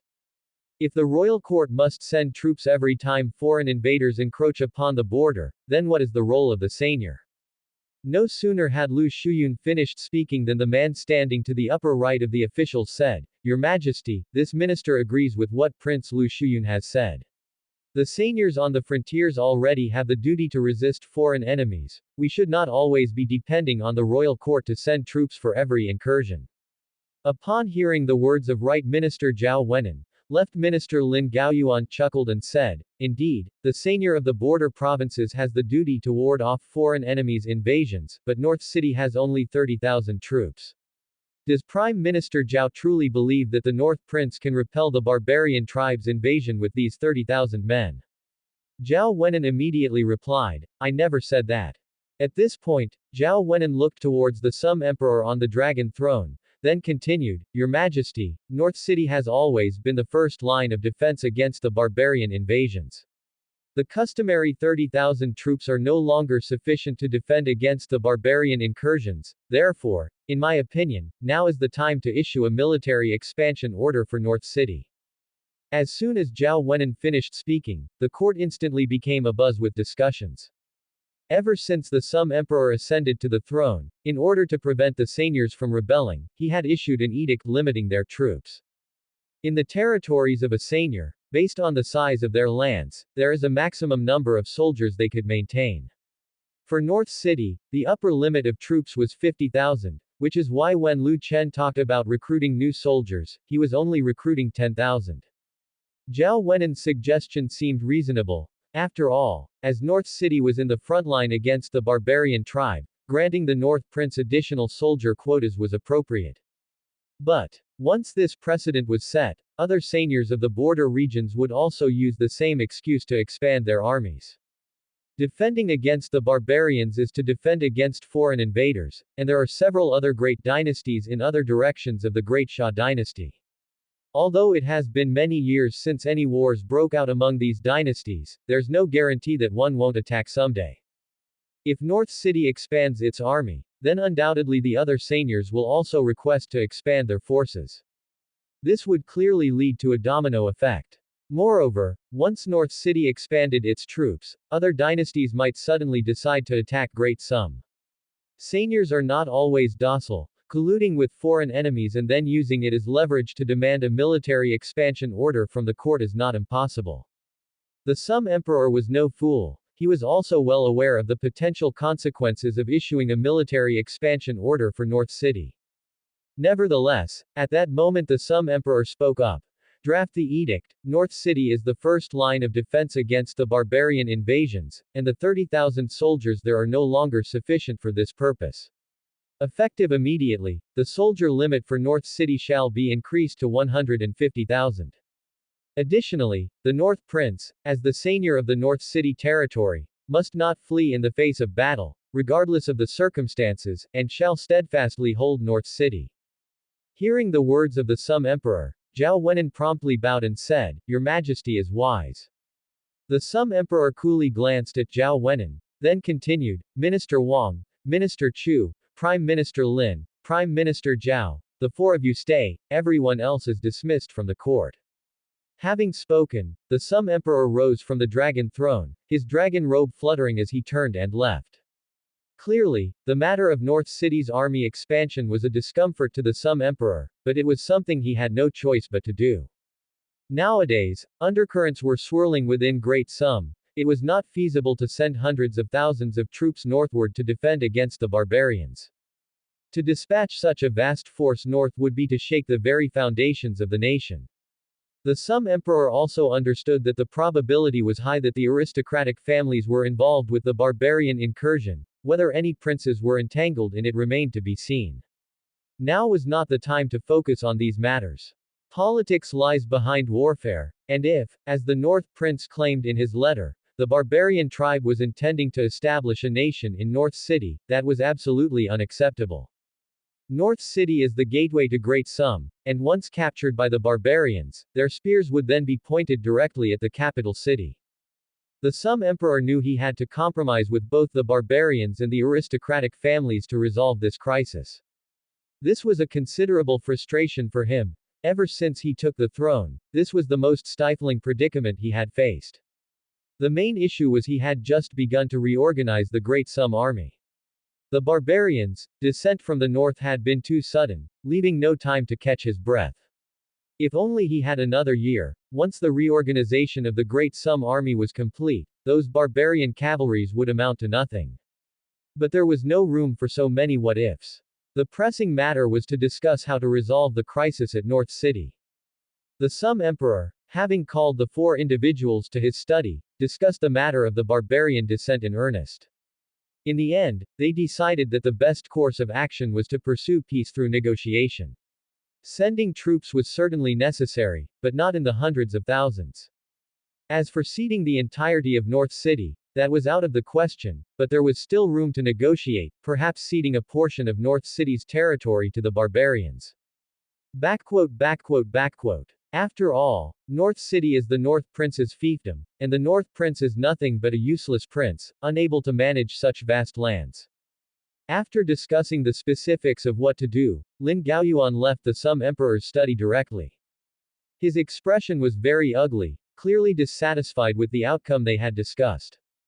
The Sum Emperor had summoned a total of 4 people, yet one was an aristocratic family's Minister of Revenue, another was an aristocratic family's Minister of War, and there was also a right minister who was nothing more than a power-hungry arch-traitor. What good plan could the 3 of them come up with when gathered together? It was nothing more than the same old strategy of ceding land for glory. After Lin Gaoyuan returned to his residence, he brooded in silence for a long while. At this moment, a man clad in armor entered the hall. As the man stepped into the hall, he immediately asked, Father, I heard that 30,000 from the barbarian tribe are marching southward. Is this true or false? The barbarians marching south was a major event, and the ministers could not help but discuss it everywhere right after leaving the court, so it wasn't long before Lin Shuming, who was in the military, heard about it. Lin Shuming, now the commander of the Qilin army, took such matters of war very seriously.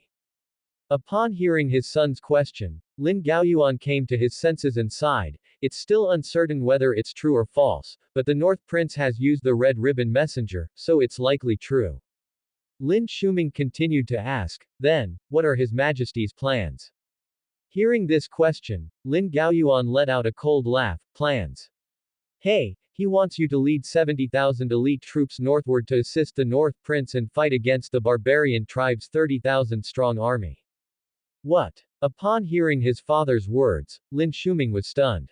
Led 70,000 elite troops to fight a 30,000 strong barbarian army. What kind of joke was that? If they are called elite troops, then surely they must be soldiers fit for combat, but even 70,000 combat soldiers, together with North City's 30,000, would only amount to 100,000. 100,000 soldiers to withstand the 30,000 cavalry of the barbarian tribe. Lin Shuming frowned, clearly puzzled. Didn't the Great Shah dynasty have around 500,000 troops available at the moment? Why then send only 70,000 northward? Lin Shuming then asked, Father, didn't His Majesty reorganize the army to have around 500,000 soldiers available for deployment? Hearing his son's naive question, Lin Gaoyuan scoffed again and then said, 500,000.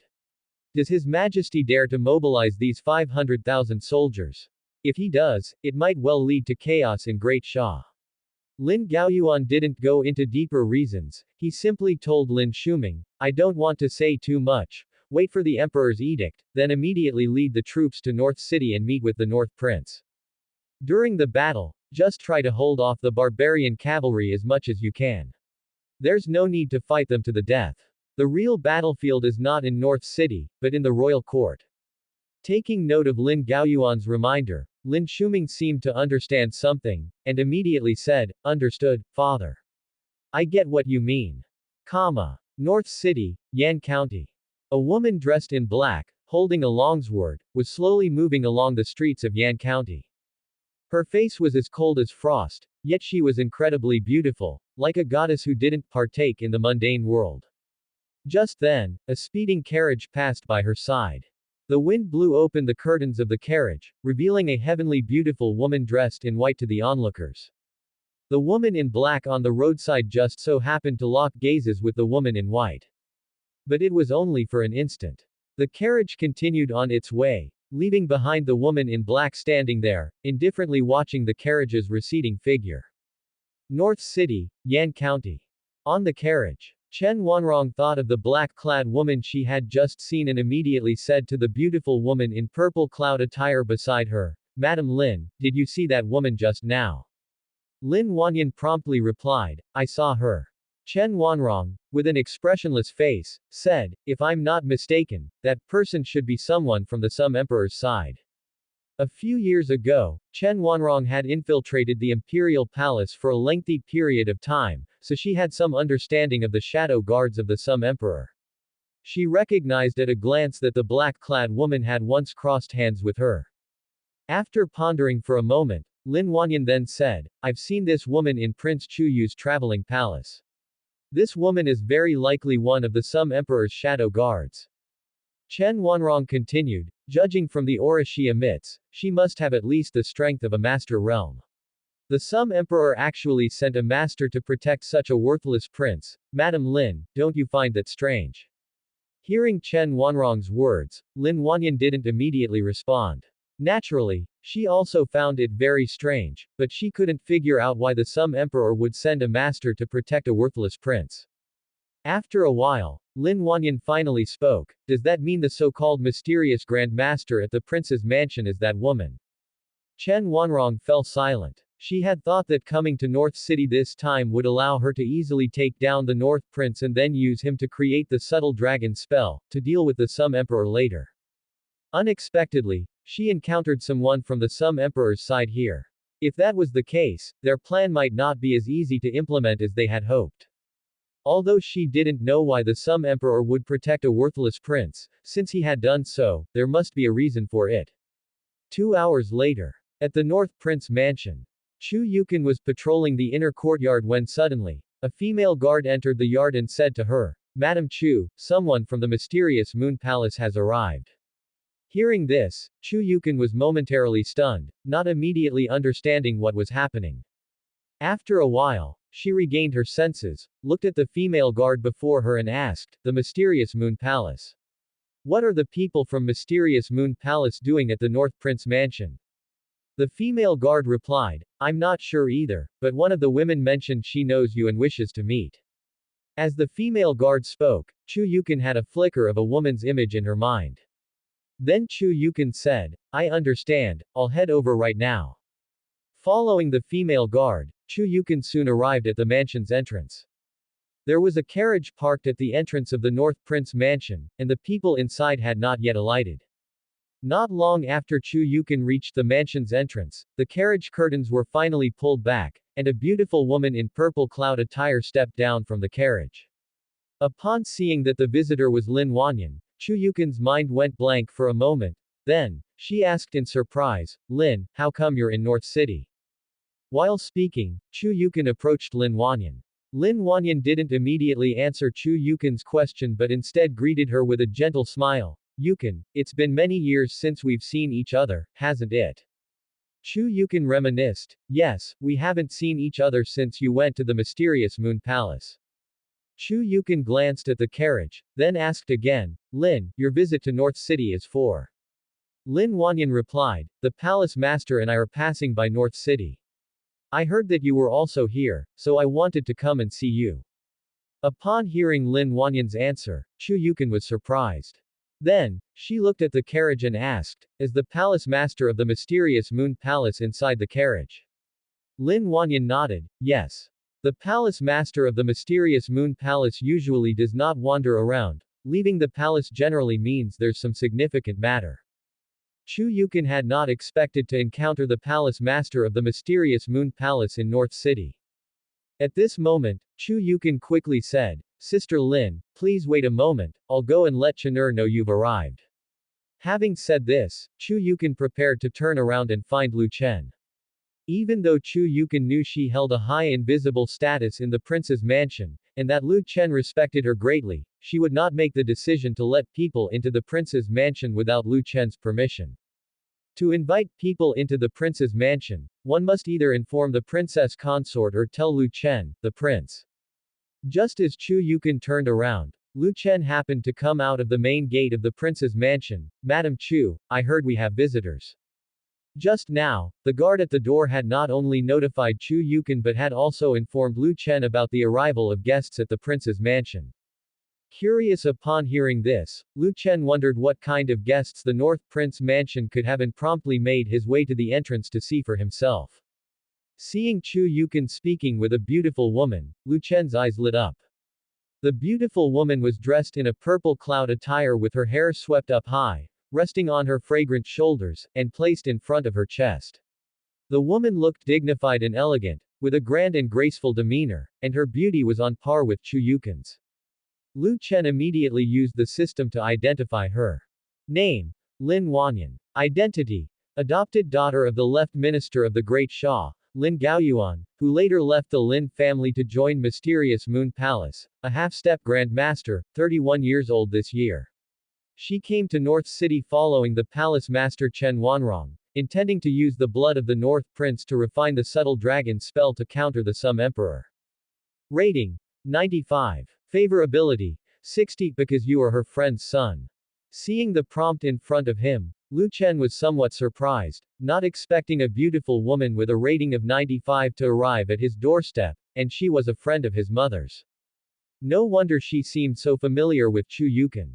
However, although this woman's favorability towards him was reasonable, her visit likely had an ulterior motive. Even though Lu Chen did not know what the subtle dragon spell was, the system's description showed that she intended to use his blood to refine it, and it was meant to target his father, the emperor. Clearly, the mysterious Moon Palace was an enemy of the Great Shah dynasty. At this moment, Lu Chen's gaze fell upon the carriage cabin. Since Lin Wanyan had followed the palace master here, then the palace master must be inside the carriage. Judging by the name that appeared in the system's introduction, the palace master of the mysterious Moon Palace seemed to be a woman as well. As he pondered this, Chu Yukon's voice brought Lu Chen back to the present. Chenur, it's good you are here, let me introduce you. This is your mother's sworn sister, her name is Lin Wanyan, an elder of the mysterious Moon Palace. She joined the palace not long after you were born, so you have not met her. Hearing this, Lu Chen quickly approached the two women. Upon seeing Lu Chen, Lin Wanyan immediately performed a curtsy and said, this humble woman pays respects to the prince. Lu Chen smiled faintly, then responded, there's no need to be so formal. As you are my mother's sworn sister, according to our relationship, I should call you Madam Lin. Hearing this, Lin Wanyan's favorability immediately increased by 5 points. Seeing this happen, Lu Chen couldn't help but think, is it really that easy to increase this woman's favorability? It seems, then, that winning her over should be relatively easy. A woman with a 95 rating coming to him on her own accord, Lu Chen was certainly not going to be polite. Just then, the curtains of the carriage cabin slowly opened, and a figure in white clothing stepped down from the carriage. Upon seeing the woman descend from the carriage, Lu Chen stood completely still on the spot. The woman's exquisite face was as cold as ice, dressed in white garments that outshone the snow. Her skin was smooth and delicate, her hair tied in a cloud bun with a plum blossom mark on her forehead. Her figure was graceful and elegant, radiating a sacred glow, just like a fairy who had descended to the mortal world. It wasn't until the woman spoke that Lu Chen snapped back to reality. This commoner pays respects to the prince. Although Chen Wanrong was the palace master of the mysterious Moon Palace, formally, the palace was still under the jurisdiction of Great Sum, so upon meeting a prince of Great Sum, it was necessary for Chen Wanrong to show her respects. Chen Wanrong's voice was crisp and quiet, possessing a unique allure that inadvertently stirred one's heart. Regaining his composure, Lu Chen stammered, dispense with the formalities. Afterward, Lu Chen immediately used the system to identify the information about the woman before him. Name: Chen Wanrong. Identity: scion of Chen family, princess of Chen nation, palace master of the mysterious Moon Palace, 21 years old, master realm, coming to North City mainly to get close to the North Prince, to control him with a love worm, and then use the blood of the North Prince to concoct the subtle dragon spell against the Sum Emperor, to take revenge for Chen nation. Rating: 98. Favorability: 10. Seeing the score of 98, Lu Chen realized the significance. A score of 98, he thought she deserved a full 100 for her beauty. Chu Yukon only had a score of 97. Considering this, did a score above 95 mean that with each additional point, the beauty of a woman increased tremendously? Of course, Lu Chen didn't think Chen Wanrong could be much more beautiful than Chu Yukon. It was her aura that was like that of a fairy, which truly captivated him the most. After the excitement, Lu Chen quickly calmed his emotions and then, smiling to Chen Wanrong, he said, "It is my honor to have Master Chen visit my prince's mansion. Madam Lin, Master Chen, please come inside." As Lu Chen gazed intently at Chen Wanrong, Lin Wanyan sighed quietly to herself. She knew that the North Prince had been smitten by Chen Wanrong's beauty. Probably within a few days, Chen Wanrong would be able to use the love worm on the North Prince, who would then be completely under her control, ultimately becoming a tool to concoct the subtle dragon spell. As the sister of Chu Yu, who was once sworn sisters with Lin Wanyan felt somewhat reluctant to see Lu Chen in trouble, but they needed to use the subtle dragon spell to deal with the Sum Emperor. Following this, Lu Chen led Chen Wanrong and Lin Wanyan into the prince's mansion. Once they entered the main courtyard of the prince's mansion, Lu Chen immediately had a servant brew a pot of dragon and phoenix tea. When the tea was served, Lu Chen personally poured a cup for Lin Wanyan and Chen Wanrong, then said, "Madam Lin, Master Chen, you must be tired from the journey. This is a special tea from the mansion, which can refresh the mind and relieve fatigue. Please have a taste." Hearing Lu Chen's words, Lin Wanyan immediately picked up the teacup, took a sip, and then used her inner strength to check if there was anything added to the tea she just drank. After confirming that the tea was clean, Lin Wanyan took another sip. Lin Wanyan's actions were subtle and would usually go unnoticed, but Chen Wanrong was able to see and became convinced after Lin Wanyan's second sip that there was nothing added to the tea. Even though they were in the North Prince mansion, as the palace master of the mysterious Moon Palace, Chen Wanrong still remained cautious. Assured that the tea was safe, Chen Wanrong also lifted her delicate hand, took up a cup of tea, and gently sipped a small mouthful. In an instant, Chen Wanrong felt a coolness spread into her body, then throughout her whole being, making her feel extremely comfortable. Chen Wanrong was somewhat surprised. She hadn't expected the North Prince Mansion's tea to actually have a refreshing and invigorating effect. Seeing Lin Wanyan and Chen Wanrong drink the dragon and phoenix tea, Lu Chen smirked slightly and then asked, "Miss Chen, Madam Lin, what brings you to North City this time?" Upon hearing this question, Lin Wanyan replied, "We are just passing through North City by chance." Lu Chen feigned a look of regret and said, "So you're just passing through North City? It seems then that you will be leaving North City very soon." Lin Wanyan smiled and said, "Although we are passing through, the palace master and I plan to stay in North City for a while." Lu Chen said indifferently, "I'm afraid that's not going to be possible, as you'll have to leave North City soon." Lin Wanyan asked curiously, "Why is that?" Chu Yukon interjected from the side, Sister Lin, the barbarian army will soon head south, and Chener's wives, concubines, and children are about to leave Yan County for Anping City. This wasn't a secret. The prince's mansion was about to announce it to all the common people of North City. Soon, everyone there would know about the barbarians heading south, so Chu Yukon just said it outright. Hearing Chu Yukon's words, Lin Wanyan and Chen Wanrong were both momentarily stunned. They hadn't expected that their arrival would coincide with such an inopportune time as the barbarians heading south. However, the barbarians moving south didn't seem to have much impact on their plans, did it? After all, the North Prince, such a worthless prince, should be afraid of death, and with the barbarians moving south, he would likely flee to the south as well. They just needed to follow the North Prince. At that moment, Lin Wanyan asked, will the prince also be heading south with the common people? Lu Chen smiled faintly, and then said, North City is my fief, and I am its prince, how could I possibly leave North City? I will fight a decisive battle against the barbarians in Yan County and defend North City. Hearing Lu Chen's words, Chen Wanrong and Lin Wanyan were stunned once again. They didn't expect the North Prince to have such a spirit. Wasn't the outside world filled with rumors that the North Prince was a worthless prince who only knew how to indulge in pleasures within his mansion every day? How could such a worthless prince have this level of enlightenment? Or could it be that the barbarians' southern invasion was just a small force as usual, perhaps only coming to plunder and steal some food, and that the North Prince was not concerned about the barbarian cavalry attacking Yan County, and thus was fearless? At this point, Chen Wanrong spoke up, asking, Prince, may I know how many soldiers the barbarian tribe has dispatched this time as they head south? Lu Chen replied, based on the intelligence we have gathered, this time the barbarians intend to found a nation in North City, thus they have sent 300,000 cavalry. They plan to occupy North City and make Yan County their capital. Upon hearing this, Chen Wanrong's eyebrows furrowed slightly. 300,000 troops. From what she knew of the intelligence, North City had only 30,000 soldiers. In such a situation, the North Prince wasn't planning to flee south, but instead claimed he would fight a decisive battle against the barbarians in Yan County.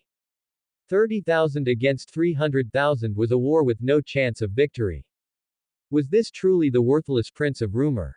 Just by his spirit alone, he was already much better than those high-ranking officials and nobles in the capital city who knew only of indulgence and revelry every day. Having just met the North Prince, Chen Wanrong's heart had already undergone a significant change in opinion towards Lu Chen. She believed that the intelligence at Mysterious Moon Palace might have been flawed. The North Prince surely couldn't be the man from the rumors who only knew how to seek pleasure in his mansion every day. After hearing Lu Chen's words, Lin Wanyan couldn't help but ask, Prince, I heard that North City only has 30,000 soldiers, yet you said that the barbarian tribe has sent an army of 300,000 to march south. Can North City's 30,000 soldiers hold against an army of 300,000? Hearing this question, Lu Chen displayed a fearless demeanor. Even if we can't hold them, we must try. I am the Prince of North City. If even the land of North City were to be lost, then could I still call myself the Prince of North City, the seigneur of Great Sum? How would I have the face to return to the capital city to see my father, the Sum Emperor, or face the common people of North City? This. Chen Wanrong and Lin Wanyan found what Lu Chen said to be unbelievable upon hearing his words. This surely didn't seem like the North Prince they both knew, did it? At this moment, Chu Yukon was looking at Lu Chen with a resentful expression on her face. She was no fool and immediately noticed that Lu Chen was putting on a performance for Chen Wanrong and Lin Wanyan. Although Lu Chen indeed possessed such boldness and was truly planning to resist the southward march of the barbarian tribe at Yan County, Lu Chen typically didn't talk like this, nor would he act so exaggeratedly. His righteous and dignified demeanor was clearly a performance for those girls. What did this imply? It implied that Lu Chen had taken an interest in the palace master of the Mysterious Moon Palace and wanted to show off in front of her, to demonstrate his manly valor. In fact, Chu Yukon overlooked one point. Lu Chen was not only performing for Chen Wanrong's sake, he was equally interested in Lin Wanyan. Chen Wanrong raised her eyebrows slightly at this time, falling into thought.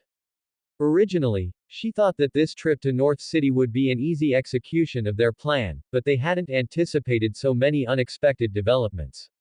First, they encountered the Sum Emperor's shadow guard while entering the city, and now they've discovered that the North Prince is nothing like the man they had in their minds. It seemed that using the love worm on the North Prince wouldn't be an easy task either. In any case, they would have to wait until after the invasion of the barbarian tribe was repelled. But if the North Prince insisted on a fight to the death with the barbarian tribe at Yan County, then the likelihood of the North Prince dying in battle was quite high. If the North Prince died, they wouldn't be able to use his blood to create the subtle dragon spell anymore. Could it be that they would have to give up on the North Prince? At this time, Lu Chen said to Lin Wanyan with a smile, "Madam Lin, why don't you and Madam Chu travel south to Anping City in a few days? Once I repel the invasion of the barbarian tribe, if you wish to travel around North City, you can come back then. I will be sure to treat you both well." Lu Chen was very confident in the effects of the dragon and phoenix tea. Under its influence, he believed that Chen Wanrong and Lin Wanyan would surely return to Yan County. Besides, they still needed his blood to create that subtle dragon spell. Their goals had not yet been met, so they couldn't possibly leave North City just like that. This made Lu Chen think of a sentence that had flashed in his mind when he was dealing with Wang Qingqi. The hunter often appears in the guise of the prey. At the moment, he might seem like prey, but once the crisis with the barbarian tribe was resolved, he would immediately turn into the hunter. Lin Wanyan didn't respond to Lu Chen's words and instead turned her head to look at Chen Wanrong. As the palace master of the mysterious Moon Palace, it was up to her to make a decision. Chen Wanrong said expressionlessly, "Fine. Under the current circumstances, it indeed was no longer suitable to stay in Yan County." Actually, Chen Wanrong was also contemplating whether they should take advantage of the barbarian tribe invasion to fake the North Prince's death and then kidnap him to the mysterious Moon Palace. Then, they could use his blood to slowly create the subtle dragon spell. But she quickly discarded that idea, as the North Prince was still a prince after all.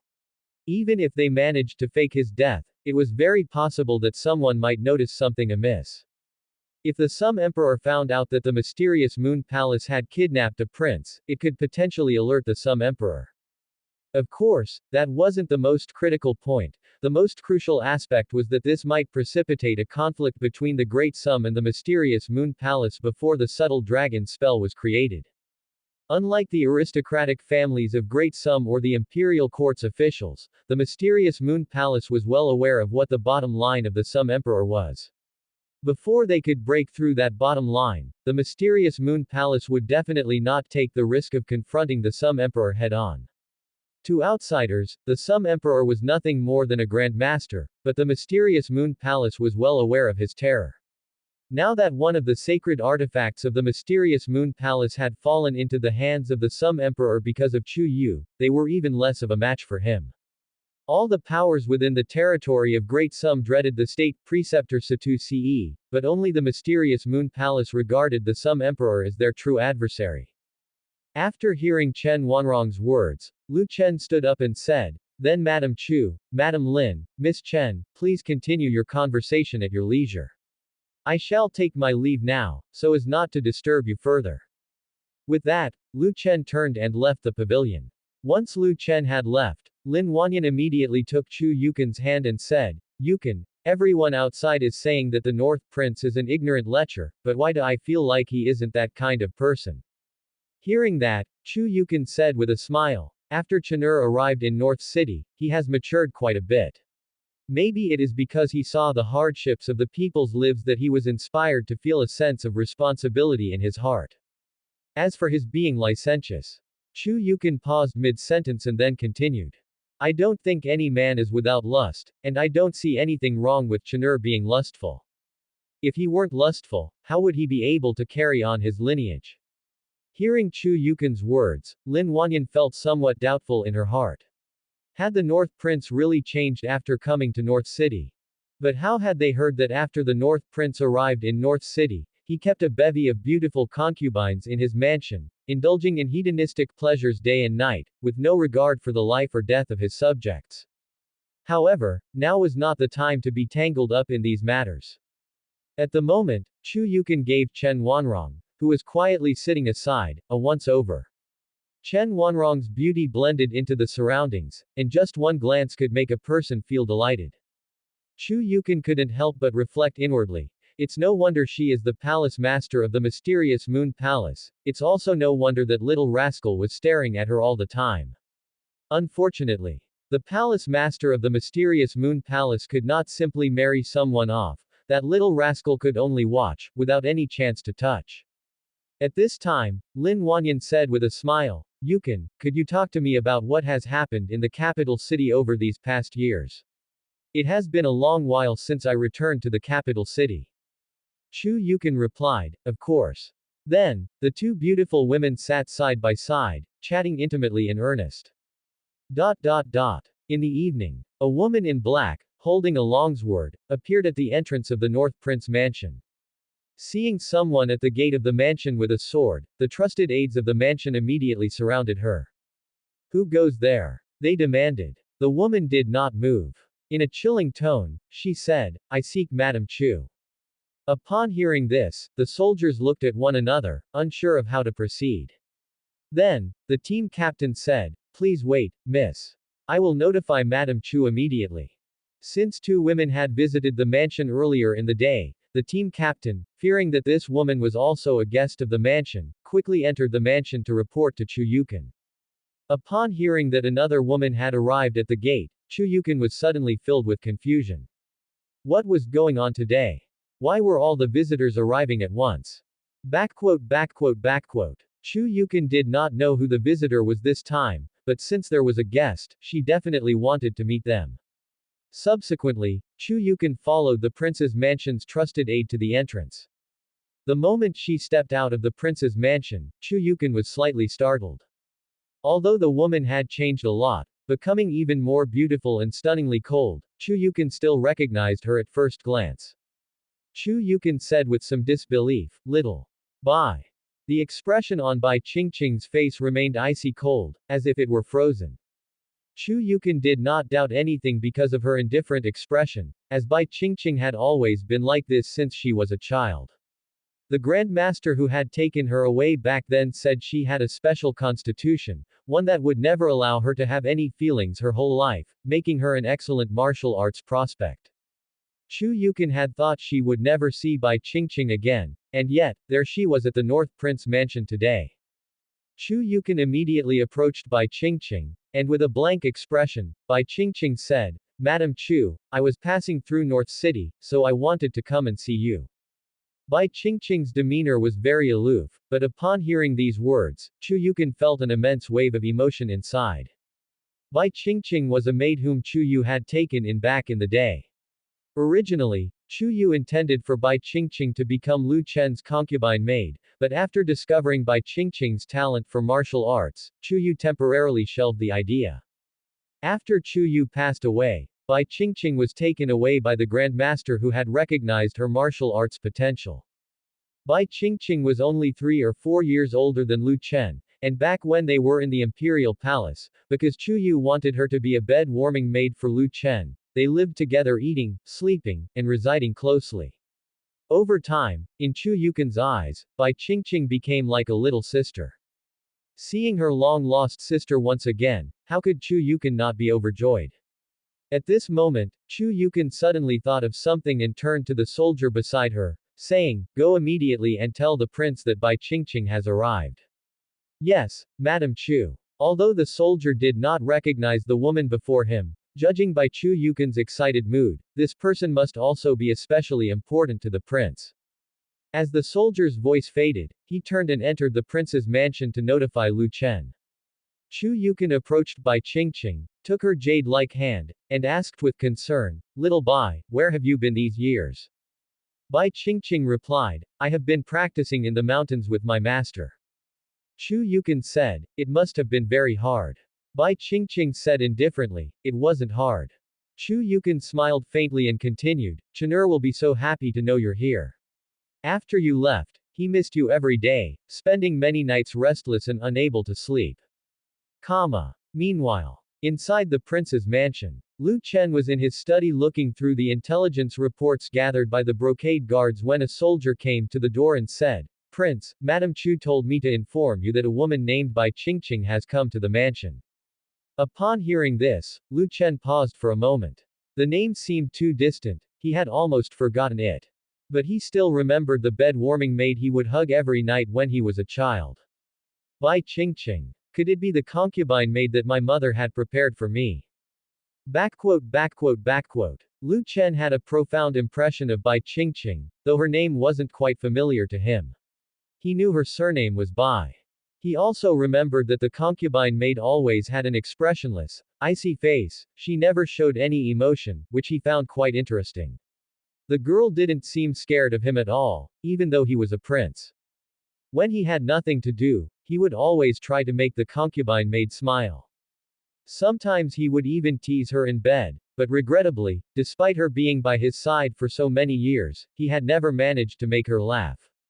Later, he heard from his mother that Bai Qingqing apparently was born emotionless, which then made him realize why she always had a stone-cold expression. A woman devoid of emotions wouldn't show expressions, after all, as she wouldn't even know how to express happiness, anger, sadness, or joy. After some thought, Lu Chen murmured to himself, I remember she seemed to have followed some grandmaster to cultivate. How did she end up in North City? Lu Chen then got up from his chair and opened the door to ask, where is she now? The soldier replied, replying to your highness, Madame Chu and the woman are still at the entrance of the prince's mansion. As soon as the soldier finished speaking, Lu Chen didn't hesitate and headed straight for the entrance of the prince's mansion. Upon reaching the entrance, he saw a woman as stunning as an icy snow lotus. Her body seemed to emit a special aura that deterred people from approaching, as if getting close to her would expose them to her chill. Bai Qingqing had changed a lot since her childhood, she had become much more beautiful, with a figure that was curvy in all the right places. Coupled with a frosty face, it gave Lu Chen a desire to conquer her. Lu Chen then used the system to identify her. Name: Bai Qingqing. Identity: Deputy Commander of the Great Sum Shadow Guard, 20 years old, Master Realm, has been planted next to Chu Yu since childhood by the Sum Emperor to infiltrate, and has come to North City following orders of the Sum Emperor, who believes there are people from the mysterious Moon Palace by the North Prince. The Sum Emperor wants to know what the mysterious Moon Palace intends to use the North Prince for, so he sent Bai Qingqing to supervise the North Prince. Rating: 95. Favorability: 0. Needs Dragon and Phoenix Tea to restore her emotions. Upon seeing Bai Qingqing's profile, Lu Chen was stunned. Bai Qingqing was actually one of his father's people. Does that mean that perhaps his father put a lot of effort when his mother had issues? He had always thought Bai Qingqing was just an unemotional bed-warming maid, unaware of the depth of her concealed identity. If it weren't for activating the system of lots of suns and lots of blessings, he might still be unaware that Bai Qingqing was one of the Sum Emperor's people, let alone know that she was also the deputy commander of the Shadow Guard. The Shadow Guard was a significant force around the Sum Emperor, and becoming a deputy commander indicated Bai Qingqing's exceptional prowess. However, no matter who Bai Qingqing was or what her identity was, as long as her rating was over 90 and she had come to the prince's mansion, she was a woman for Lu Chen. Lu Chen thought to himself that his father was quite thoughtful. Knowing that it was hard for him to find women with a rating over 90 in North City, his father had specially sent him one, and a woman of the Master Realm at that. Chu Yukan, who was suddenly talking with Bai Qingqing, realized she was staring behind her. Sensing something, she turned her head and saw Lu Chen had arrived. She immediately said to Lu Chen, Chenur, do you recognize her? It's Bai, the maid who grew up with you from childhood. Hearing Chu Yukan's words, Lu Chen smiled and said, of course, I recognize her. Lu Chen then approached Bai Qingqing and said, Bai, it has been many years since we last met, hasn't it? I've missed you all these years. Without you, I couldn't even sleep well. Although Lu Chen was a prince, he rarely flaunted his royal status in front of Bai Qingqing because they grew up together from childhood, and also because he possessed the soul of a transmigrator. As a child, Lu Chen liked to verbally tease Bai Qingqing just to see if she would show any signs of panic or distress. However, years passed and he never saw any change in her expressions. When Bai Qingqing heard Lu Chen's words now, her heart felt no different from when she was a child. She didn't find anything amiss and no look of panic crossed her face. Seeing this, Lu Chen thought to himself that she indeed was a heartless woman. At that moment, Bai Qingqing took the initiative to salute Lu Chen, saying, "Greetings, Prince." Even though Lu Chen did not impose his royal identity in her presence, he was still a prince, the North Prince, so she had to salute him when they met. Lu Chen immediately supported Bai Qingqing's jade arm, smiling as he gazed into her eyes and said, "Bai, you're being too formal. Why salute me when you're with me?" Seeing Lu Chen's eyes fixed intently on Bai Qingqing, Chu Yukon suddenly felt an odd sensation within her. She couldn't help but wonder, could it be that Chun'er had those kinds of feelings for Bai? Thinking this, Chu Yukon quickly stopped herself from continuing down that train of thought. She didn't know what was wrong with her today. Every time she saw Lu Chen talking to another woman, her heart felt sour, and she always suspected that Lu Chen had feelings for them. Chu Yukon tried to reassure herself internally that even if Chun'er was interested in them, it wasn't strange, and there was no need for her to overthink it. At that time, Lu Chen said to Bai Qingqing, "Bai, come in quickly. I want to hear about where you've been and what you've experienced these past years." Saying this, Lu Chen took Bai Qingqing's jade hand and walked toward the prince's mansion, and Bai Qingqing offered no resistance, not even a thought of trying to pull away. They had been close since childhood, even sleeping while hugging each other, so Bai Qingqing was long accustomed to close contact with Lu Chen, therefore, she didn't mind him holding her hand at all. Soon, they arrived at the main courtyard, where Lu Chen had a maidservant brew a pot of dragon and phoenix tea, which he poured personally for Bai Qingqing.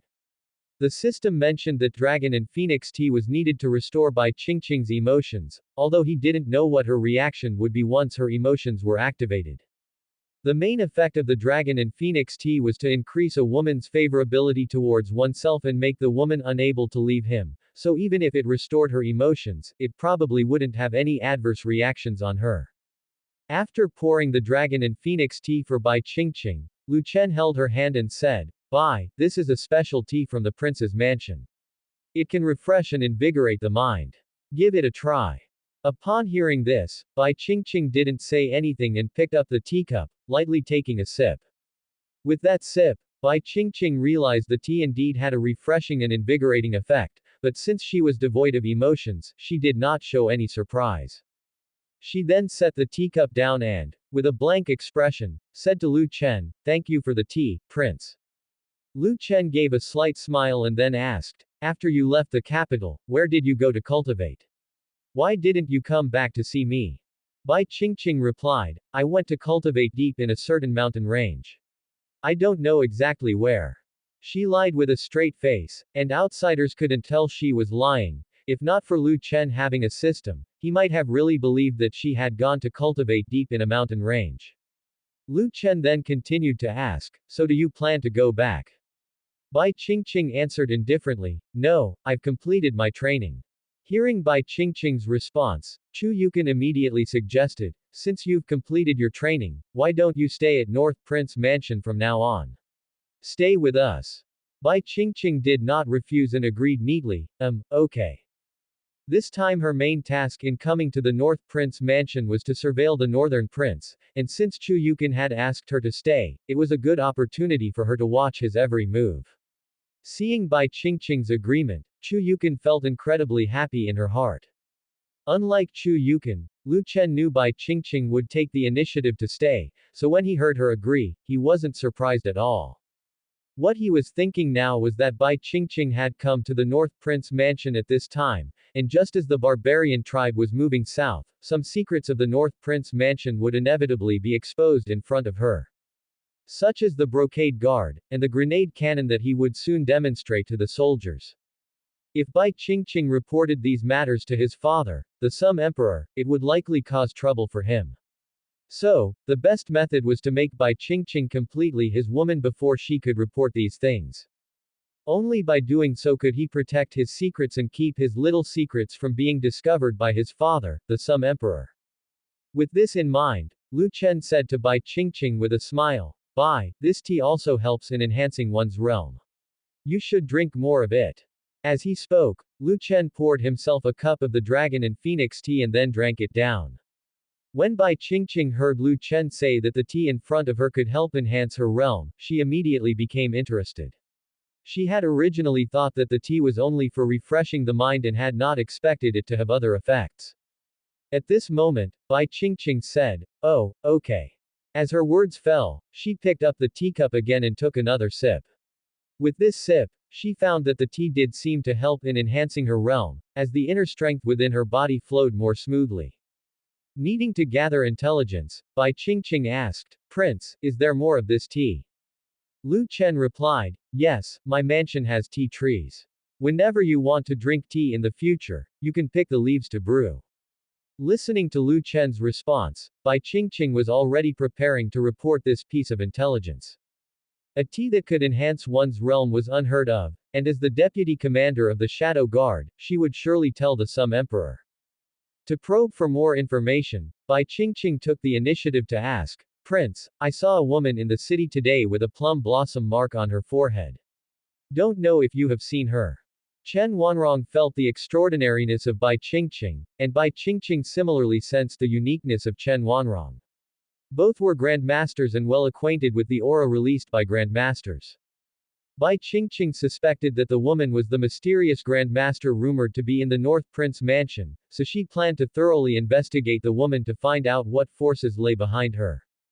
Hearing Bai Qingqing's question, Lu Chen didn't hide anything and directly said, "Are you talking about Miss Chen? She does have a plum blossom mark on her forehead, and she is currently in the prince's mansion. Do you have something you need from her? I can have her come over right now." Hearing Lu Chen's answer, Bai Qingqing thought to herself that surely the woman was the mysterious Grand Master of the North Prince Mansion. Now that she had confirmed the target, the next steps were straightforward, she just needed to figure out what that woman was doing in the North Prince Mansion. Just as Bai Qingqing was thinking this, her brain suddenly stalled, followed by a surge of intense pain. The next moment, Bai Qingqing's expression became dazed, her body swayed, and she felt as if countless images flashed through her mind, as if memories that didn't belong to her were entering her brain. Seeing Bai Qingqing raise her hand to her head and stagger, Lu Chen quickly steadied her. Bai, what's wrong with you?" After Lu Chen had steadied her, Bai Qingqing wanted to quickly circulate her skill to check whether there was something wrong with her body. But at this moment, Bai Qingqing suddenly discovered that the inner strength within her body had vanished completely. She was now just like any ordinary person.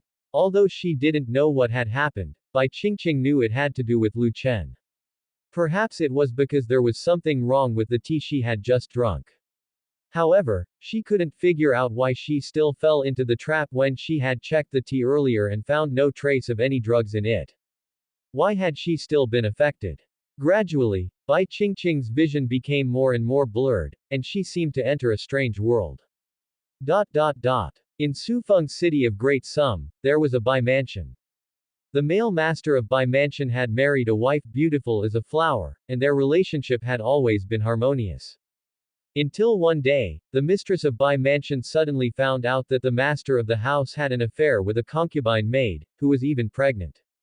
From that day on, a rift formed between the master and mistress of Bai mansion, and although life went on as usual, the mistress of Bai mansion wanted to kill the concubine maid multiple times, to prevent her child from being born. But under the protection of the male master, the concubine maid still gave birth to the child. However, from the day the child was born, she received various forms of unfair treatment. The child's mother, the concubine maid, had hoped that her status would be elevated by her son, only to be angered when she gave birth to a daughter. She was so furious that she tried to kill the child with her own hands several times, but never succeeded due to the male master's intervention. As the girl grew up, the children of the mistress despised her, even calling her a bastard, often beating her, wishing she would die. She had been covered in bruises for as long as she could remember. The male master of Bai mansion also argued with the mistress over the girl, leading to various problems within Bai mansion, and the male master, once her protector, grew increasingly resentful toward her, often yelling at her furiously. Thus, the girl was despised by everyone in Bai mansion, and even her own mother ceased to care for her completely when she was 5 years old. One day, a mysterious person came to Bai Mansion. This mysterious person handed a packet of medicine to the little girl, telling her that by pouring it into the well, she would be completely free. The little girl, bewitched or controlled by something, did not hesitate, and that very night, she poured the medicine given to her by the mysterious person into the well. The next day, she awoke to find hundreds of people in Bai Mansion dead. Later, the little girl was taken by the mysterious person to a mysterious place, where she learned all about killing, day and night. Gradually she became colder and more detached, her past memories fading away, and soon she completely forgot all the hardships she had suffered.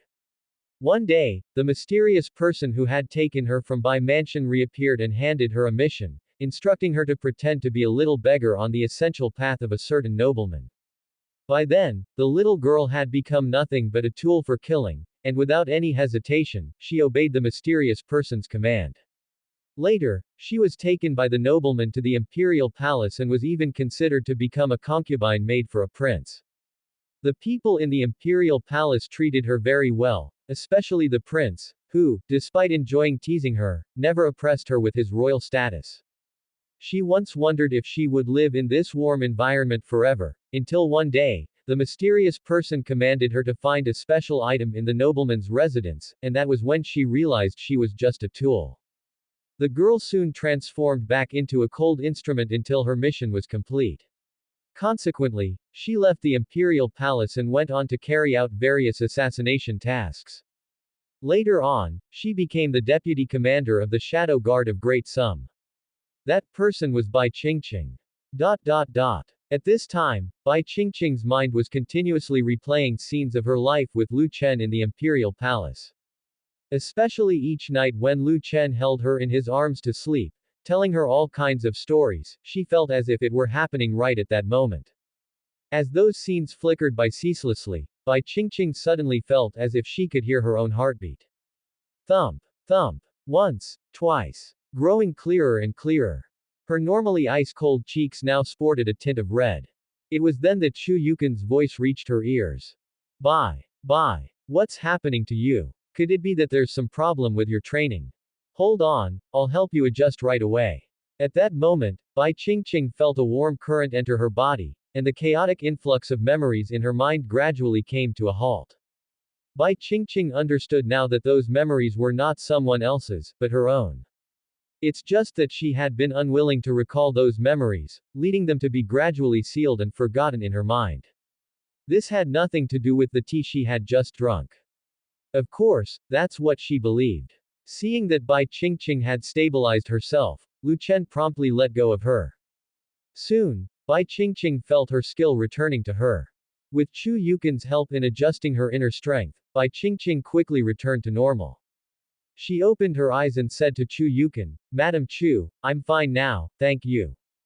Hearing Bai Qingqing say this, Chu Yukin stopped transferring her inner strength and asked with a serious tone, Bai, what's wrong with your body? Why did I just feel your inner strength suddenly dissipate? Bai Qingqing didn't know why this had happened either, so she made up an excuse, I had a mishap during my recent training, a night's rest will do. Chu Yukin immediately said, then go rest now, your health is most important. As Chu Yukin's words fell, Lu Chen spoke up, Bai, I'll have someone arrange a room for you right away. Afterwards, Lu Chen turned around and ordered the maids in the courtyard to immediately prepare a room. Watching Lu Chen's retreating figure, for some reason, Bai Qingqing suddenly felt her mind becoming hazy again. He was like the starlight in the darkness, offering her a glimmer of light in the boundless dark. As Lu Chen was having the maids arrange a room for Bai Qingqing, a system prompt suddenly rang in his ear, and a text interface appeared in front of him. Bai Qingqing's emotions have revived, favorability 100. Seeing this notification, Lu Chen was momentarily stunned. Had Bai Qingqing's emotions just revived, and her favorability towards him soared to 100 in an instant. Lu Chen quickly collected himself, turning his head to look at Bai Qingqing, only to find that she was watching him. There seemed to be something more in her eyes. As for what it was, Lu Chen couldn't say. Even though she still appeared cold, her eyes seemed to emanate a soft glow. Lu Chen quickly had the maids arrange a room and attend to Bai Qingqing as she bathed and rested. Just as Lu Chen was contemplating communicating with Bai Qingqing tonight, Chu Yukon suddenly sought him out. At this time, Lu Chen was sitting in the study, still recalling Bai Qingqing's extraordinarily cold and beautiful face. Knock, knock, knock. After hearing the knock, Lu Chen snapped back to reality and immediately said, "The door isn't locked, come in." The next moment, Chu Yukon pushed the door open and entered. Chu Yukon was wearing a green cloud attire today, her voluptuous body fitting tightly against her clothes, accentuating her curvy figure. She wore her hair in a married woman's bun, looking very much the part of a mature woman, which, of course, she was. Seeing it was her, Lu Chen asked with a smile, "Madam Chu, what brings you here?" Chu Yukon went straight to the point, "Chenur, did Bai losing her skill suddenly today have anything to do with you?" She often lost her power abruptly in front of Lu Chen as well, so she wanted to know if it was caused by him. If it was Lu Chen's doing, then it wasn't a problem. If Bai Qingqing had a health issue, she would need to pay close attention, which was why she came to inquire with Lu Chen. Lu Chen didn't hide anything and directly said, "Yes, it was because of me. I remember telling you that any woman who harbors love for me will lose her skill upon touching my body." Hearing Lu Chen's response, Chu Yukon showed a strange expression on her face. Of course, she remembered him saying that. At first, she thought this little rascal was joking with her. When it dawned on her that only a woman who harbored love for him would lose her skill after touching him, Chu Yukon was incredibly conflicted within. So, she too had those feelings for Chenur. How could she harbor romantic feelings for him? It was absolutely not allowed. Chu Yukon hurriedly stopped herself from continuing that line of thought. Then she changed the subject, "Chenur, I remember you have an immortal technique that can heal people. Did you use it to check on Bai today to see what's wrong with her body?" Lu Chen replied, "I've already looked into it, there's nothing wrong. It was just a little mishap during training. I've already helped her regulate it. I'll go help her with it again later, and she should be fine." Chu Yukon breathed a sigh of relief, so it was really just a training mishap. She had been afraid that Bai Qingqing was struck with some incurable disease and decided to spend her final moments at North Prince Mansion. Chu Yukon murmured, "It's good that there's nothing serious." With that, Chu Yukon glanced at the intelligence reports on the desk, then asked, "Chenur, are there any recent movements from the barbarian tribe?" Lu Chen responded, "Not at the moment, but this gives us an opportunity to set up. The day after tomorrow, you and Zixuan should head southward." Chu Yukon reminded him, Yu Yu is about to give birth, and traveling at this time might not be good for her. Hearing Chu Yukon's reminder, Lu Chen was stunned. How could he have forgotten about that? It was indeed a problem. Zhou Yuyu's belly was already quite big, and she certainly couldn't withstand the rigors of travel. Should Zhou Yuyu also stay in Yan County? Although their chances of defeating the barbarian tribe were high, Yan County would be on the front lines of the war. Lu Chen didn't want to leave any worries behind. If Zhou Yuyu stayed in Yan County, what would happen if the barbarian tribe's experts found out about her? They don't adhere to martial ethics, what if they kidnapped her? Although the likelihood was slim, it was not impossible. After all, anything could happen on the battlefield. Just as Lu Chen was pondering what to do, a sudden voice from a maid came from outside, "Prince, something terrible has happened." Hearing the maid's flustered voice, Chu Yukon immediately turned around and opened the door to the study, and the maid entered, gasping for breath, "Prince, Madame Xiaozhou, something has happened." Hearing this, Lu Chen's expression darkened, and he immediately stood up, then asked, "What happened?" The maid quickly said, "Madame Xiaozhou was resting in the pavilion just now when she suddenly had abdominal pain, and then there was blood all over the ground. Madame Dazhou promptly sent me to find you." Hearing the maid's words, Lu Chen realized Zhou Yuyu might be in mortal danger, so without asking further, he went straight to the courtyard where she was. Chu Yukon also hurriedly followed behind him, ready to see if there was any way she could be of help. Before long, the entire prince's mansion became chaotic. Seeing the maids running back and forth, Lin Wanyan, who sat in the eastern courtyard pavilion, grew curious. She immediately stopped a maid and asked, "Girl, what has happened in the prince's mansion? Why does everyone look so panicked?" The maid replied, Madame Xiaozhou's water broke, we're going to the northern courtyard to help. Hearing this, Lin Wanyan was taken aback. Madame Xiaozhou. She certainly didn't know who Madame Xiaozhou was, as Xiaozhou and Dazhou were merely distinctions the servants in the prince's mansion made between Zhou Yuyu and Zhou Xiaoxiao. But hearing the maids refer to her as Madame, Lin Wanyan guessed it must be some concubine of the North Prince who was in trouble. Lin Wanyan didn't continue to detain the maid before her. I see, you go on with your business. After giving a quick curtsy, the maid immediately bypassed Lin Wanyan and headed towards the northern courtyard. At this moment, Lin Wanyan went to the pavilion and said to Chen Wanrong, Palace Master, I think this is a good opportunity. If you could help the North Prince save the life of his concubine, he should be very grateful to you. For Chen Wanrong to plant the love worm in Lu Chen, she had to first make him fall for her. Only then could the love worm be successfully implanted. Otherwise, even if she implanted the love worm, it would be difficult to completely control Lu Chen. Chen Wanrong pondered for a moment, her expression cool, and then said, Madam Lin, tell the maid to inform the North Prince that I can save his wife. If he needs help, he can just let me know. Seeing Chen Wanrong's agreement, Lin Wanyan turned and went to the entrance of the courtyard, then caught a maid heading to the northern courtyard to relay the message to Lu Chen. Hearing that someone could save Madame Xiaozhou, the maid of the prince's mansion naturally did not dare to delay and hurriedly ran to the northern courtyard. Lin Wanyan then returned to the courtyard and sat down in the pavilion. Palace Master, what shall we do next? Should we follow the wives and concubines of the North Prince as they head south? They had thought they could execute their plan with ease, but it seemed now that their plans would have to be postponed for some time. No one expected the barbarian tribe to move south at this time, even less so that the North Prince would decide to fight them to the death in Yan County. Chen Wanrong did not immediately answer, she gazed in the direction of the northern courtyard. After a while, she finally spoke, we have waited so many years already, a little longer will not matter. If he dies in battle, we will go to the capital city to find another prince to collaborate with. The throne was a great temptation to any prince, and Chen Wanrong believed there would be princes willing to work with their mysterious moon palace. However, compared to those princes, the North Prince was the most suitable candidate. After all, being away from the capital city, it was more convenient for Mysterious Moon Palace to carry out its operations. But if they truly had no other choice, they would have to collaborate with another prince. North Prince Mansion. North Courtyard, Zhou Yuyu's room.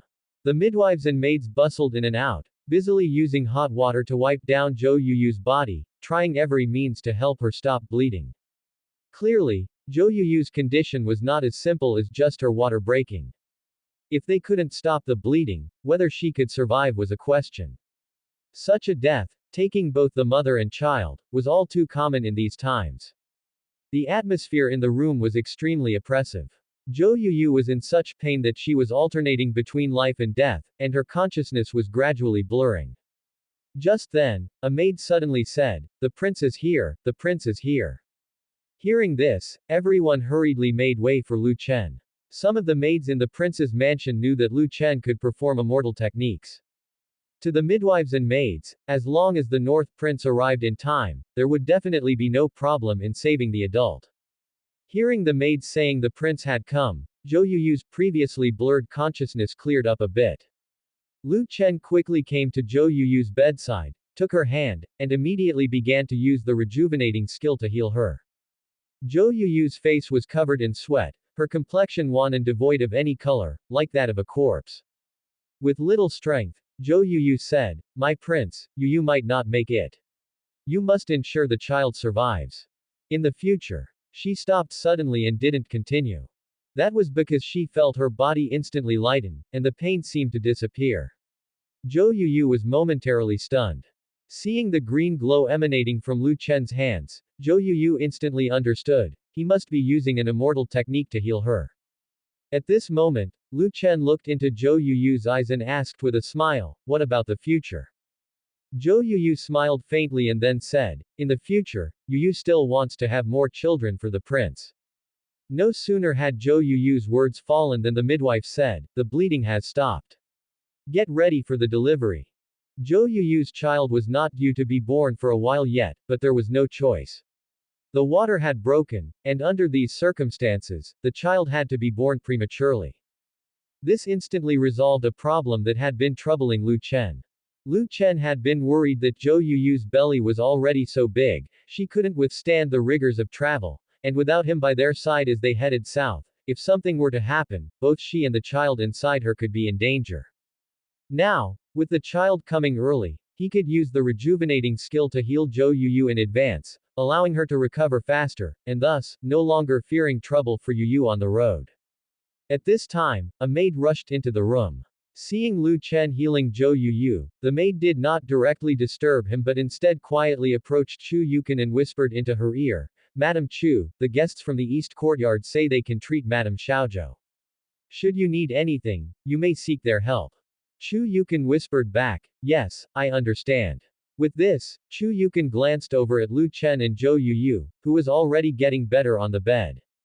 She thought to herself that there was probably no need to ask for help from the mysterious Moon Palace master anymore. After all, Lu Chen was someone who could perform immortal techniques. No matter how powerful the palace master of the mysterious Moon Palace was, she couldn't be better at healing than someone who practiced immortal techniques. After a while, the room filled with the wailing cries of a newborn child. Congratulations, host, on gaining a son. Reward: 50,000 black cavalry, 2 master-level generals, and an additional population of 500,000. The midwife, excited, said to Lu Chen, "Congratulations, Prince, it's a boy." Having said that, the midwife brought the child over to Lu Chen. Being premature, the baby's condition was very unstable. In this era, without the medical care of modern times, the mortality rate for premature infants was extremely high. The midwife knew that Lu Chen possessed immortal technique and specifically brought the child over for Lu Chen to heal. Lu Chen said to the midwife, "Put the baby on the bed." "Yes, Prince," responded the midwife, bending down to place the wailing infant by Zhou Yuyu's side. Thanks to the healing of the rejuvenating skill, Zhou Yuyu was now completely fine. She turned her head to look at her own child, her once tender face now radiating a mother's glow. Lu Chen then lifted his other hand and placed it on the infant, healing the baby as well. Gradually, the baby stopped crying and simply waved his little hands and feet in the air. At this moment, Chu Yukan's gaze fell upon Lu Chen's face. Seeing Lu Chen's complexion a bit pale, Chu Yukan's smile instantly vanished. She immediately came to Lu Chen's side, asking with concern, "Chen'er, are you alright?" The healing of the rejuvenating skill consumed spiritual power, and the spiritual energy in this world was very weak. Lu Chen had consumed a great deal of spiritual power while saving Zhou Yuyu. Without immediate replenishment, his body's reserve of spiritual power was exhausted, leaving him extremely fatigued. Lu Chen felt this as well. He always felt particularly exhausted whenever he healed others. The main issue was that his realm wasn't high enough, with too little spiritual power stored within his body. Only upon reaching the master realm would his path of cultivation truly begin. Hearing Chu Yukan's concerned voice, Lu Chen said softly, "I'm fine." Zhou Yuyu also noticed that Lu Chen didn't look well. Guessing that it was because he had been healing her, causing his face to look so pale, she quickly said, "Prince, your concubine is fine now. You don't need to use immortal technique to heal me anymore." Lu Chen smiled and said, "Don't worry, I know my limits." Zhou Yuyu showed a hint of worry on her face but didn't say anything more. After a while, Lu Chen sensed that Zhou Yuyu's body had largely recovered to its pre-pregnancy state, so he stopped transferring spiritual power to her. The moment he finished healing, Lu Chen's body swayed, looking as if he might collapse. Chu Yukan quickly supported him from behind. "Chen'er, how do you feel?" Lu Chen's nape instantly felt warmth and softness, and a subtle fragrance slipped into his nostrils. At this time, all the women in the room came to Lu Chen's side, looking at him with concern. After leaning on Chu Yukan for a while, Lu Chen said, "I just need to rest a bit, don't worry about me." Seeing Lu Chen reassure them himself, Mu Zixuan and the others breathed a sigh of relief. A moment later, Chu Yukan held Lu Chen's head, brushing the hair from his cheek, and said, "Chen'er, shall we name the child?" Lu Chen glanced at the infant on the bed, thought for a moment, and then said, let's call him Lu Changsheng. As the baby was premature, and even with his own healing, his constitution was innately not as good as his previous two children's. Lu Chen no longer had any expectations for him to achieve great feats. He only hoped he could simply live a good life. North Prince Mansion, East Courtyard.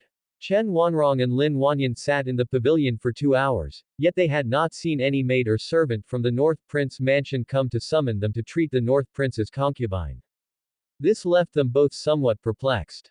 The premature rupture of the membranes is very dangerous, and it's not uncommon in this era to have both mother and child perish. Could it be that the North Prince actually doesn't want them to go over to help? The two of them are from the mysterious Moon Palace, and one of them is even the palace master. Saving a woman whose water had broken shouldn't be a problem for them. Is the North Prince distrusting them? At that moment, Lin Wanyan noticed that the maid who had gone to the North Courtyard to help earlier had returned. She immediately got up from the stone bench and approached the maid, asking, young girl, how is Madame Xiaozhou now? The maid knew that some things were not to be disclosed, so she simply replied, Madame Xiaozhou has been out of danger and has successfully given birth to an heir for the prince. Hearing the maid's reply, Lin Wanyan felt a bit surprised. It seems that the prince's mansion does have its experts. Lin Wanyan then turned and returned to the pavilion. Palace master, it looks like we will only have a chance after the barbarian tribe is repelled. The opportunity Lin Wanyan was referring to was naturally the chance to make a presence in front of the North Prince.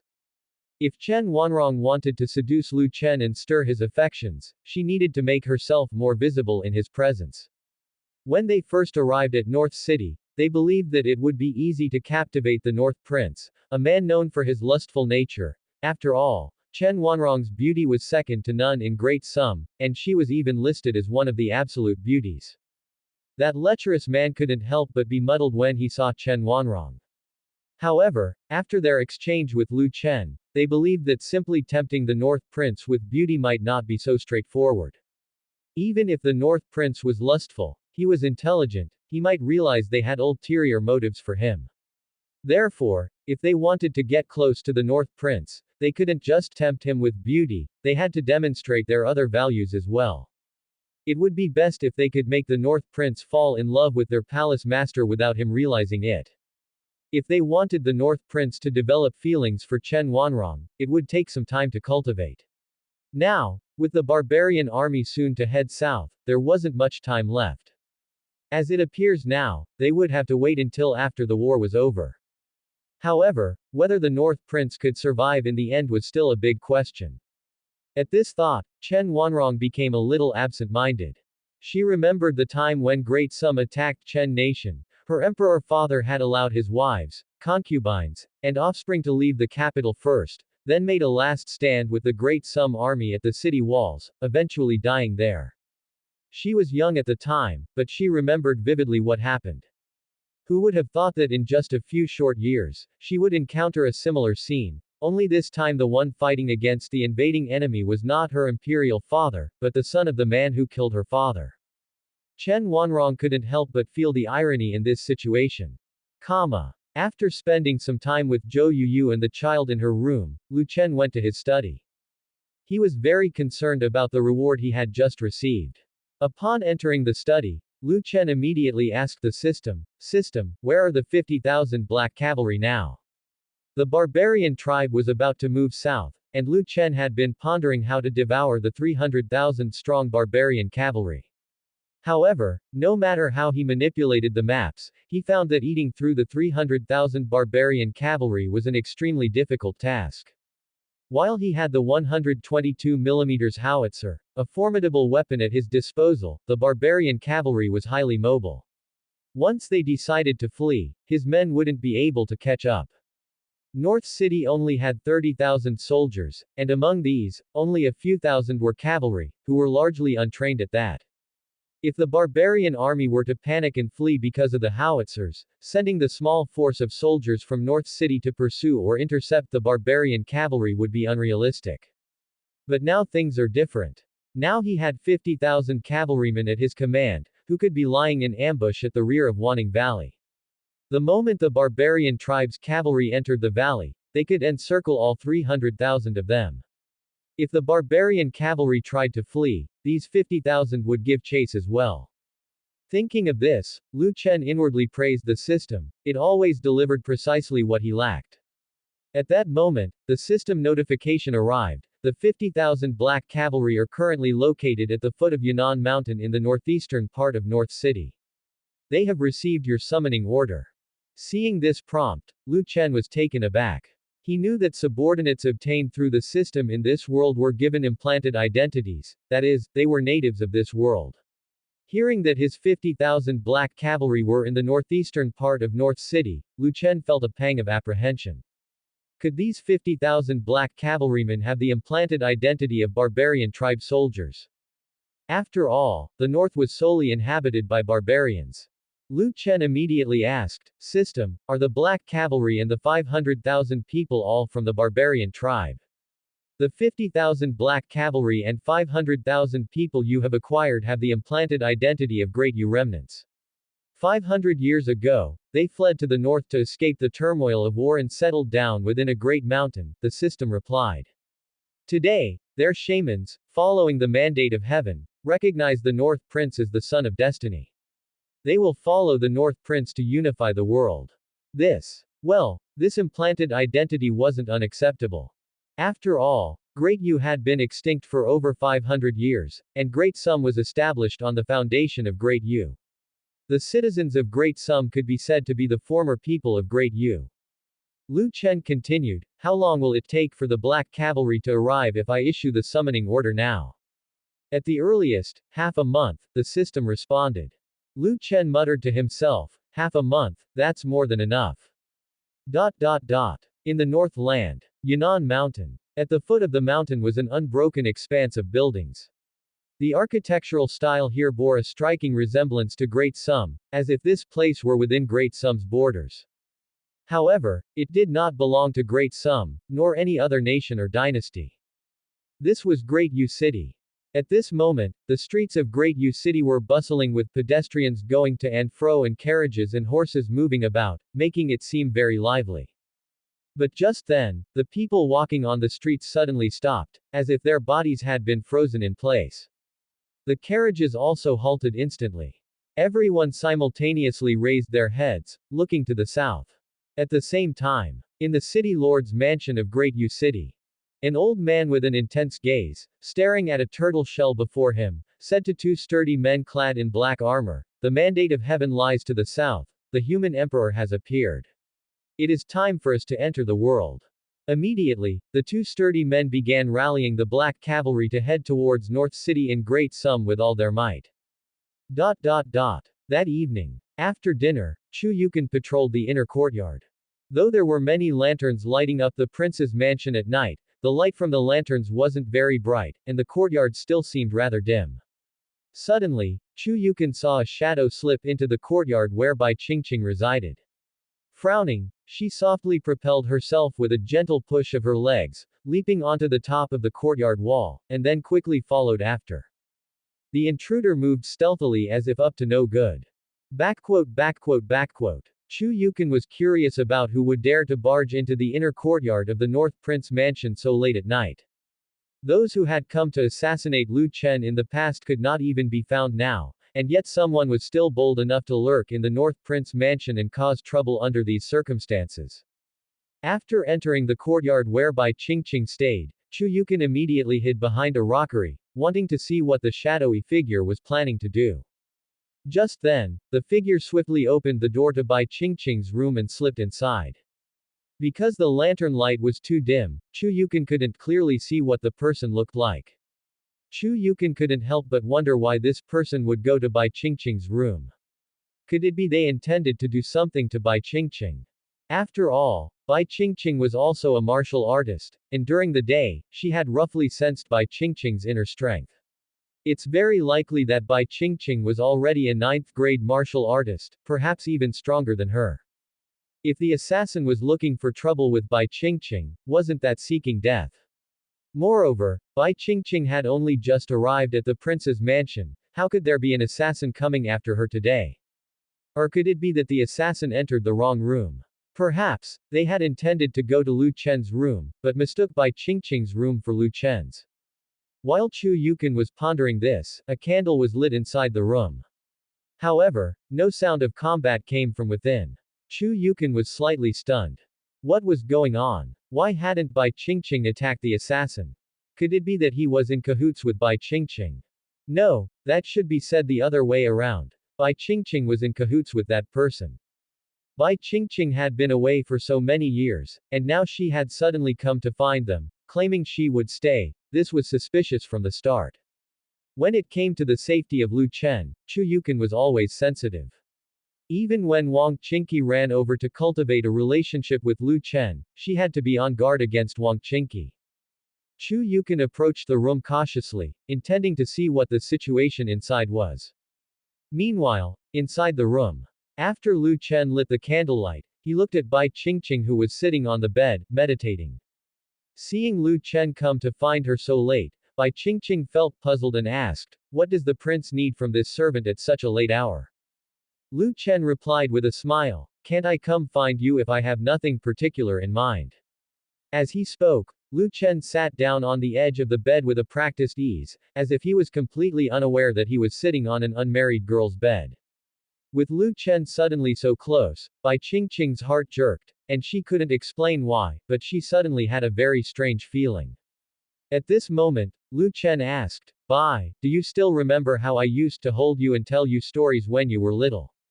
When Lu Chen brought this up suddenly, Bai Qingqing was even more perplexed. The North Prince came to her room late at night just to talk about these things.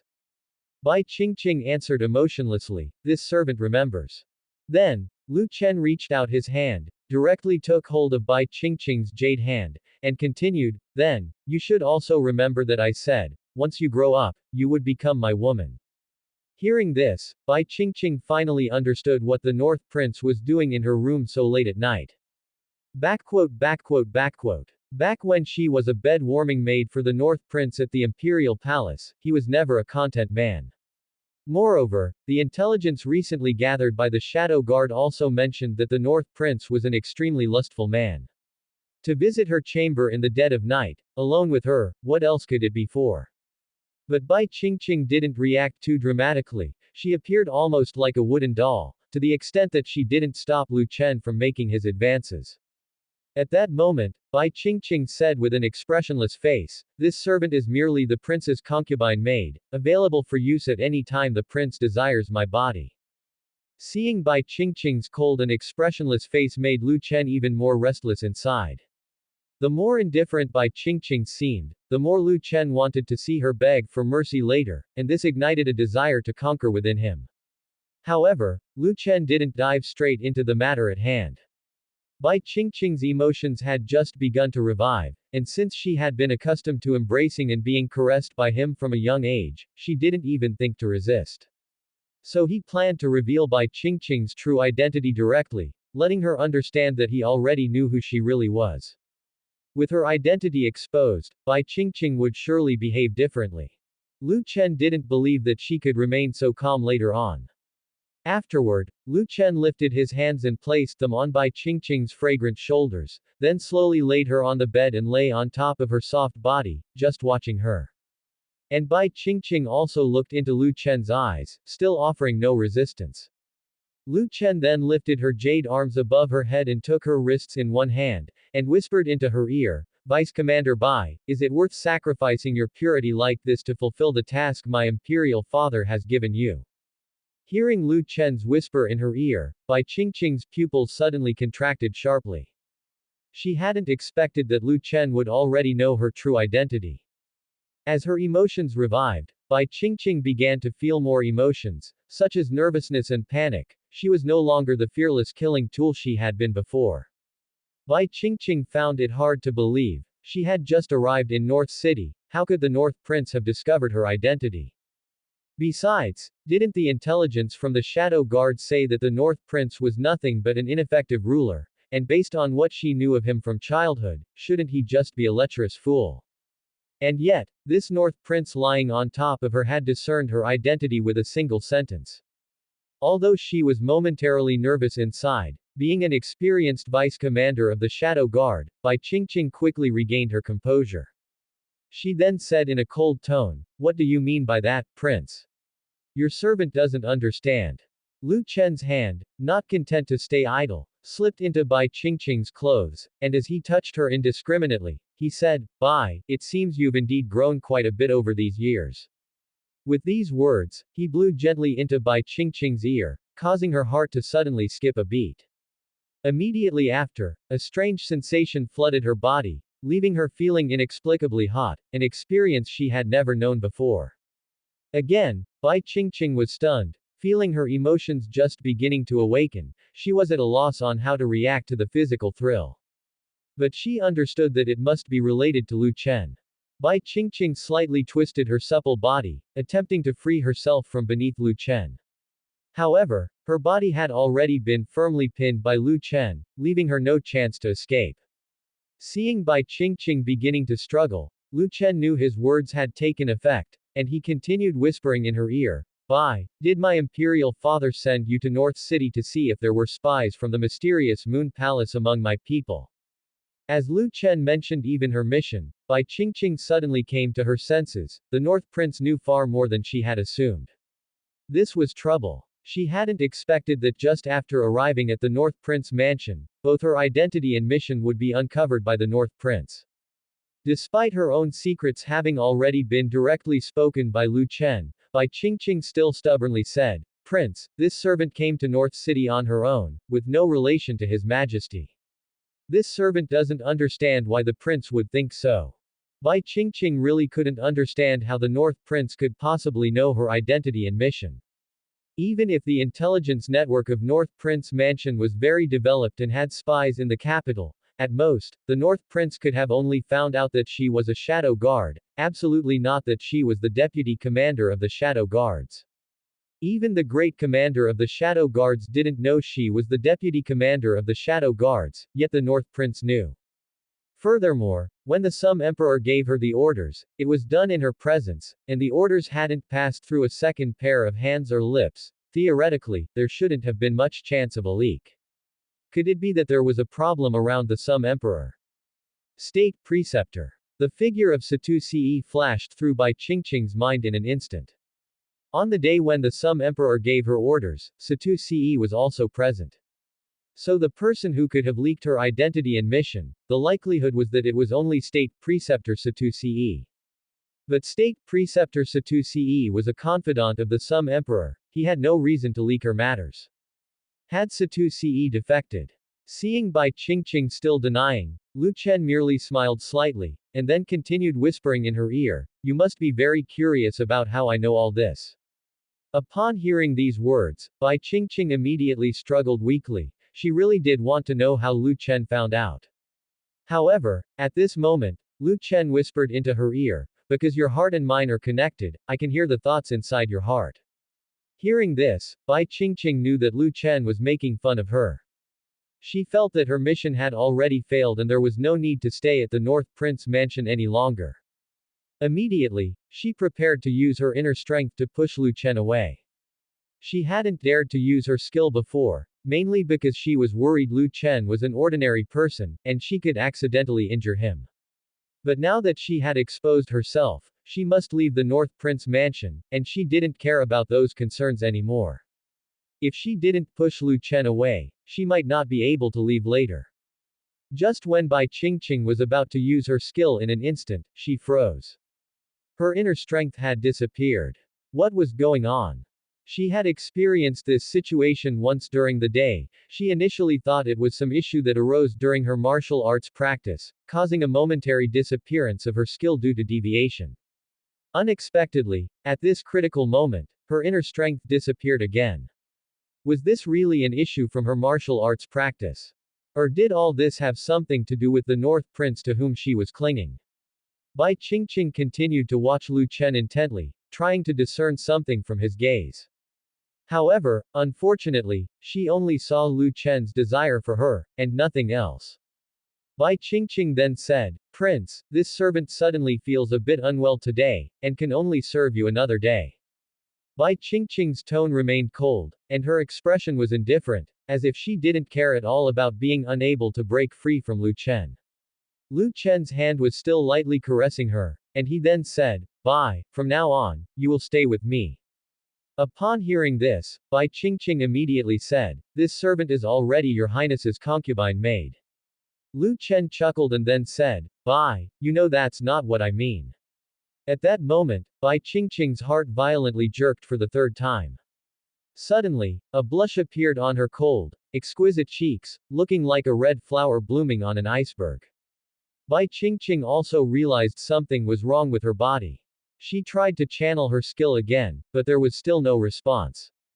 Bai Qingqing had basically confirmed that this was related to Lu Chen.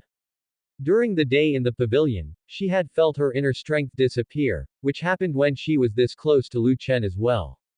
All along the way here to North City, this had never happened, nor had there been any signs. However, upon entering the North Prince mansion and coming into contact with the North Prince, her powers vanished. Moreover, now that Lu Chen knew her identity, all of these things seemed inextricably linked to him, leaving no other plausible explanation. What to do now? Without her powers, she was no different from an ordinary person. The only difference might be that she had a bit more strength than a typical sheltered young lady from a noble family. However, at this moment, Bai Qingqing attempted to use her own physical strength to push Lu Chen away. After all, she was an assassin. Even without her inner strength, her own physical strength was much greater than that of an ordinary person. But as soon as she exerted force in her arm, she found that it wasn't just her skill that was gone, she couldn't muster any strength in her body at all. Bai Qingqing now understood that she was completely under Lu Chen's control, there was absolutely no escape. She then resigned herself to fate, lying flat on the bed, waiting for Lu Chen to do as he pleased. Her identity was exposed, her abilities were sealed, and she could not muster any strength. What else could she do but satisfy Lu Chen's desires and become his concubine maid? After all, she had embraced and cuddled with Lu Chen since she was young. Though they hadn't consummated their marriage, she had long given him her purity in practical terms. In this era, an unmarried woman holding a man's hand was enough to ruin her reputation, let alone someone who frequently warmed Lu Chen's bed. Bai Qingqing's mind swiftly flashed through scenes from her childhood. From the moment of her birth, she was destined for a tragic fate, and everything happening now seemed only natural. She was just a tool, whether as a tool for the Sum Emperor's rule or as a tool for the North Prince's venting. After all, a tool was still a tool. Seeing Bai Qingqing look to the side, lying there motionless, with an air of resignation to whatever he would do, Lu Chen was somewhat stunned. He had already revealed her identity, and although her favorability towards him was 100, she should still resist some, right? Had she just given up so readily? Lu Chen then continued to speak, "Bai, although I can't change your past, I can change your future. Withdraw from the Shadow Guard and become my woman, okay?" Bai Qingqing still didn't respond, looking for all the world like a dead pig not fearing being scalded. What else could she say, when she was already pinned beneath Lu Chen? Their skin was separated by only a few layers of clothing, and Lu Chen could make a move at any moment. Seeing Bai Qingqing like this, Lu Chen thought that her emotions had come back to life. She couldn't still be indifferent to matters of men and women, could she? Thinking this, Lu Chen raised his head to look at Bai Qingqing, then slowly lowered it towards her pink lips. Bai Qingqing didn't dodge, and Lu Chen leaned in directly. Lu Chen decided not to care anymore. Since he had started this, he might as well continue. Then Lu Chen began to kiss Bai Qingqing. Meanwhile, at the door, Chu Yukin was staring with wide eyes through a small hole, watching everything happening in the room. Although the light from the candles in the room was dim, Chu Yukin still made out the faces of the two people inside and what they were doing. Chu Yukin hurriedly circulated her inner strength to calm herself down quickly. Soon after, a faint emotion welled up in her heart. Others had just arrived at the prince's mansion during the day, and Lu Chen, this bad guy, came sneaking into her bed at night to engage in marital relations with her. Although Chu Yu had indeed planned to make Bai Qingqing Lu Chen's concubine maid, after all, the girl had just traveled to North City, at least let her rest before proceeding. It was unreasonable to have someone serve in his bedchamber on the very same night. She had initially thought an assassin had entered the prince's mansion, but it turned out to be this bad guy again. Chu Yukon sighed and had no intention of continuing to watch. She then turned around and left the doorway. Bai Qingqing was actually Lu Chen's maid, and whatever Lu Chen wanted to do to Bai Qingqing, Chu Yukon did not plan to interfere too much. Even if a child resulted, it was no big deal. When the time came, they would find a family for Bai Qingqing, appoint some godparents, and then marry her off to the North Prince mansion as a concubine. After Chu Yukon left, Lu Chen and Bai Qingqing continued their kisses. Bai Qingqing initially thought she was indifferent. After all, she had been touched by Lu Chen since she was young, and whatever he did to her body, she would not feel anything. However, she quickly realized that something was wrong. Their kissing unexpectedly made her body extremely agitated, and there seemed to be a warm current flowing through her whole body. For the first time in her life, she experienced this sensation. Bai Qingqing completely did not understand what was happening. Actually, when she was in the imperial palace, the matrons there had also taught her some knowledge about the affairs between men and women, since she was initially raised to be Lu Chen's concubine maid. But because her emotions were sealed off at that time, even if Lu Chen embraced her and their skin touched, she would not feel anything. But now it was different. Her emotions had awakened, and with them being sealed off for more than a decade, the affections in her heart suddenly burst forth like finding an outlet for a flood. Lu Chen did not continue to restrain Bai Qingqing's jade hands. His hands were now properly engaged elsewhere. Instead, after Lu Chen released Bai Qingqing's hands, she did not know where to place them, and finally, she couldn't help putting them around Lu Chen's neck and cuddling with Lu Chen. After a while, Bai Qingqing realized that something was wrong. Her clothes had disappeared at some point. But just then, Lu Chen slowly raised his head, and their lips slightly parted. Lu Chen looked at Bai Qingqing, her face flushed but still maintaining a cold demeanor. He couldn't help but raise his hand and gently stroke her smooth and fair cheek. Suddenly, Lu Chen stopped kissing, and Bai Qingqing found herself unaccustomed to the cessation. Her arm was still wrapped around his neck. Lu Chen then teased her, "Bai, it seems that over the years, you've also learned to be naughty." Upon hearing these words, a sense of shame surged within Bai Qingqing, leaving her feeling utterly embarrassed.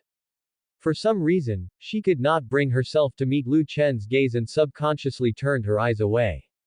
Seeing the aloof beauty lying beneath him, a six of shyness across her usual cold demeanor, Lu Chen could not endure any longer. He was determined to transform this icy woman into a different guise by the day's end. With that thought, Lu Chen bent down again and covered Bai Qingqing's lips once more. Bai Qingqing still thought Lu Chen was just kissing, and as before, she subconsciously responded to his kiss. But very quickly, Bai Qingqing realized that Lu Chen was doing more than just kissing. As a low moan emerged from Bai Qingqing's throat, the candlelight in the room flickered to life.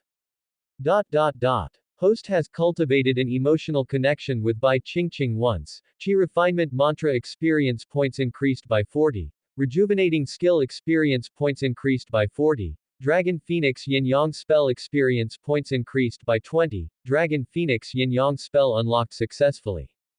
Host has obtained an emotional crit with Bai Qingqing. Qi refinement mantra experience points increased by 80. Rejuvenating skill experience points increased by 80. Dragon Phoenix Yin Yang spell experience points increased by 40. Dragon Phoenix Yin Yang spell cultivated to the first level.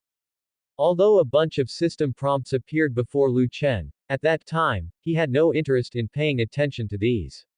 All he wanted was to completely make the icy, aloof lady before him his own. However, at this time, Lu Chen also noticed a strange sensation. He felt a warm current flowing between their bodies. It was as if they had formed a closed-loop circuit together. Although Lu Chen hadn't yet looked at the newly acquired Dragon Phoenix Yin Yang spell, he basically guessed the function of the cultivation technique. It must be a cultivation technique practiced together with a woman, similar to the Happy Union skill used by some demonic sects. However, the Dragon Phoenix Yin Yang spell was different from Happy Union skill. It wouldn't harm the other person. At this moment, Bai Qingqing, whose consciousness was blurred, also regained a trace of clarity in her eyes, and she felt the skill flowing within her body. Her skill had disappeared before, but now it had returned unexpectedly, and a new type of inner strength, which she had never encountered, emerged in her body.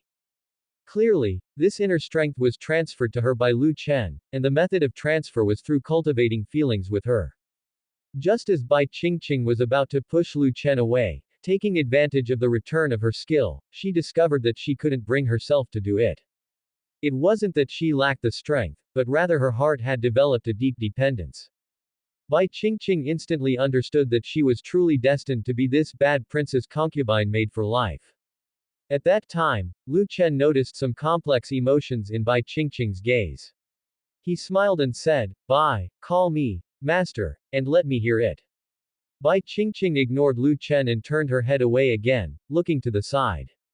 Seeing Bai Qingqing's indifference, Lu Chen sighed inwardly. It seemed he still hadn't satisfied her, so he would have to continue cultivating their emotional connection. Fortunately, with the help of the Dragon Phoenix Yin-Yang spell, Bai Qingqing ultimately chose to surrender and concede. Bai, won't you really call me, master? Master. Master. Sigh, the title, master, doesn't suit you, call me, dear brother. Dear brother, ah. The next morning. After a whole night of heartfelt conversations with Bai Qingqing, she had completely softened. When Lu Chen woke up, he glanced beside him and saw that Bai Qingqing was also looking at him.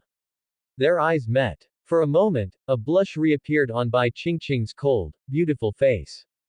Bai Qingqing immediately turned her head away, reverting to her cold demeanor from the day before.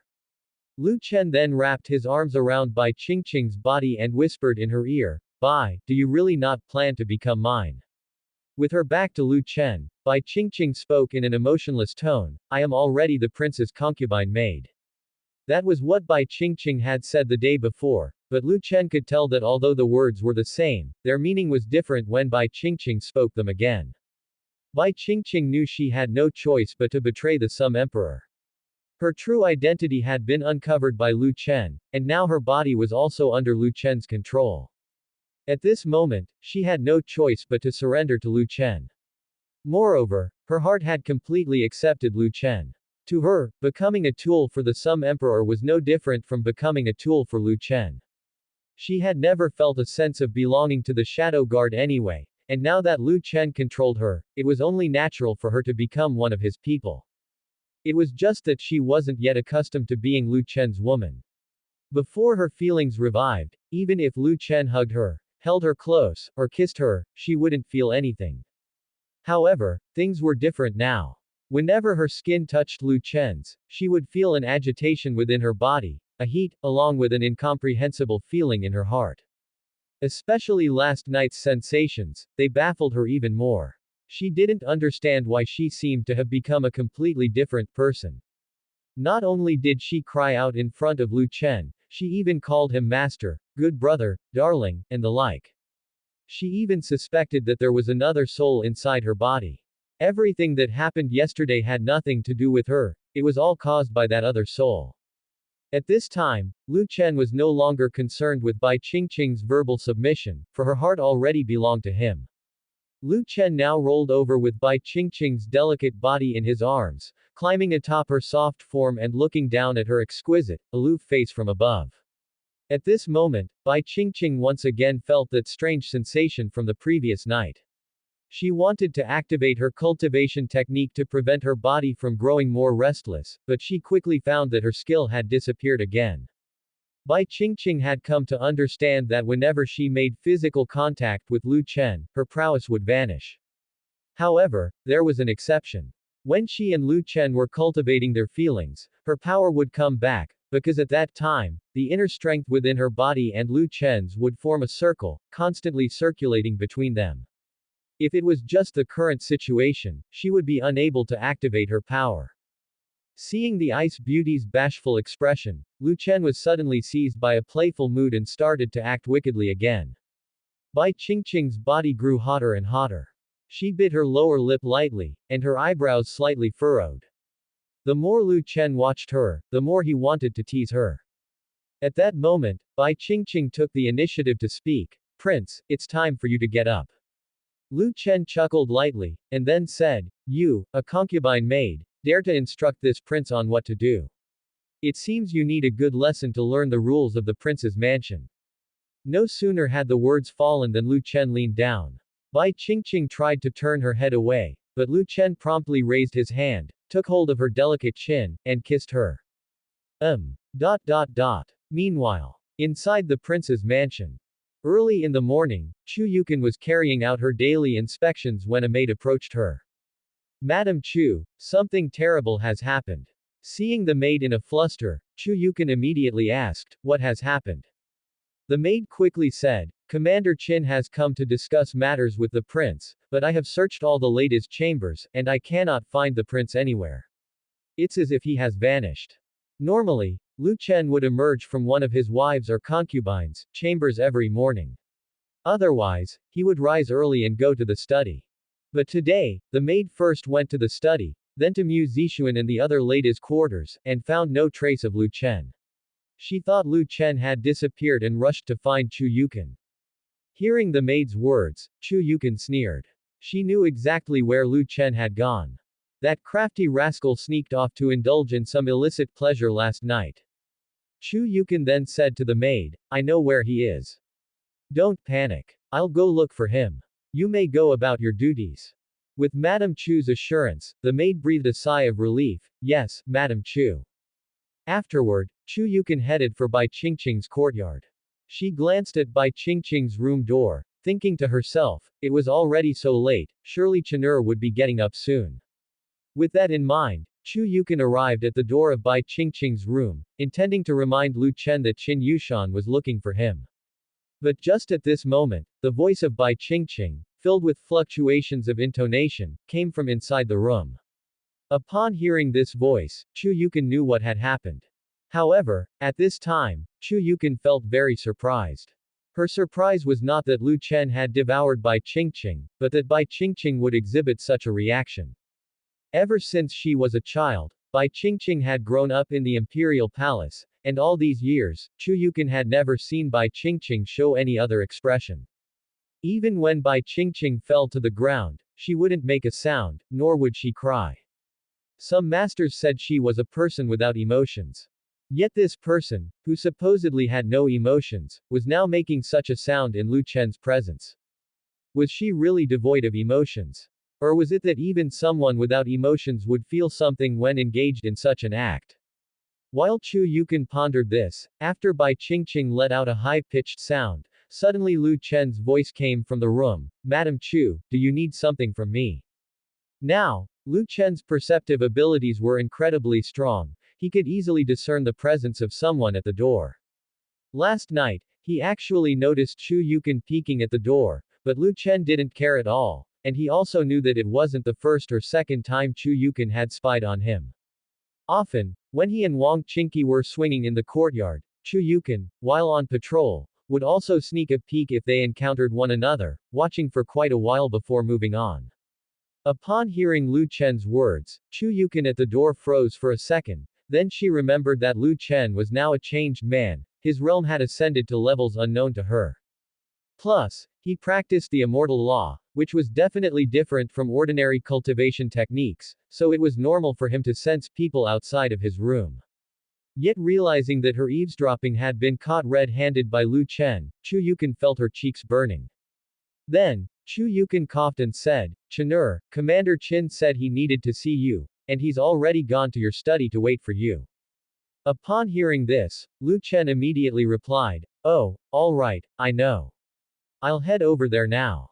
With these words, Lu Chen got up from the bed and gently caressed Bai Qingqing's cheek, smiling as he said, "Bai, it seems you've completely assimilated into the role of your concubine maid." Bai Qingqing lay in bed, her face filled with shame, frozen in place. She couldn't understand why she would change like this, why she would have such feelings. Was she inherently such a woman? Or had she been utterly enslaved by Lu Chen? Not only her body but her soul as well. Lu Chen then got dressed, talking as he did, "I'll come to find you tonight. I've got things to do now, so I'll be leaving. You just lie there and rest well." After getting dressed, Lu Chen left the room. Watching Lu Chen's departing figure, Bai Qingqing's gaze was filled with complex emotions. Lu Chen skipped breakfast and went directly to the study. At this point, Qin Yushan was already waiting for Lu Chen in the study. Seeing Lu Chen arrive, Qin Yushan immediately saluted and said, "Greetings, Prince." Lu Chen hummed in acknowledgement, nodded, and asked, "Commander Qin, is there any new intelligence?" Qin Yushan coming to him early in the morning surely meant there was urgent business, otherwise, he wouldn't have come so early to find him. Everyone knew he was a man who liked to cuddle with his spouse and sleep in, so they usually would not disturb him too early. Qin Yushan replied, "Prince, there's a letter from the capital city. Commander Liang and his team found out that Prince Lu Shuyun has been colluding with the barbarian tribe. Through the merchant caravans, Prince Lu Shuyun has been smuggling a significant amount of salt and iron to the Sky Wolf King of the barbarian tribe. This time the barbarian tribe's army of 300,000 moving southward. I fear it's likely intertwined with Prince Lu Shuyun and the aristocratic families of the south." With that, Qin Yushan drew a letter from his sleeve, which had just arrived that morning. Lu Chen took the intelligence from Qin Yushan's hand and opened it to read carefully. The expression on Lu Chen's face gradually soured as he had not expected Prince Lu Shuyun, this carefree individual, not only to attempt to assassinate his own brother but now even engage in acts of treason. After reading the intelligence brought by the brocade guard, Lu Chen's face turned utterly dark. In a fit of rage, he tore up the report in his hands. It was bad enough being targeted for assassination 3 times, but now to collude with the barbarian tribe, absurdly thinking of leveraging their power to contend for inheritance. This guy really is a beast, he has absolutely no bottom line. Seeing how angry Lu Chen was, Qin Yushan carefully said, "Prince, what do we do now? Should we release the information about Prince Lu Shuyun's collusion with the barbarian tribe?" Upon hearing Qin Yushan's words, Lu Chen calmed down and fell into deep thought. He didn't immediately answer. If he let out the news of Lu Shuyun's collusion with the barbarian tribe, it would certainly deal a blow to Lu Shuyun, but without decisive evidence, there was no way to convict Lu Shuyun of his crime. Moreover, the crime of betraying the nation could not be determined by a seigneur alone. It would depend on the court, primarily on his imperial father's opinion. If his imperial father said Lu Shuyun betrayed the nation, then Lu Shuyun would be a traitor. If his imperial father declared Lu Shuyun innocent, then Lu Shuyun would probably get away with it. However, looking at it from another angle, Lu Shuyun's maternal family was the Wang family, and what his imperial father was about to do next was to purge the aristocratic families. If his imperial father learned that Lu Shuyun and the aristocratic families from the south colluded with the barbarian tribe, perhaps he would use this as an excuse to make a move against them, wouldn't he?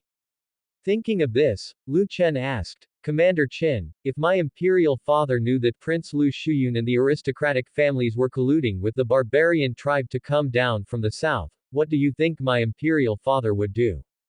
Qin Yushan was stunned by the question.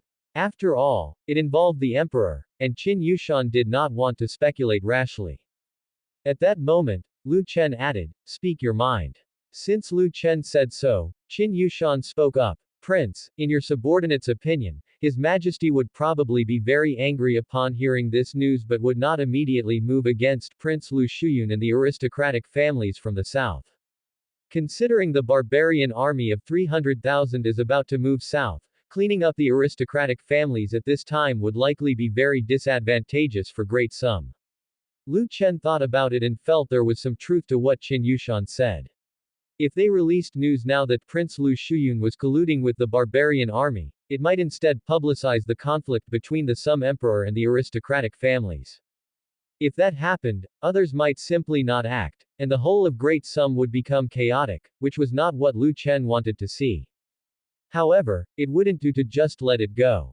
He had been unhappy with Lu Shuyun for a long time, he had sent Blood Moon Tower to assassinate him 3 times, and now he had committed treason. He couldn't let such a traitor live so freely and easily, he must make him pay some price. With this in mind, Lu Chen said, "Convey my orders to Commander Liang to try to assassinate Prince Lu Shuyun. It doesn't have to succeed, but make sure to eliminate all the important people around Prince Lu Shuyun as much as possible." By doing this, Lu Chen wanted to give Prince Lu Shuyun a warning and also get back at him. Of course, if they could directly eliminate the traitorous Lu Shuyun, that would be even better. However, Lu Chen did not believe that Liang Zong and the brocade guard in the capital city could eliminate a prince in the capital city, especially since Lu Shuyun had the backing of the powerful aristocratic family, the Wang family. The Wang family would surely send many experts to protect Lu Shuyun, so whether Liang Zong and his men could even injure Lu Shuyun was in question. But regardless of whether they could succeed, it was absolutely unacceptable for Lu Shuyun to act so recklessly and rampantly in the capital city, as if he were lawless. For the sake of contending for the heirship, he actually colluded proactively with an external enemy, completely disregarding the lives and safety of the common people of North City. Although North City had already become his territory as the North Prince, in name it was still Great Sum's North City.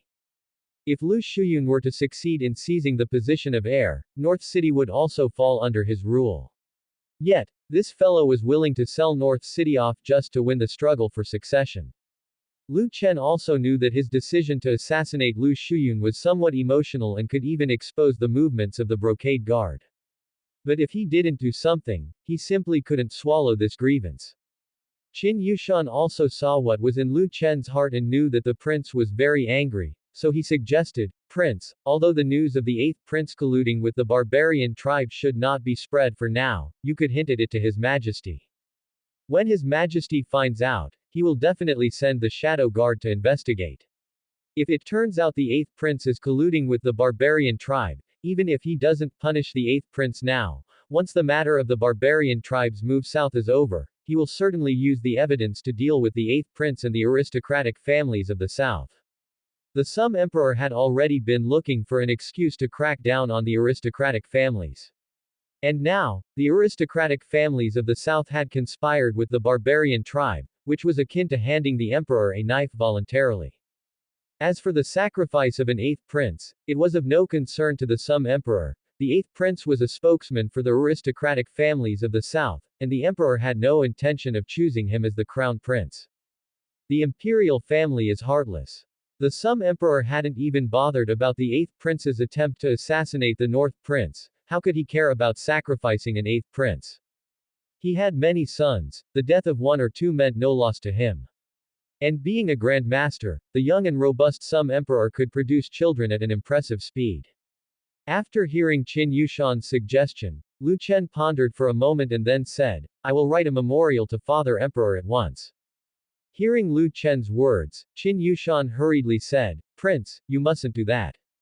Lu Chen was taken aback and then asked, "Didn't you suggest I reveal something to my father emperor? If I don't write a memorial, then how will I reveal the news about the barbarian tribe and the 8th prince's collusion to my father?" Qin Yushan explained, "Prince, what your subordinate means is that this matter cannot be passed to His Majesty through a memorial. If the prince writes a memorial, it becomes a matter of state. After knowing, His Majesty might consult with the ministers. Additionally, the memorial might be intercepted by others before it even reaches His Majesty's hands. If the prince wishes for this matter to be known to His Majesty, it should be communicated through a personal letter, for only a personal letter can be delivered directly to His Majesty. In Great Sum, memorials sent from the provinces needed to be reviewed by those below, and some memorials would never reach the emperor's hands. If Lu Chen were to write a memorial, it would undoubtedly be intercepted by those aligned with the 8th prince without any question. But if it was a personal letter instead, that would be different. Written in the name of the 9th prince, it meant it should be delivered directly into the Sum Emperor's hands. Hearing Qin Yushan's words, Lu Chen was momentarily stunned. A personal letter. A prince in theft with a thief writing a personal letter to the emperor. Had there ever been such a precedent in Great Sum? It seemed he had never heard of any prince in theft with a thief writing personal letters to the emperor. Being in theft with a thief meant one had become a subject, and the father-son relationship was diluted. At such a time, to write a personal letter, wouldn't that be too? After pondering for a while, Lu Chen felt that what Qin Yushan said made some sense. If he were to submit a memorial, it was very likely that it would never make it to the emperor's hands. But it was different with a personal letter. He didn't believe anyone would dare intercept his own personal letter.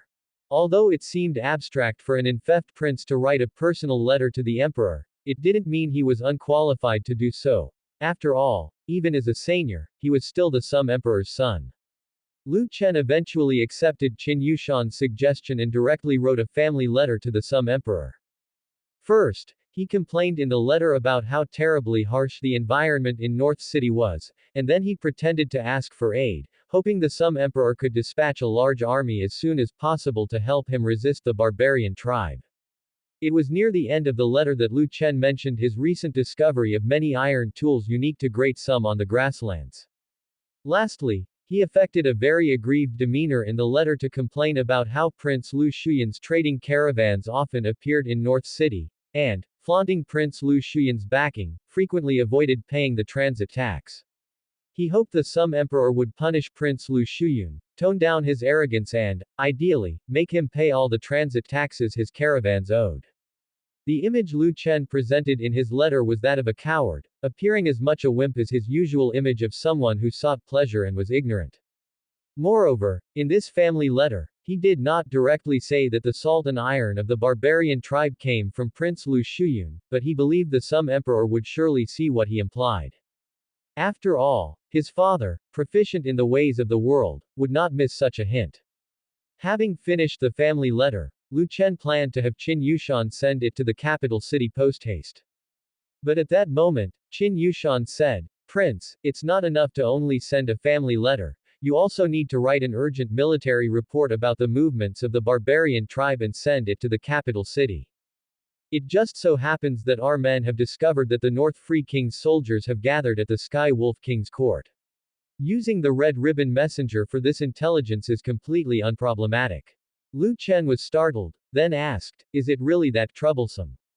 If it's only a family letter being sent, the letter may not reach His Majesty immediately, but if it is sent with an urgent military report via the Red Ribbon Messenger, the messenger can deliver both the family letter and the report directly to His Majesty," Qin Yushan explained.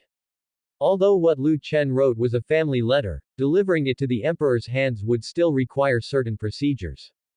It was not an easy matter for anything to get into the imperial palace.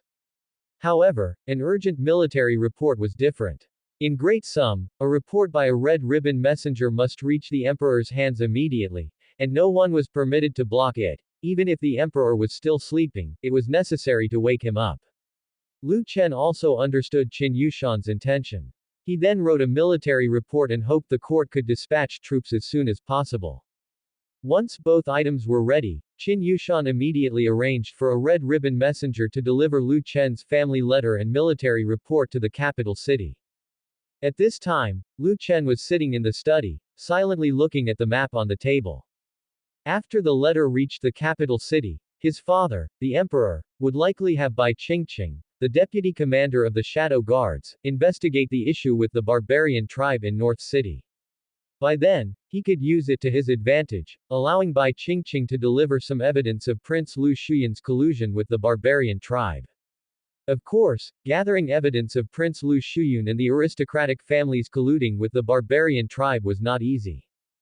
After all, the evidence was with the barbarian tribe itself. Therefore, the most important thing they had to do now was to defeat the barbarian tribe.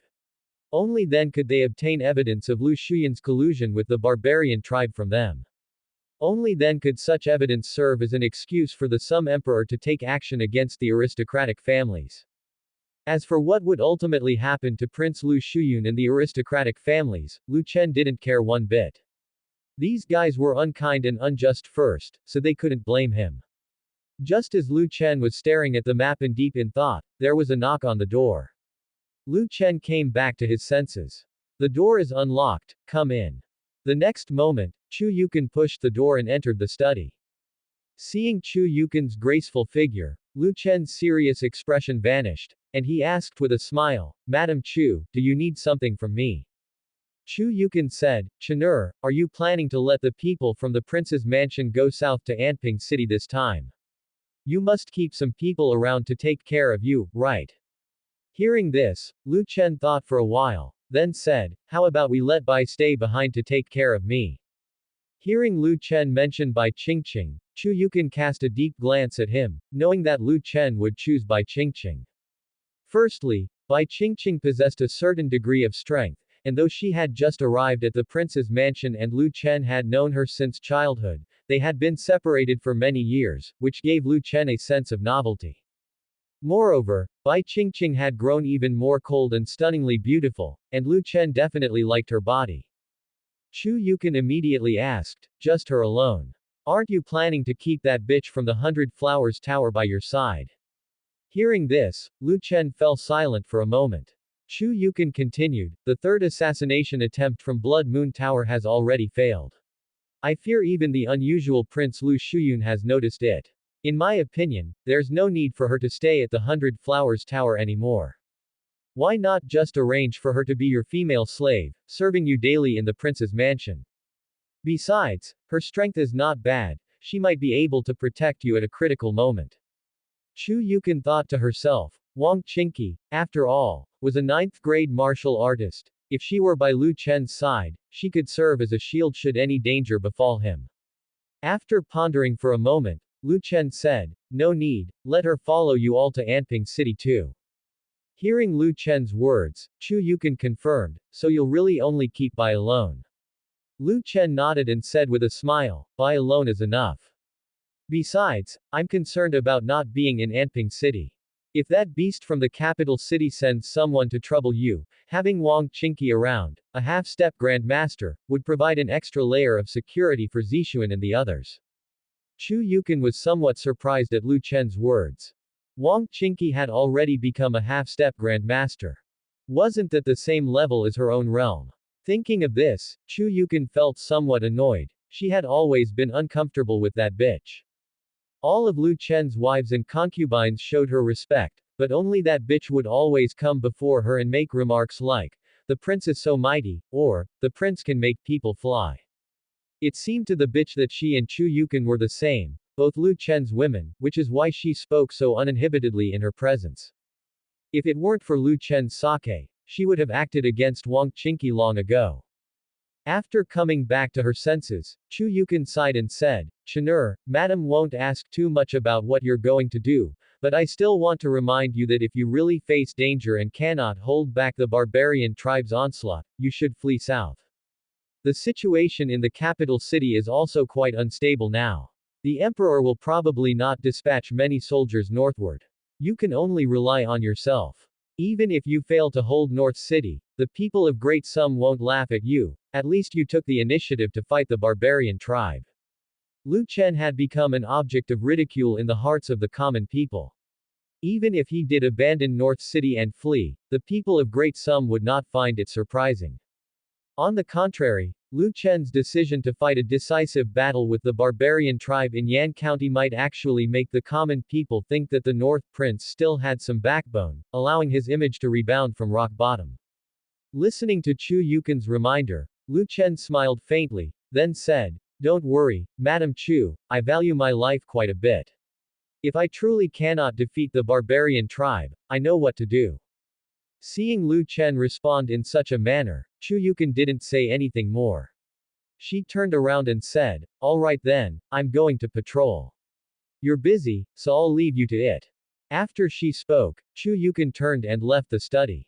2 days later, at the entrance of the prince's mansion, the convoy heading south from the prince's mansion was ready. Lu Chen stood at the entrance of the mansion, bidding farewell to his wives and concubines one by one. Zhou Yuyu and Zhou Xiaoxiao lay in Lu Chen's embrace, incessantly sobbing, with Yuyu's eyes red from crying. Wiping away her tears, Xiaoxiao said, Prince, if we can't hold back the barbarian tribe, you must head south. Yuyu hugged Lu Chen around the waist, her head resting on his chest, woo-woo-woo. Prince, your concubine will wait in Anping City for your good news.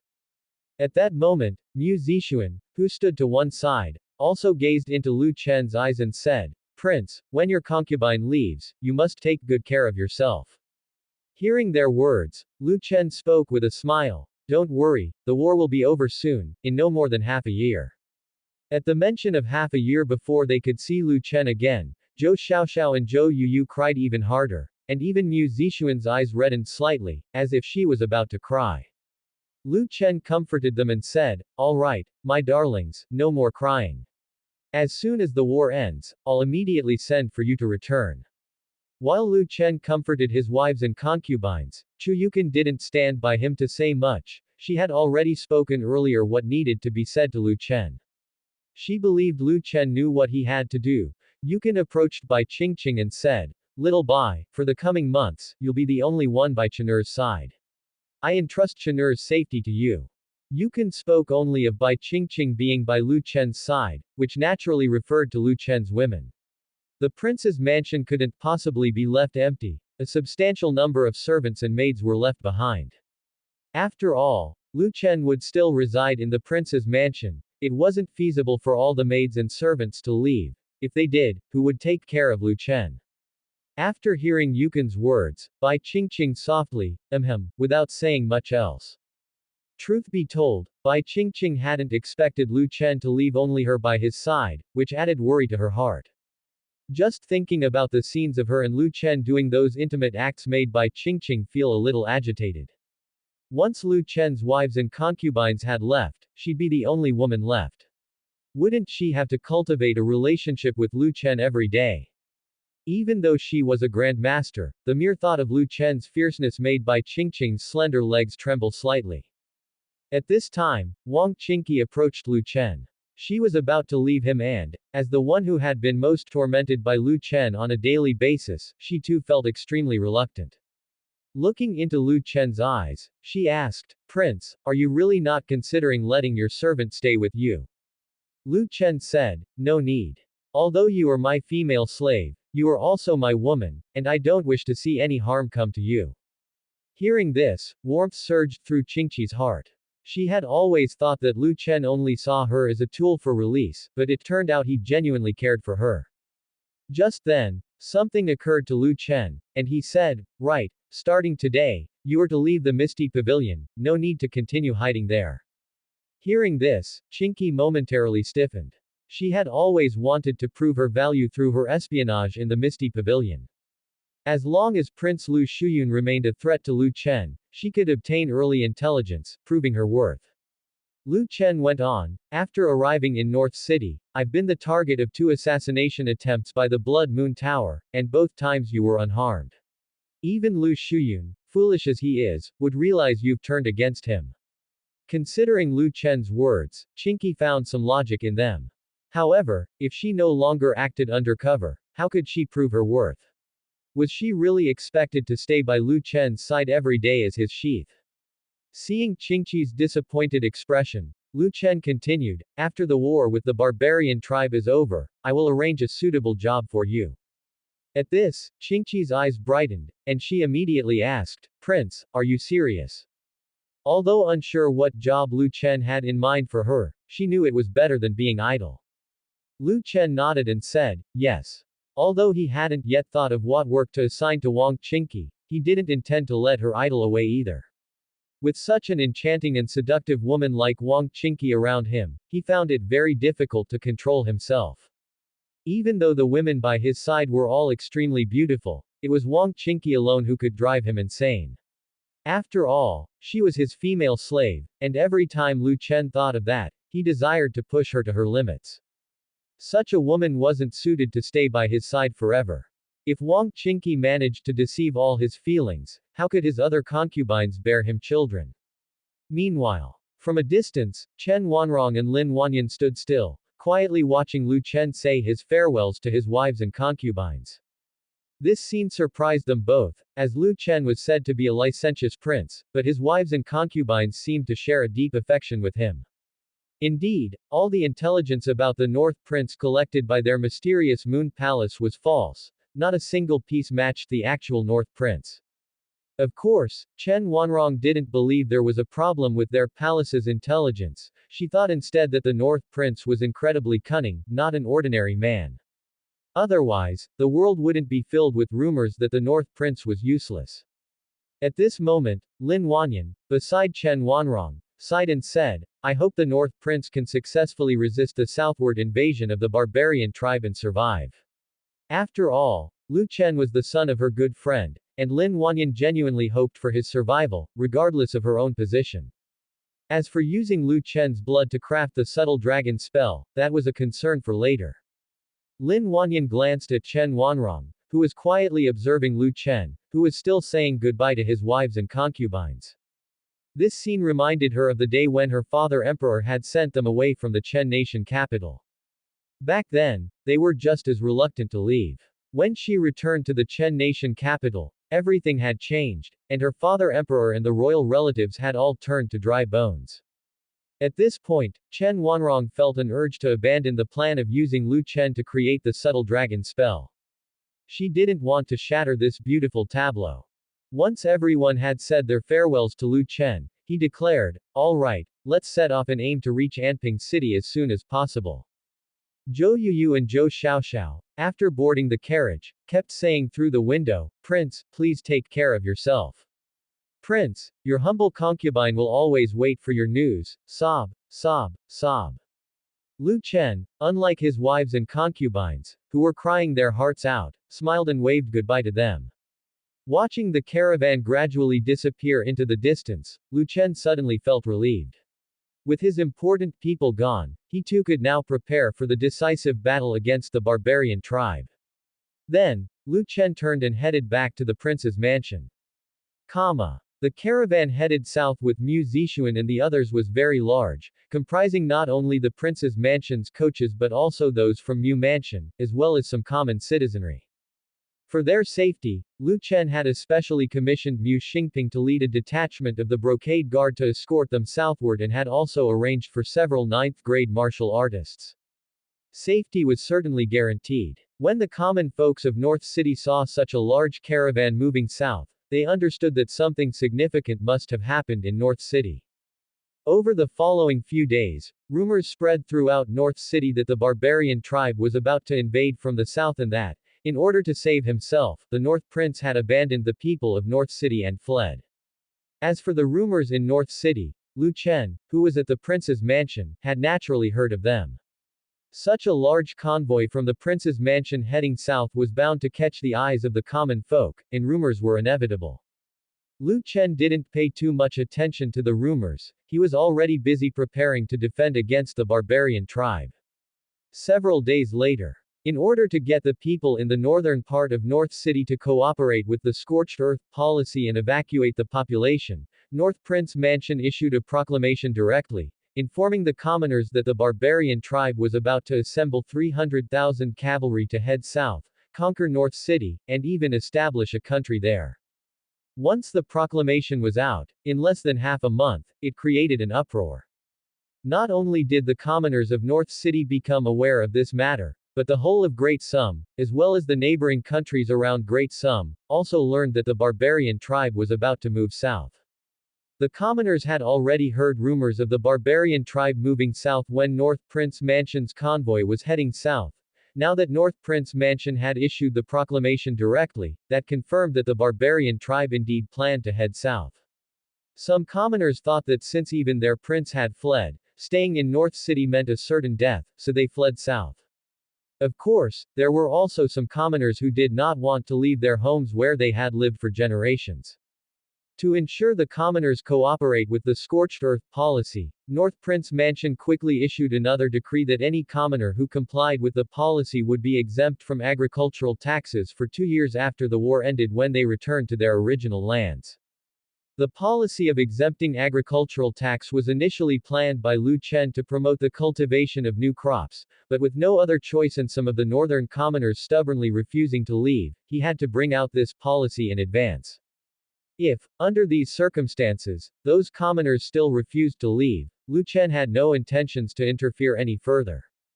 He had to focus on training the new army and couldn't put all his efforts into the scorched earth policy. Early morning, Lu Chen got out of bed and glanced at the icy beauty in his arms. Bai Qingqing was also gazing at him, as she always woke up before he did. Seeing Lu Chen looking at her, a blush appeared on Bai Qingqing's cold and beautiful face, and she quickly turned her head to look away. Since Lu Chen's wives had left, he had been coming to her bed every night, and her body and mind already belonged entirely to Lu Chen, but she still couldn't dare to look directly into his eyes. Seeing Bai Qingqing's shy demeanor, Lu Chen smiled faintly. After these days of exploration, he had figured out how to use the Dragon Phoenix Yin Yang spell. The role of the Dragon Phoenix Yin-Yang spell was to accelerate one's own cultivation, to improve one's speed of absorbing spiritual energy, and also to allow the female partner to embark on the path of cultivation. In other words, the Dragon Phoenix Yin-Yang spell was a dual cultivation technique.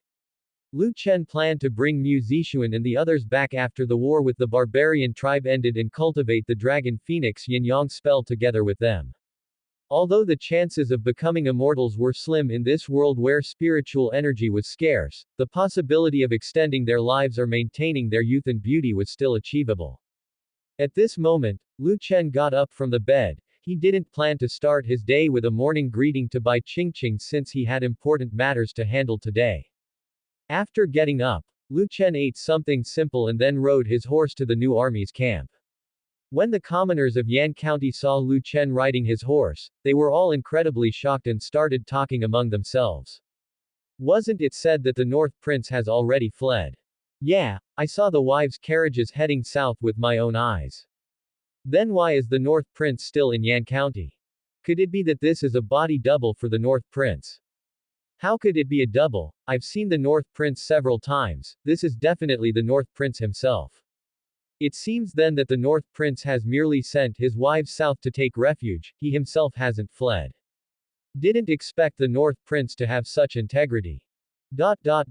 Hearing the commoners' discussions, Lu Chen didn't pay much heed. He had specifically ridden his horse to the new army's camp to let the commoners of Yan County know he had not left Yan County. Soon, Lu Chen arrived at the new army's camp. The new military camp was located outside the city, and to facilitate the testing of cannons, Lu Chen had people build the new military camp site at a location fairly distant from Yan County. When Lu Chen arrived at the new military camp, Mu Changtian and several other key generals immediately came to Lu Chen's front. We pay our respects to the prince. Lu Chen nodded slightly, then asked, have all the recruits for the new army been gathered? Mu Changtian replied, back to the prince, they have all been gathered, exactly 10,000 men. No sooner had Mu Changtian's voice faded than Li Feng spoke up. Prince, I've heard that the court has issued a military expansion order to North City. North City can now have up to 150,000 soldiers. Why don't we take this opportunity to recruit some more soldiers? After they reported the situation of the barbarian tribe moving south to the court immediately issued a military expansion order to North Prince's mansion, but after so much time had passed, Lu Chen hadn't continued to recruit soldiers, and he appeared to have no intention of doing so. This left Li Feng and the others feeling somewhat baffled. Securing a military expansion order from the court was no easy feat. Everyone knew that the Sum Emperor had always been weakening the Seigneurs' power.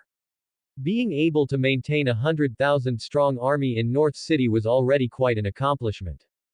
This time, had it not been for the internal instability within Great Sum's borders, making it inadvisable to mobilize the army casually, the Sum Emperor would never have agreed to issue a military expansion order to North City. This military expansion order was an opportunity for North City, for the North Prince, to swiftly boost their power. Yet, the North Prince did not take immediate action. Although North City's population was sparse, recruiting 150,000 soldiers was still not a big problem. Moreover, they were on the verge of war with the barbarian tribe. If they could recruit another 100,000 new soldiers in a short time, their hope of defeating the barbarian tribe would be even greater. Hearing Li Feng's question, Lu Chen smiled faintly. The value of soldiers does not reside in their number, but in their quality. Even if we were to recruit another 100,000 new soldiers now, would you be able to train them in a short time? If they were to enter the battlefield, they would likely be scattered by the barbarian cavalry's charge. Let's not even talk about new recruits. Even the imperial army often gets scattered when facing the barbarian cavalry, isn't that right, General Mu? As he said this, Lu Chen's gaze fell on Mu Changtian. It was time to discuss official matters, so Lu Chen did not address Mu Changtian as his father-in-law but referred to him directly as General Mu. Lu Chen looked at him as he spoke these words because Mu Changtian had fought the barbarian tribe many times and was experienced.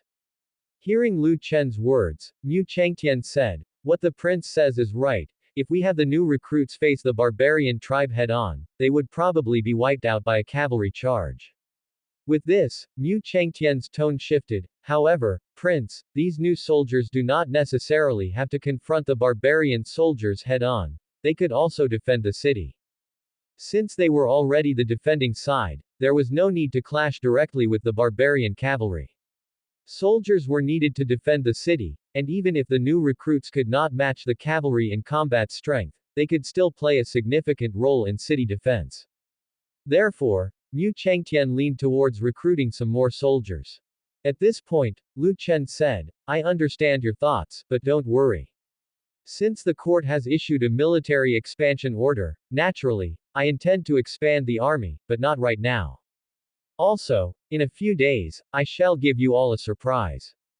Upon hearing this, Mu Chengtian and the others exchanged puzzled glances, all curious about the surprise Lu Chen mentioned. Lu Chen continued, by the way, the tunnels you were ordered to dig, are they ready? Li Feng answered, back to the prince, they have been completed. Lu Chen then said, take me there. Following this, Li Feng and the others led Lu Chen to the artillery camp's tunnel. Seeing the tunnel before him, Li Feng was very eager to ask Lu Chen what the purpose of having them dig tunnels was, but in the end, he held back. Since the North Prince had them dig tunnels, there must be a use for them, and probably the North Prince would soon reveal their purpose. Lu Chen did not hesitate, walking straight into the tunnel while saying, you all wait outside, and without my command, no one is allowed to enter. Hearing Lu Chen's words, everyone immediately halted in their tracks. Once Lu Chen was inside the tunnel, he opened the system backpack and took out a 122mm towed howitzer. He then glanced over the data of the howitzer.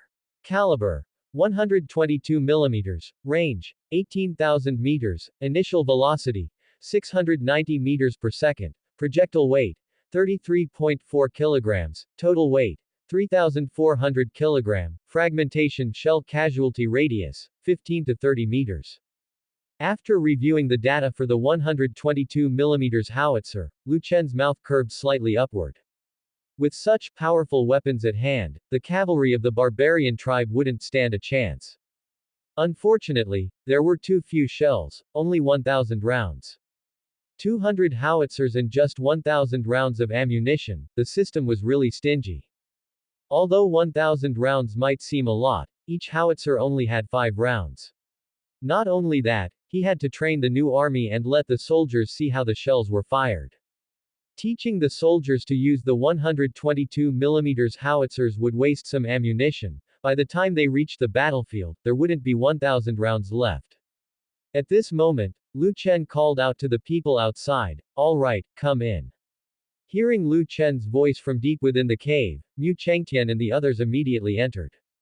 As everyone entered the cave and saw the howitzers before them, they were momentarily stunned. What is this? Were these things in the cave before?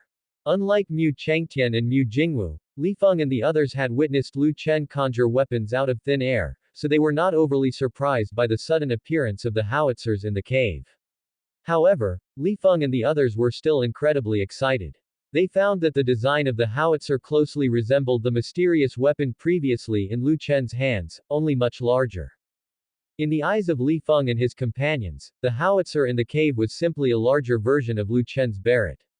If the mysterious weapon in Lu Chen's hands could kill a master-level expert, then wouldn't this weapon be capable of killing even a grandmaster? Mu Chengtian was now scrutinizing the howitzer carefully before asking, Prince, what is this? Lu Chen replied indifferently, howitzers. Have the soldiers pull them out, and I'll show you the power of this weapon. Upon hearing Lu Chen's words, everyone was momentarily taken aback, but very quickly several soldiers gathered around and began moving the howitzers outside. Although they didn't know what kind of weapon this was, they could tell from its weight and the metallic materials used that this weapon was definitely extraordinary.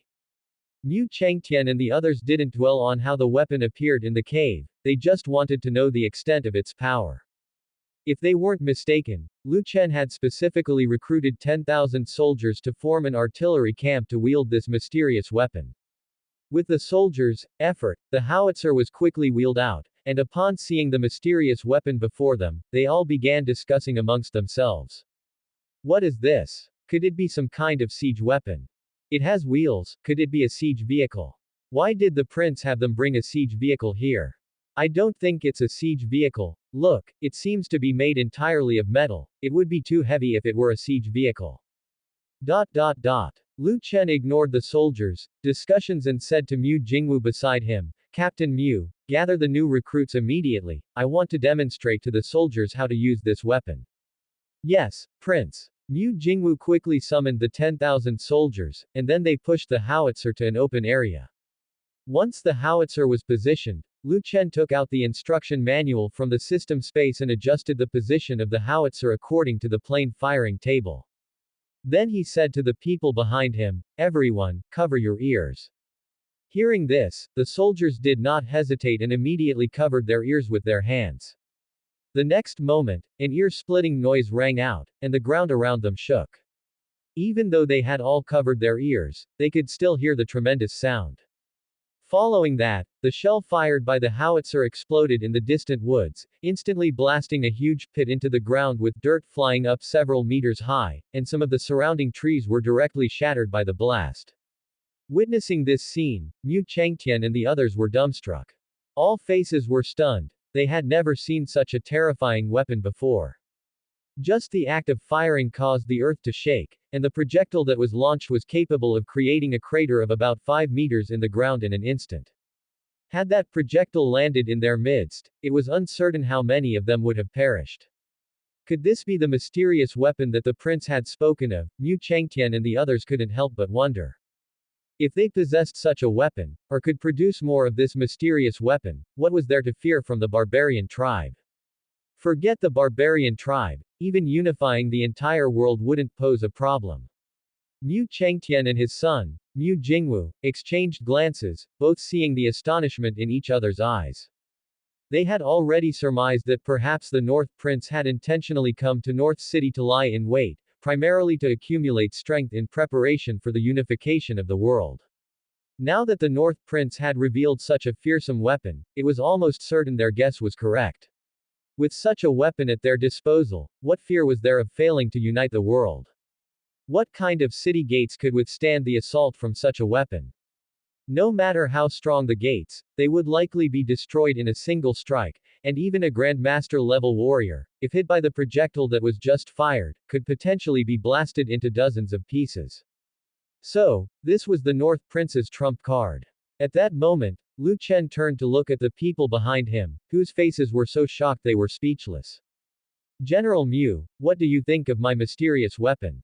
Can it withstand the barbarian tribe's 300,000 cavalry?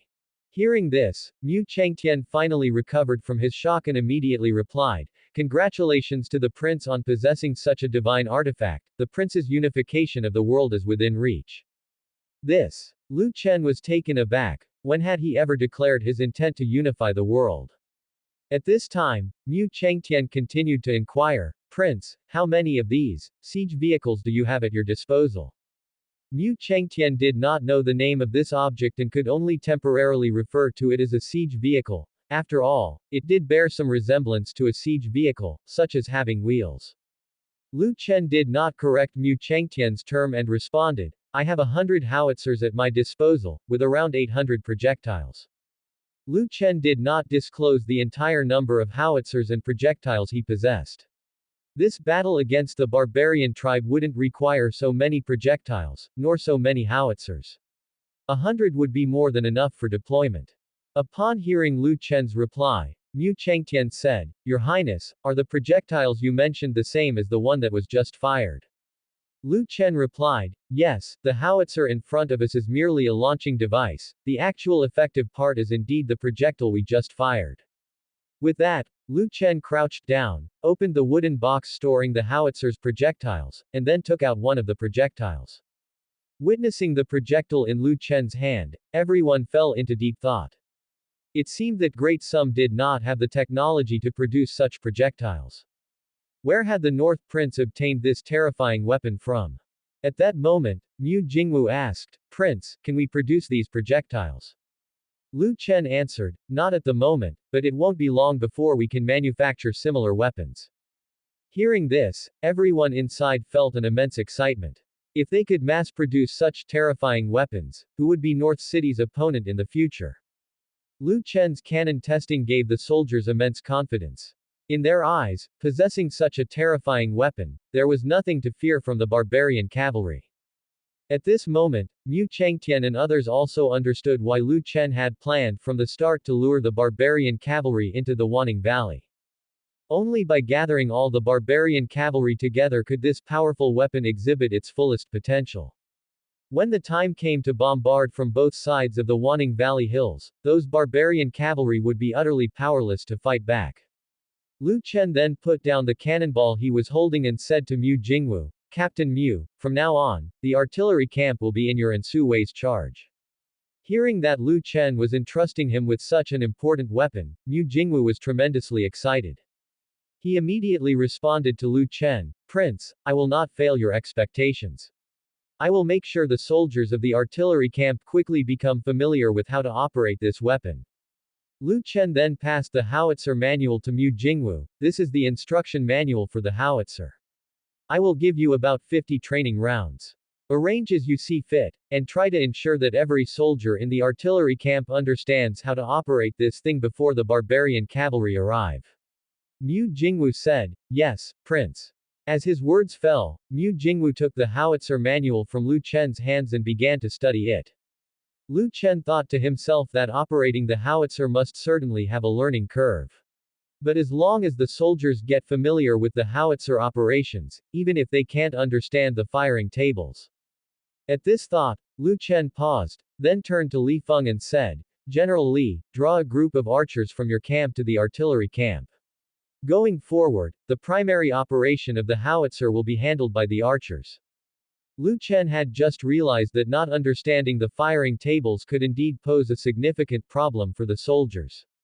However, archers, who were accustomed to adjusting their angles when shooting arrows, would know how to adjust the firing angles of the howitzer even if they couldn't read the tables.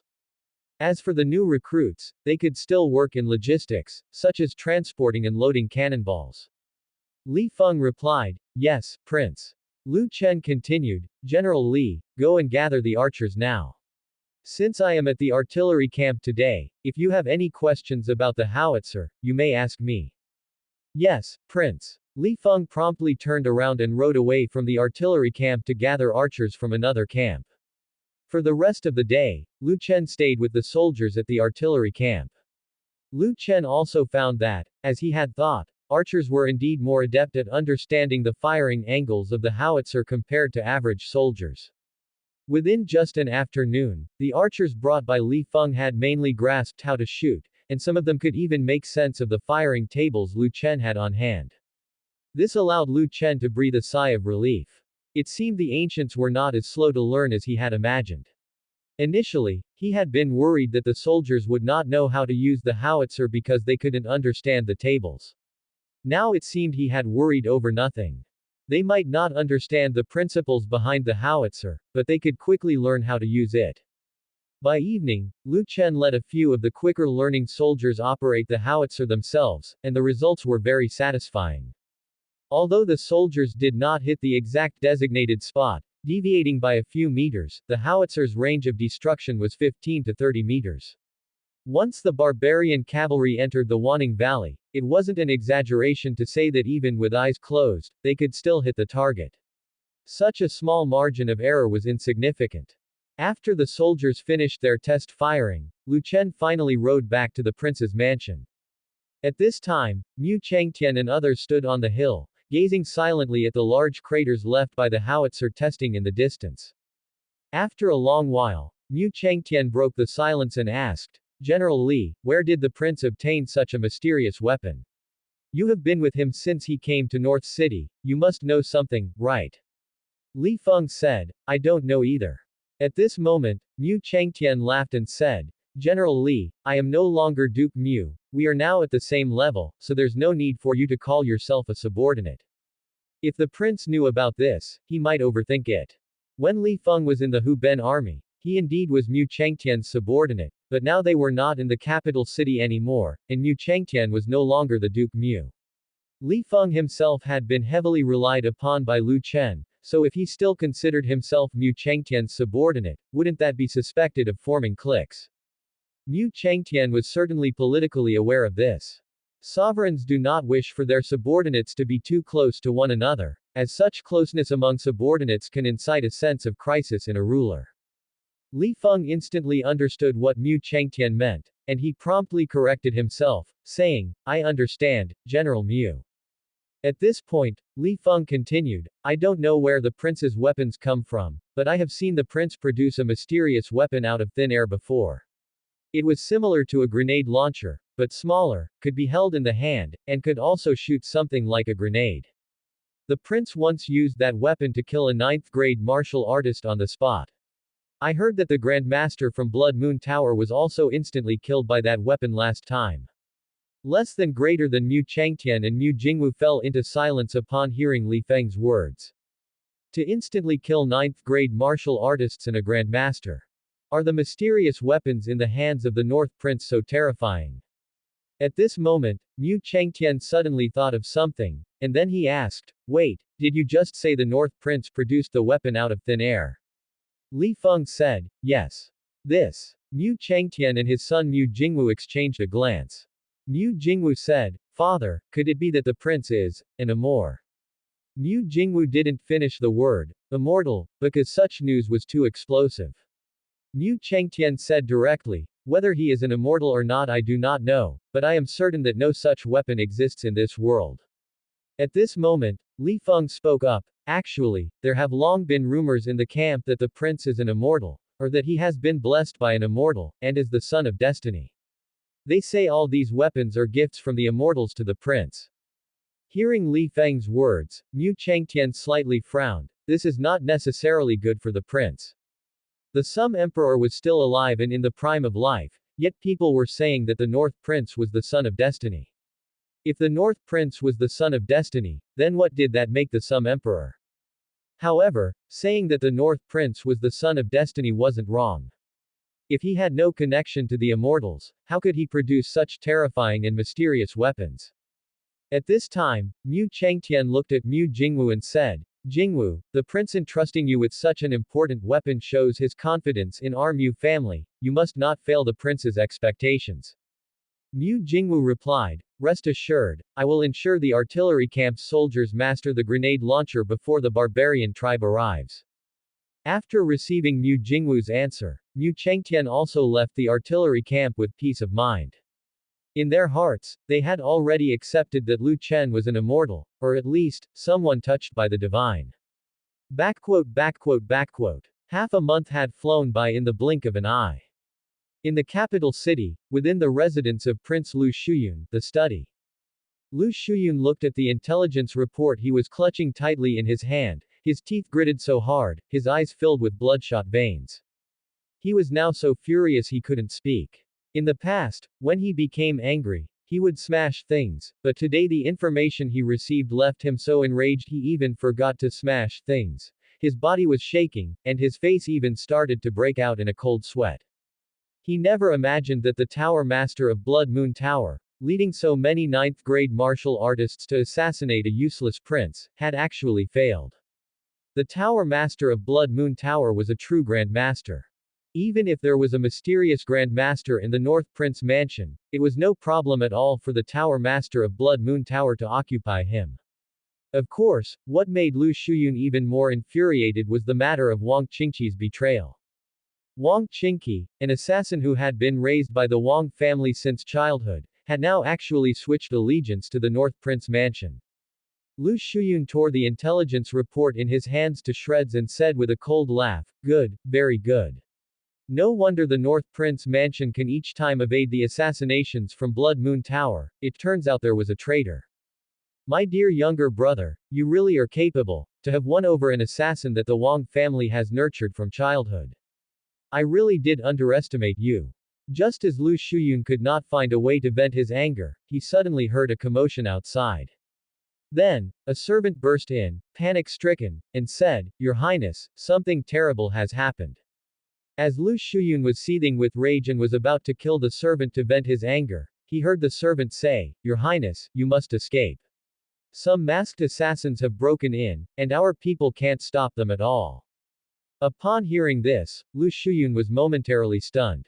Masked assassins. Who would dare to assassinate a prince in the capital city? At this moment, Lu Shuyun didn't even consider Lu Chen as a possibility. After all, Lu Chen was far away in North City, and he only had one mysterious Grand Master by his side. It was impossible that he would send that mysterious Grand Master to the capital city to carry out an assassination. The first thing that came to Lu Shuyun's mind was the other princes involved in the succession struggle. With his death, they would have one less rival. But, would a prince really dare to assassinate another prince in the capital city? If that were ever discovered, not to mention losing the right to contend for the throne, they might even be banished from the capital city. However, now was not the time to think about these things. The attackers had already broken in, and he had to quietly find a place to hide. Fortunately, his residence had some underground passages, so escaping was not a problem at all. Lu Shuyun was not worried in the slightest that he would die. Lu Shuyun then entered the underground passage of his mansion and used it to escape. In the end, although those masked assassins had broken into the residence of Prince Lu Shuyun, and had killed many of his subordinates and some guests, they did not find any trace of the prince himself. Of course, Prince Lu Shuyun wasn't the target of these assassins in the first place. By the time the Imperial Guard arrived, the masked assassins had already left. The news of Prince Lu Shuyun's assassination attempt quickly spread throughout the entire capital city. Since the Sum Emperor ascended the throne, such a heinous incident had rarely occurred, except for the last time when the remnants of Chen nation had entered the imperial palace attempting to assassinate the Sum Emperor, which was seldom the case. A prince, in his own mansion, had actually been targeted for assassination by a group of masked assassins. When the Sum Emperor learned of this incident, he was incredibly furious. Since he ascended the throne, few had dared to make such turmoil in the imperial city. The last time the remnants of Chen nation entered the imperial palace, it was mainly to seek certain items and were accidentally discovered by the guards. The Sum Emperor had only exaggerated the incident, claiming he had been subjected to an assassination attempt. Then, using that as a reason, he had banished the entire Duke Mu family from the capital city. That was not a true assassination. But this time was different. On this occasion, the assassins boldly stormed through the main entrance of Prince Lu Shuyun's residence, killing anyone they encountered, and directly bloodbathed Prince Lu Shuyun's mansion. It was clear that the assassins were lawless, utterly disregarding imperial authority. Such an incident happening right under the emperor's nose, how could the Sum Emperor not be furious? The Sum Emperor ordered that very night for the Ministry of Criminal Justice and the Imperial City Forbidden Army to immediately apprehend the assassins without letting a single one escape. The following morning, Xuanzheng Hall. Early in the day, officials had arrived at the Xuanzheng Hall to wait. They had all heard about last night's incident and were utterly shocked. No one had anticipated that assassins would have the audacity to bloodbath Prince Lu Shuyun's mansion. After all, Prince Lu Shuyun's mansion was guarded by a Grand Master and numerous experts. At that moment, Lu Shuyun, dragging his weary body, entered the Xuanzheng Hall. His face was deathly pale, totally devoid of color, and he appeared as if his soul had been lost. Seeing Lu Shuyun in person, the ministers immediately gathered around him. Your Highness, are you all right? Your Highness, are you injured? Your Highness, those villains are despicable. They dared to invade your mansion. I believe His Majesty will never let those villains off. Listening to the officials' warm inquiries, Lu Shuyun said nothing. Although he had escaped from the mansion uninjured the day before, last night's events had indeed frightened him. Only this morning did he learn that all the retainers from his mansion and the Grand Master sent by the Wang family to protect him had been killed. Furthermore, almost everyone in the mansion had perished, except for him and a few servants who managed to escape. Lu Shuyun had initially believed that the experts in his mansion could hold off the assassins with no problem. He had entered the mansion's underground tunnel just as a precaution, in case any assassins came directly for him. But he did not expect that the assassins' purpose was not just to assassinate a prince, his retainers were also targets. Just then, the eunuch's voice echoed through the hall. His Majesty has arrived. The officials hurriedly returned to their places and saluted, saying, long live, long everlasting live His Majesty. At this time, the Sum Emperor stood in front of the dragon throne without sitting down, looking down upon the officials below from a height. There seemed to be a heavy murderous intent in the emperor's eyes, showing that last night's events had indeed angered him greatly. Then, Lu Shuyun dropped to his knees with a slap and said aloud, "Father Emperor, you must seek justice for your son. From my grand mansion, only 4 people have survived." As soon as Lu Shuyun finished speaking, the Sum Emperor remained silent, his eyes sweeping across the princes within the hall. Feeling the emperor's gaze, sharp as if to kill, the princes felt immense pressure, and cold sweat began to bead on their foreheads. Although they were not responsible for this incident, it was a critical time for the fight for succession, and they were the most suspect, as Prince Lu Shuyun's death reduced one powerful competitor for them. Yet they were not fools. How could they commit such an act of blood-bathing a prince's mansion right under the emperor's nose? If this event were to be traced back to them, being sent away to a fiefdom was the least of their worries. If their imperial father, in a fit of rage, decided to demote them to commoners, that would be a disaster. The princes were frustrated. Who would be the fool to commit such an act at this time? Could it have been a scheme orchestrated by Lu Shuyun himself? The atmosphere within Xuanzheng Hall was unbearably somber, with the ministers hardly daring to breathe. With such an incident occurring under the heavens, they did not know how angry the Sum Emperor was by now, and they certainly didn't dare to draw his ire at this moment. After a long while, the Sum Emperor finally spoke, "Since my ascension to the throne, such a vile incident has occurred for the second time in the capital city. It is a contempt for imperial authority, a provocation against me." As he said this, the Sum Emperor's gaze fell upon the head of the imperial guards. "Li Ming, have all the assassins from last night been captured?" Hearing this, the head of the imperial guards, Li Ming, suddenly knelt down with a thud and quickly said, Your Majesty, when your subordinate arrived at Prince Lu Shuyun's residence last night, those assassins had already fled."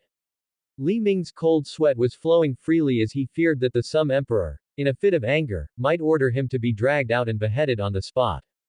Hearing Li Ming's statement, the Sum Emperor coldly said, "The last time, you allowed remnants from Chen nation to infiltrate the imperial palace, and I did not punish you. This time, a bloodbath occurred in the prince's residence within the imperial city, and you didn't even catch a glimpse of the assassins, shadows. What use is there for you as head of the imperial guards? Effective immediately, relieve Li Ming of all duties and banish him to the frontier." Hearing the Sum Emperor's words, Li Ming breathed a sigh of relief and then kowtowed, saying, "Thank you for your imperial grace." Although he had lost his position, at least his life was spared, and Li Ming felt somewhat lucky. At that moment, the Sum Emperor continued, "Turn this case over to the Ministry of Criminal Justice for investigation. Within 3 days, I need a satisfactory answer." As soon as these words were spoken, the officials from the Ministry of Criminal Justice began to tremble with fear. This was not something they were able to investigate, nor dared to investigate. The assassins had directly slaughtered their way through Prince Lu Shuyun's residence, even killing the Grand Master there. This indicated that among last night's assassins there was at least one Grand Master. To dispatch a Grand Master, and daring to boldly bloodbath a prince's residence, there must be a significant power behind it. It might even be the work of another prince. Should they really find out it was another prince who did it, that would be a hot potato for the Ministry of Criminal Justice. In great sum, the ministry simply had no way or right to judge a prince's crime. Although they knew it was a hot potato, the officials from the Ministry of Criminal Justice dared not refuse. With the Sum Emperor currently in a rage, they feared decapitation for even speaking out at such a time. Then, the Sum Emperor said to Lu Shuyun, "Chi Prince, rise. I will see justice done for you." Lu Shuyun hurriedly responded, "This humble son thanks Father Emperor." The Sum Emperor did not continue to dwell on this matter. Although the incident was extremely vile, the assassins had not yet been captured, and not even a shred of information about them was available. It was too early to discuss how to deal with them. Today, there were other matters for discussion. At this point, the Sum Emperor turned to the Minister of Revenue, "Minister Wang, I hear you are withholding the provisions for the army heading to North City. Is there any truth to this?" Minister of Revenue, Wang Hai, quickly replied, Your Majesty, it's not that your servant wishes to withhold the army's provisions, but the Ministry of Household is seriously in deficit. It is quite difficult to gather such a large sum of money in such a short time. The Sum Emperor replied with indifference, Are you saying that if you cannot gather the money, the court should not send troops to North City to counter the barbarian tribe? Wang Hai, could it be that you have colluded with the barbarian tribe, wishing for them to march unimpeded straight to the capital city, intentionally delaying the army's departure? Hearing the Sum Emperor's words, Wang Hai's complexion turned ashen in an instant. Although the Wang family did indeed have dealings with the barbarian tribe, he had not expected the Sum Emperor to directly bring it up. While the Sum Emperor seemed to be probing, Wang Hai couldn't shake the feeling that the Emperor might know something. Wang Hai immediately knelt down and said, Your Majesty, your servant is earnestly preparing the army's provisions. The Sum Emperor coldly stated, If within 3 days the army still cannot march north, then you will no longer need to serve as the Minister of Revenue. Just as the Sum Emperor was about to continue, a voice suddenly echoed from the entrance of the Grand Hall. Urgent news from the North Land. The next moment, a red ribbon messenger hurried into the hall. Seeing the red ribbon messenger, the faces of the ministers in the hall turned sour. If they were using a red ribbon messenger at this time, did it mean that the barbarian tribe had already begun to move south? While the imperial court's army was still worrying about food and fodder, the cavalry of the barbarian tribe had already moved south. How were they supposed to defend North City? Could they really rely on that worthless prince? Better not count on that. It's likely that the worthless prince would flee back to the capital city before the barbarian cavalry even reached Yan County. At this point, the red ribbon messenger said, The North Free King of the barbarian tribe has already gathered 100,000 cavalry at the court of the Sky Wolf King and is about to move south. This is a battle report from the North Prince, and in addition, the North Prince has also sent a personal letter to His Majesty. Upon hearing this, everyone in the hall was taken aback. A personal letter. A prince writing a personal letter to the emperor. It seemed not entirely inappropriate. Although the North Prince had taken up his fief, he was, after all, the son of the emperor, and there was a father-son relationship. However, since the establishment of Great Sum, it seemed there had never been an instance of a seigneur writing a personal letter to the emperor, they always submitted official memorials. The eunuch by the Sum Emperor's side didn't hesitate and immediately approached the red ribbon messenger, took both the battle report and the personal letter, and then presented them to the Sum Emperor. After receiving the battle report and the personal letter, the Sum Emperor first looked over the battle report. The report itself had no issues, and the North Prince also mentioned the arrangements for North City in it. What puzzled the Sum Emperor, however, was that Lu Chen actually planned to adopt a scorched earth strategy, moving all the common people north of Yan County to the south and then leading the army to face off against the 300,000-strong barbarian army in a decisive battle at Yan County. The Sum Emperor furrowed his brows. Whose strategy was this? He didn't believe that his good-for-nothing son had the audacity to do this. Setting aside whether the strategy was effective or not, it would require immense courage to dare to attempt it. Yan County currently had only 30,000, at most 50,000 soldiers. It would not be easy for a single Yan County to hold back the barbarian cavalry. Moreover, this would lead to Yan County being besieged by the barbarian army. He knew what character his son had, how could he not? The Sum Emperor was quite skeptical that Lu Chen would put himself in danger. After finishing the battle report, the Sum Emperor then opened Lu Chen's personal letter. Just seeing the beginning of the personal letter, the Sum Emperor snorted coldly. He just knew Lu Chen couldn't suddenly become so courageous. It turned out he wanted the emperor to send reinforcements to North City as soon as possible. Seeing how Lu Chen lamented in a pitiful and despicable manner in the letter, the Sum Emperor felt like tearing the letter up immediately. However, he ultimately restrained himself and continued reading. When he reached the end, his expression darkened instantly, especially after seeing the last line of text. The Sum Emperor's brows immediately furrowed. He had actually long suspected that this southward move by the barbarian tribe was connected to the aristocratic families, something that didn't need investigation to guess. But he didn't know exactly who was colluding with the barbarian tribe. The fact that the weapons of Great Sumian standard mentioned by Lu Chen in the personal letter did nothing but confirm his suspicions. What truly caused the Sum Emperor to frown was the mention of Prince Lu Shuyun in the letter. Seeing the expression on the Sum Emperor's face grow increasingly ugly, the court ministers inside the Great Hall were all very curious about what content the North Prince had written in his family letter that could make the Sum Emperor look so angry. Hadn't the bloodbath at Prince Lu Shuyun's residence left the Sum Emperor this angry? After finishing the content of the family letter, the Sum Emperor directly flicked his sleeve and then coldly said 2 words, "Court dismissed," before leaving the Great Hall straightaway. The court ministers inside the Great Hall were all bewildered, not knowing what had happened. Was court dismissed just like that? The Sum Emperor hadn't even mentioned the military reports from the North Land, had he? Moreover, this time he hadn't had anyone come to his study to discuss military affairs. This made the ministers even more curious about the North Prince's letter. What exactly was written in the letter that could make the Sum Emperor angrily leave the Great Hall? A while later. Royal Garden. The Sum Emperor came to the Royal Garden and directly handed the military reports and Lu Chen's family letter to the state preceptor, Satu Ce. Satu Ce glanced at the military report, then looked carefully at Lu Chen's family letter, his expression becoming instantly more solemn. After a long while, Satu Ce finally spoke, "Your Majesty, it seems that this family letter is more important than the military report. It's quite obvious that the North Prince only wrote this military report so he could send this family letter through the Red Ribbon Messenger. Although from the content of the family letter it seems that the North Prince is just a useless coward, merely wanting the court to send troops to help him fend off the barbarian tribe, the 2 key points in the family letter were fully laid out by the North Prince.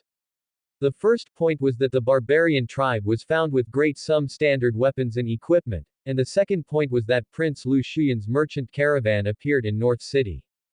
The appearance of Great Sum weapons in the North Land proves that there must be traders within Great Sum. And, with North City being so poor, the fact that Prince Lu Shuyun's merchant caravan went there to do business suggests that Prince Lu Shuyun might have issues. The North Prince's family letter was just short of directly naming Prince Lu Shuyun as the traitor to the nation. It's quite clear that the North Prince's intention was not just to simply complain about his situation in the family letter. Hearing Satu Ce's words, the Sum Emperor, with his hands behind his back, looked at the lotus pond and fell silent for a moment. I don't believe Chen is capable of such scheming. While Lu Chen was in the capital city, he always seemed to be an ignorant pleasure seeker. Even after he went to North City, he continued to neglect proper affairs, spending his days indulging in his prince's mansion. The Sum Emperor did not believe that Lu Chen suddenly had an epiphany and knew to use this method to remind him that there were traitors within the court. Of course, this family letter might indeed serve such a purpose, but it certainly wasn't written by Lu Chen himself, or rather, it was written under someone else's guidance. At this moment, Satu Ce lamented, "Your Majesty, it seems that Prince Lu Chen has wise people by his side." From the fact that His Highness was able to discern the movements of the barbarian tribe's royal court, it is evident that Prince Lu Chen must certainly possess an intelligence organization. Otherwise, it would be impossible for all of the barbarian tribe's moves to be in the hands of Prince Lu Chen. The Sum Emperor once again fell into deep thought. Satu Ce was right. If Lu Chen could predict the barbarian tribe's southward invasion by 300,000 troops and even knew about traitors within Great Sum, and also knew about the North Free King leading 100,000 cavalry to join forces with the Sky Wolf King, it proved that Lu Chen had an organization capable of gathering intelligence not weaker than the Shadow Guard. This made the Sum Emperor feel a hint of threat. His ignorant and useless son, Lu Chen, actually possessed such a powerful intelligence organization. What did he want to do? What did he dare to do? This made the Sum Emperor suspicious as to whether Lu Chen had always been hiding his capabilities while in the capital city. But from his behavior, he didn't seem to be the type to conceal his talents, did he? He had lived in the capital city for so many years, always under surveillance, and his behavior did not seem feigned at all. This made the Sum Emperor more suspicious that there might be forces behind Lu Chen intending to use him for some unspeakable purposes, especially the mysterious Moon Palace. Lu Chen's status as the god's son had always been a concern for the Sum Emperor. At that moment, the Shadow Guard commander appeared behind the Sum Emperor. Your Majesty, a secret report from Commander Bai. Hearing this, the Sum Emperor immediately turned and took the secret report from the Shadow Guard commander's hands and opened it. After reading Bai Qingqing's secret report, the Sum Emperor's expression turned even uglier. As he had suspected, the mysterious Moon Palace had indeed sent people to North City, and it was the palace master of the mysterious Moon Palace who had personally gone to North City. However, according to the secret report, it seemed that the mysterious Moon Palace had not actually aided the North Prince Mansion, and the palace master of the mysterious Moon Palace had already headed south with Lu Chen's wives and concubines. Now there were hardly any people left by Lu Chen's side. This puzzled the Sum Emperor. If the mysterious Moon Palace was not behind Lu Chen, then did he have other forces behind him? He did not believe that merely by relying on Lu Chen, one could establish an intelligence organization capable of infiltrating the courts of the barbarian tribe. It was a bit strange. The Sum Emperor did not suspect Bai Qingqing, he simply thought that Bai Qingqing must not have yet uncovered the true secrets of the North Prince Mansion or made contact with the people behind Lu Chen. Immediately, the Sum Emperor said to the Shadow Guard leader, "Command Commander Bai to find a way into Chen's bed. I need more intelligence about Chen. Additionally, have her expedite the investigation to confirm whether North City really has any of Shuyan's merchant caravans in contact with the barbarian tribe." The Shadow Guard leader immediately responded, "Yes, Your Majesty. You may leave." This subordinate takes his leave. After the Shadow Guard leader left, Satu Ce opened his mouth to ask, "Your Majesty, aside from the matter of Prince Lu Chen, how do you intend to handle Prince Lu Shuyan's situation?" The Sum Emperor indifferently replied, "I do not believe that he could have done this alone, there must surely be the shadow of an aristocratic family behind him. Once the affair in North City is settled, and the Shadow Guard has collected enough evidence, that will be the time to deal with those parasites." Northland. Sky Wolf King's Court. An old man, clad entirely in beast skins and with wrinkled skin, was making merry with Sky Wolf King Xiao Hongbo over a drink. At that moment, Xiao Hongbo said to a slave beside him, "Go, call the princess here." The slave immediately got up and left the royal tent. At the same time, Xiao Wenyao was on a highland in the grasslands, gazing toward the direction of North City. Shortly afterward, the slave who had been by Xiao Hongbo's side earlier arrived behind Xiao Wenyao. "Princess, the great king summons you to the royal tent." Upon hearing this, Xiao Wenyao's face instantly turned pale. She, of course, knew why her father was summoning her to the royal tent. It was to serve the North Free King, to pour wine and wait on him. Xiao Wenyao had seen the North Free King a few days prior, and setting aside his ugly appearance, the stench that pervaded his entire being had nearly made Xiao Wenyao vomit. Though they both lived on the grasslands, their Sky Wolf tribe always valued cleanliness, unlike the North Free King who seemingly never bathed in his life. Xiao Wenyao immediately retorted, "I refuse to go. Go back and tell my father that I feel unwell." Hearing this, the slave hurriedly said, "Princess, please don't make things difficult for me. If you don't go, the great king will surely kill me." Slaves had no status among the barbarian tribe, they could be killed on a whim. Though Xiao Wenyao felt a hint of pity for the slave, she still insisted, "I am not going." Having said this, Xiao Wenyao was ready to turn around and leave. However, just then, two personal guards of Xiao Hongbo appeared in front of Xiao Wenyao. "Princess, the great king has ordered us to escort you to the royal tent." Xiao Hongbo likely had guessed that Xiao Wenyao might not comply, so he opted to have her forcibly taken there instead. Today he was seeking to improve relations with the North Free King and wanted to show him what his future queen looked like. Seeing the two burly men clad in beast skins before her, Xiao Wenyao realized she could not escape and resignedly said, "I understand." Then, Xiao Wenyao followed them to the royal tent. Upon entering the royal tent, Xiao Wenyao immediately saw the repulsive old man. At that moment, Xiao Hongbo said with a beaming smile to the North Free King beside him, "North Free King, this is my daughter and your future queen." Upon hearing this, the North Free King leered at Xiao Wenyao, his gaze lingering on her shapely figure, and he could not help but swallow his saliva. He had long heard that the Sky Wolf King's daughter was a rare beauty of the grasslands, and seeing her today, he realized she lived up to her reputation. She was far more beautiful than any of the women he had seized from Great Sum. Feeling the North Free King's unabashed stare, Xiao Wenyao felt as if something was crawling over her skin. Xiao Hongbo then looked at Xiao Wenyao saying, Yao Yao, come here and pour wine for your future husband. Hearing Xiao Hongbo's stern voice, Xiao Wenyao knew she had no choice but to comply. She prepared to approach the North Free King to pour the wine. However, at that moment, her uncle, Xiao Pengtian, spoke up, Great King, Yao Yao has not yet officially married the North Free King. It is not quite appropriate for her to pour wine for him now. The Queen once said that we should learn from Great Sum. Therefore, we should also adopt the rites of Great Sum, where a woman must not have contact with her future husband before marriage. Upon hearing Xiao Pengtian's words, the North Free King immediately felt displeased. Yet, Xiao Hongbo did not express anger. He smiled at the North Free King and said, North Free King, I think my subordinate makes some sense. How about we wait until we take over North City, and then Yao Yao can pour wine for you. Seeing that Xiao Hongbo had spoken, the North Free King could only reply, all right then. On the day that my queen marries me, I will drink heartily with her.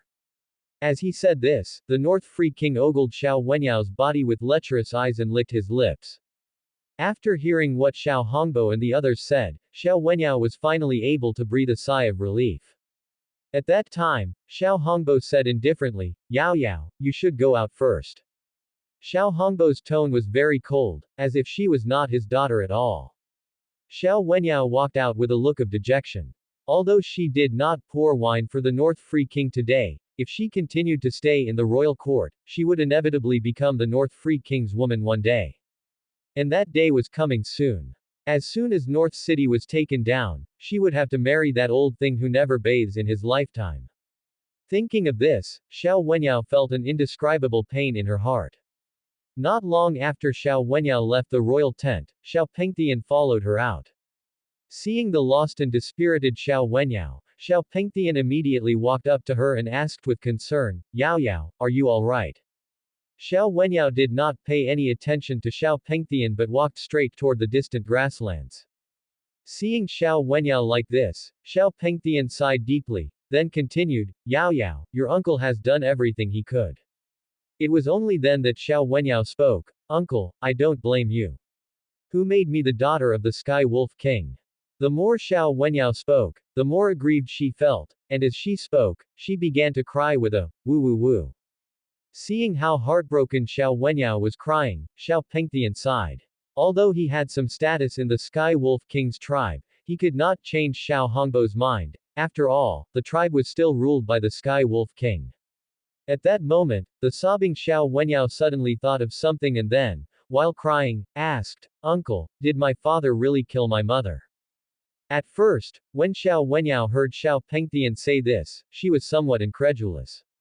After all, her mother and father seemed so in love before, how could her father possibly have killed her mother? But now, seeing how her father treated her, ignoring his daughter's happiness for the sake of his ambition, Xiao Wenyao could not help but suspect whether her father really killed her mother in order to marry the queen. Hearing Xiao Wenyao's question, Xiao Pengtian fell silent. Although he had told Xiao Wenyao about this matter before, it was only said in a moment of anger, as he really couldn't stand Xiao Hongbo's actions. However, he indeed suspected that his sister's death was closely connected to Xiao Hongbo. But seeing how sad Xiao Wenyao was, he was reluctant to tell her more about her own mother's affairs. After a moment of silence, Xiao Pengtian still said, I only suspect it, as your mother was always well and had no illnesses, she couldn't have died suddenly, so I suspect that someone poisoned your mother. The most likely person who did not want your mother to live was your father, because he wanted to marry the queen. Xiao Wenyao wiped her tears and asked, but hasn't the queen already agreed to marry him?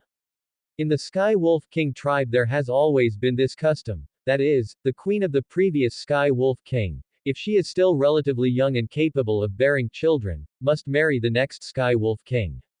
Of course, this is provided that the next Sky Wolf King has no blood relation, but from the way new Sky Wolf Kings are chosen in the Sky Wolf King's tribe, many times the new Sky Wolf King has no blood relation to the previous one. The barbarian tribe is different from Great Sum, where succession is generally by primogeniture, while in the barbarian tribe the king is chosen by the elders. Therefore, the children of the previous Sky Wolf King are not necessarily going to become the next Sky Wolf King, although generally, the children of the previous Sky Wolf King do become the next one, because they have a great advantage in the elders' election in the barbarian tribe.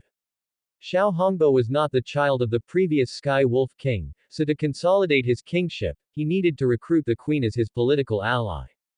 Saying, recruit, is too polite. Considering Yelv Nanyan's current status in the Sky Wolf King tribe, ingratiating might be more accurate.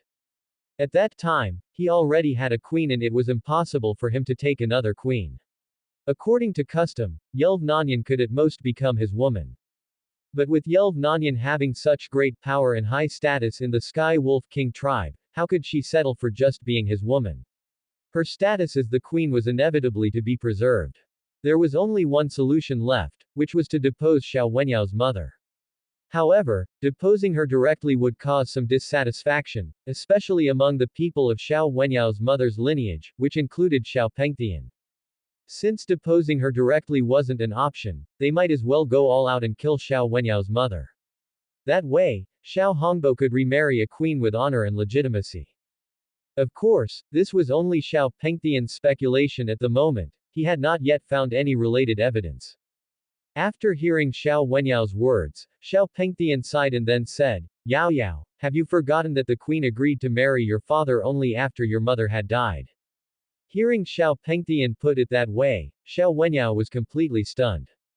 After a while, Xiao Wenyao continued, Uncle, could it be that the queen killed my mother? Xiao Pengtian did not immediately answer Xiao Wenyao's question. If one were to look at the motive, Yelv Nanyan could indeed have had the potential to kill Xiao Wenyao's mother because to become queen, the current queen would have to be deposed or die. Considering the circumstances at the time, deposing her was not likely, leaving only a sudden death as the alternative. However, Xiao Pengtian did not believe that Yelv Nanyan needed to marry Xiao Hongbo to maintain her status, as she had already garnered the support of all the elders in the Sky Wolf King tribe. Even if Yelv Nanyan had refused to marry the Sky Wolf King at that time, the elders would not have objected. Moreover, given her contributions to the tribe, if she did not want to marry Xiao Hongbo, no one would have any say in it. Therefore, for Xiao Hongbo to gain Yelv Nanyan's support, he had to depose the position of Xiao Wenyao's mother as the queen, and for Yelv Nanyan to maintain her power in the Sky Wolf King tribe, she simply needed to maintain good relations with the elders. Coupled with her own significant influence in the tribe, she had no need at all to marry Xiao Hongbo.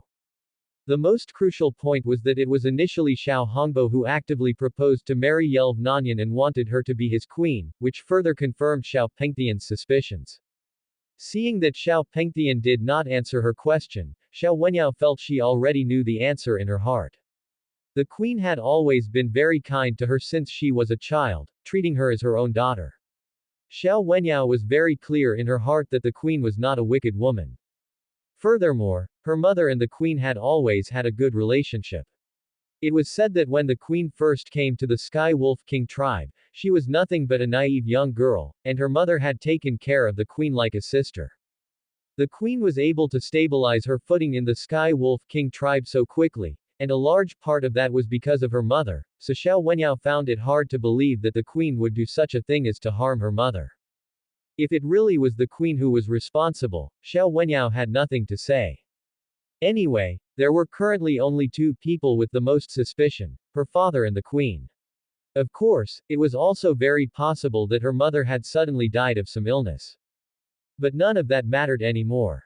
She was about to marry into the North Free King tribe and would never know who killed her mother for the rest of her life.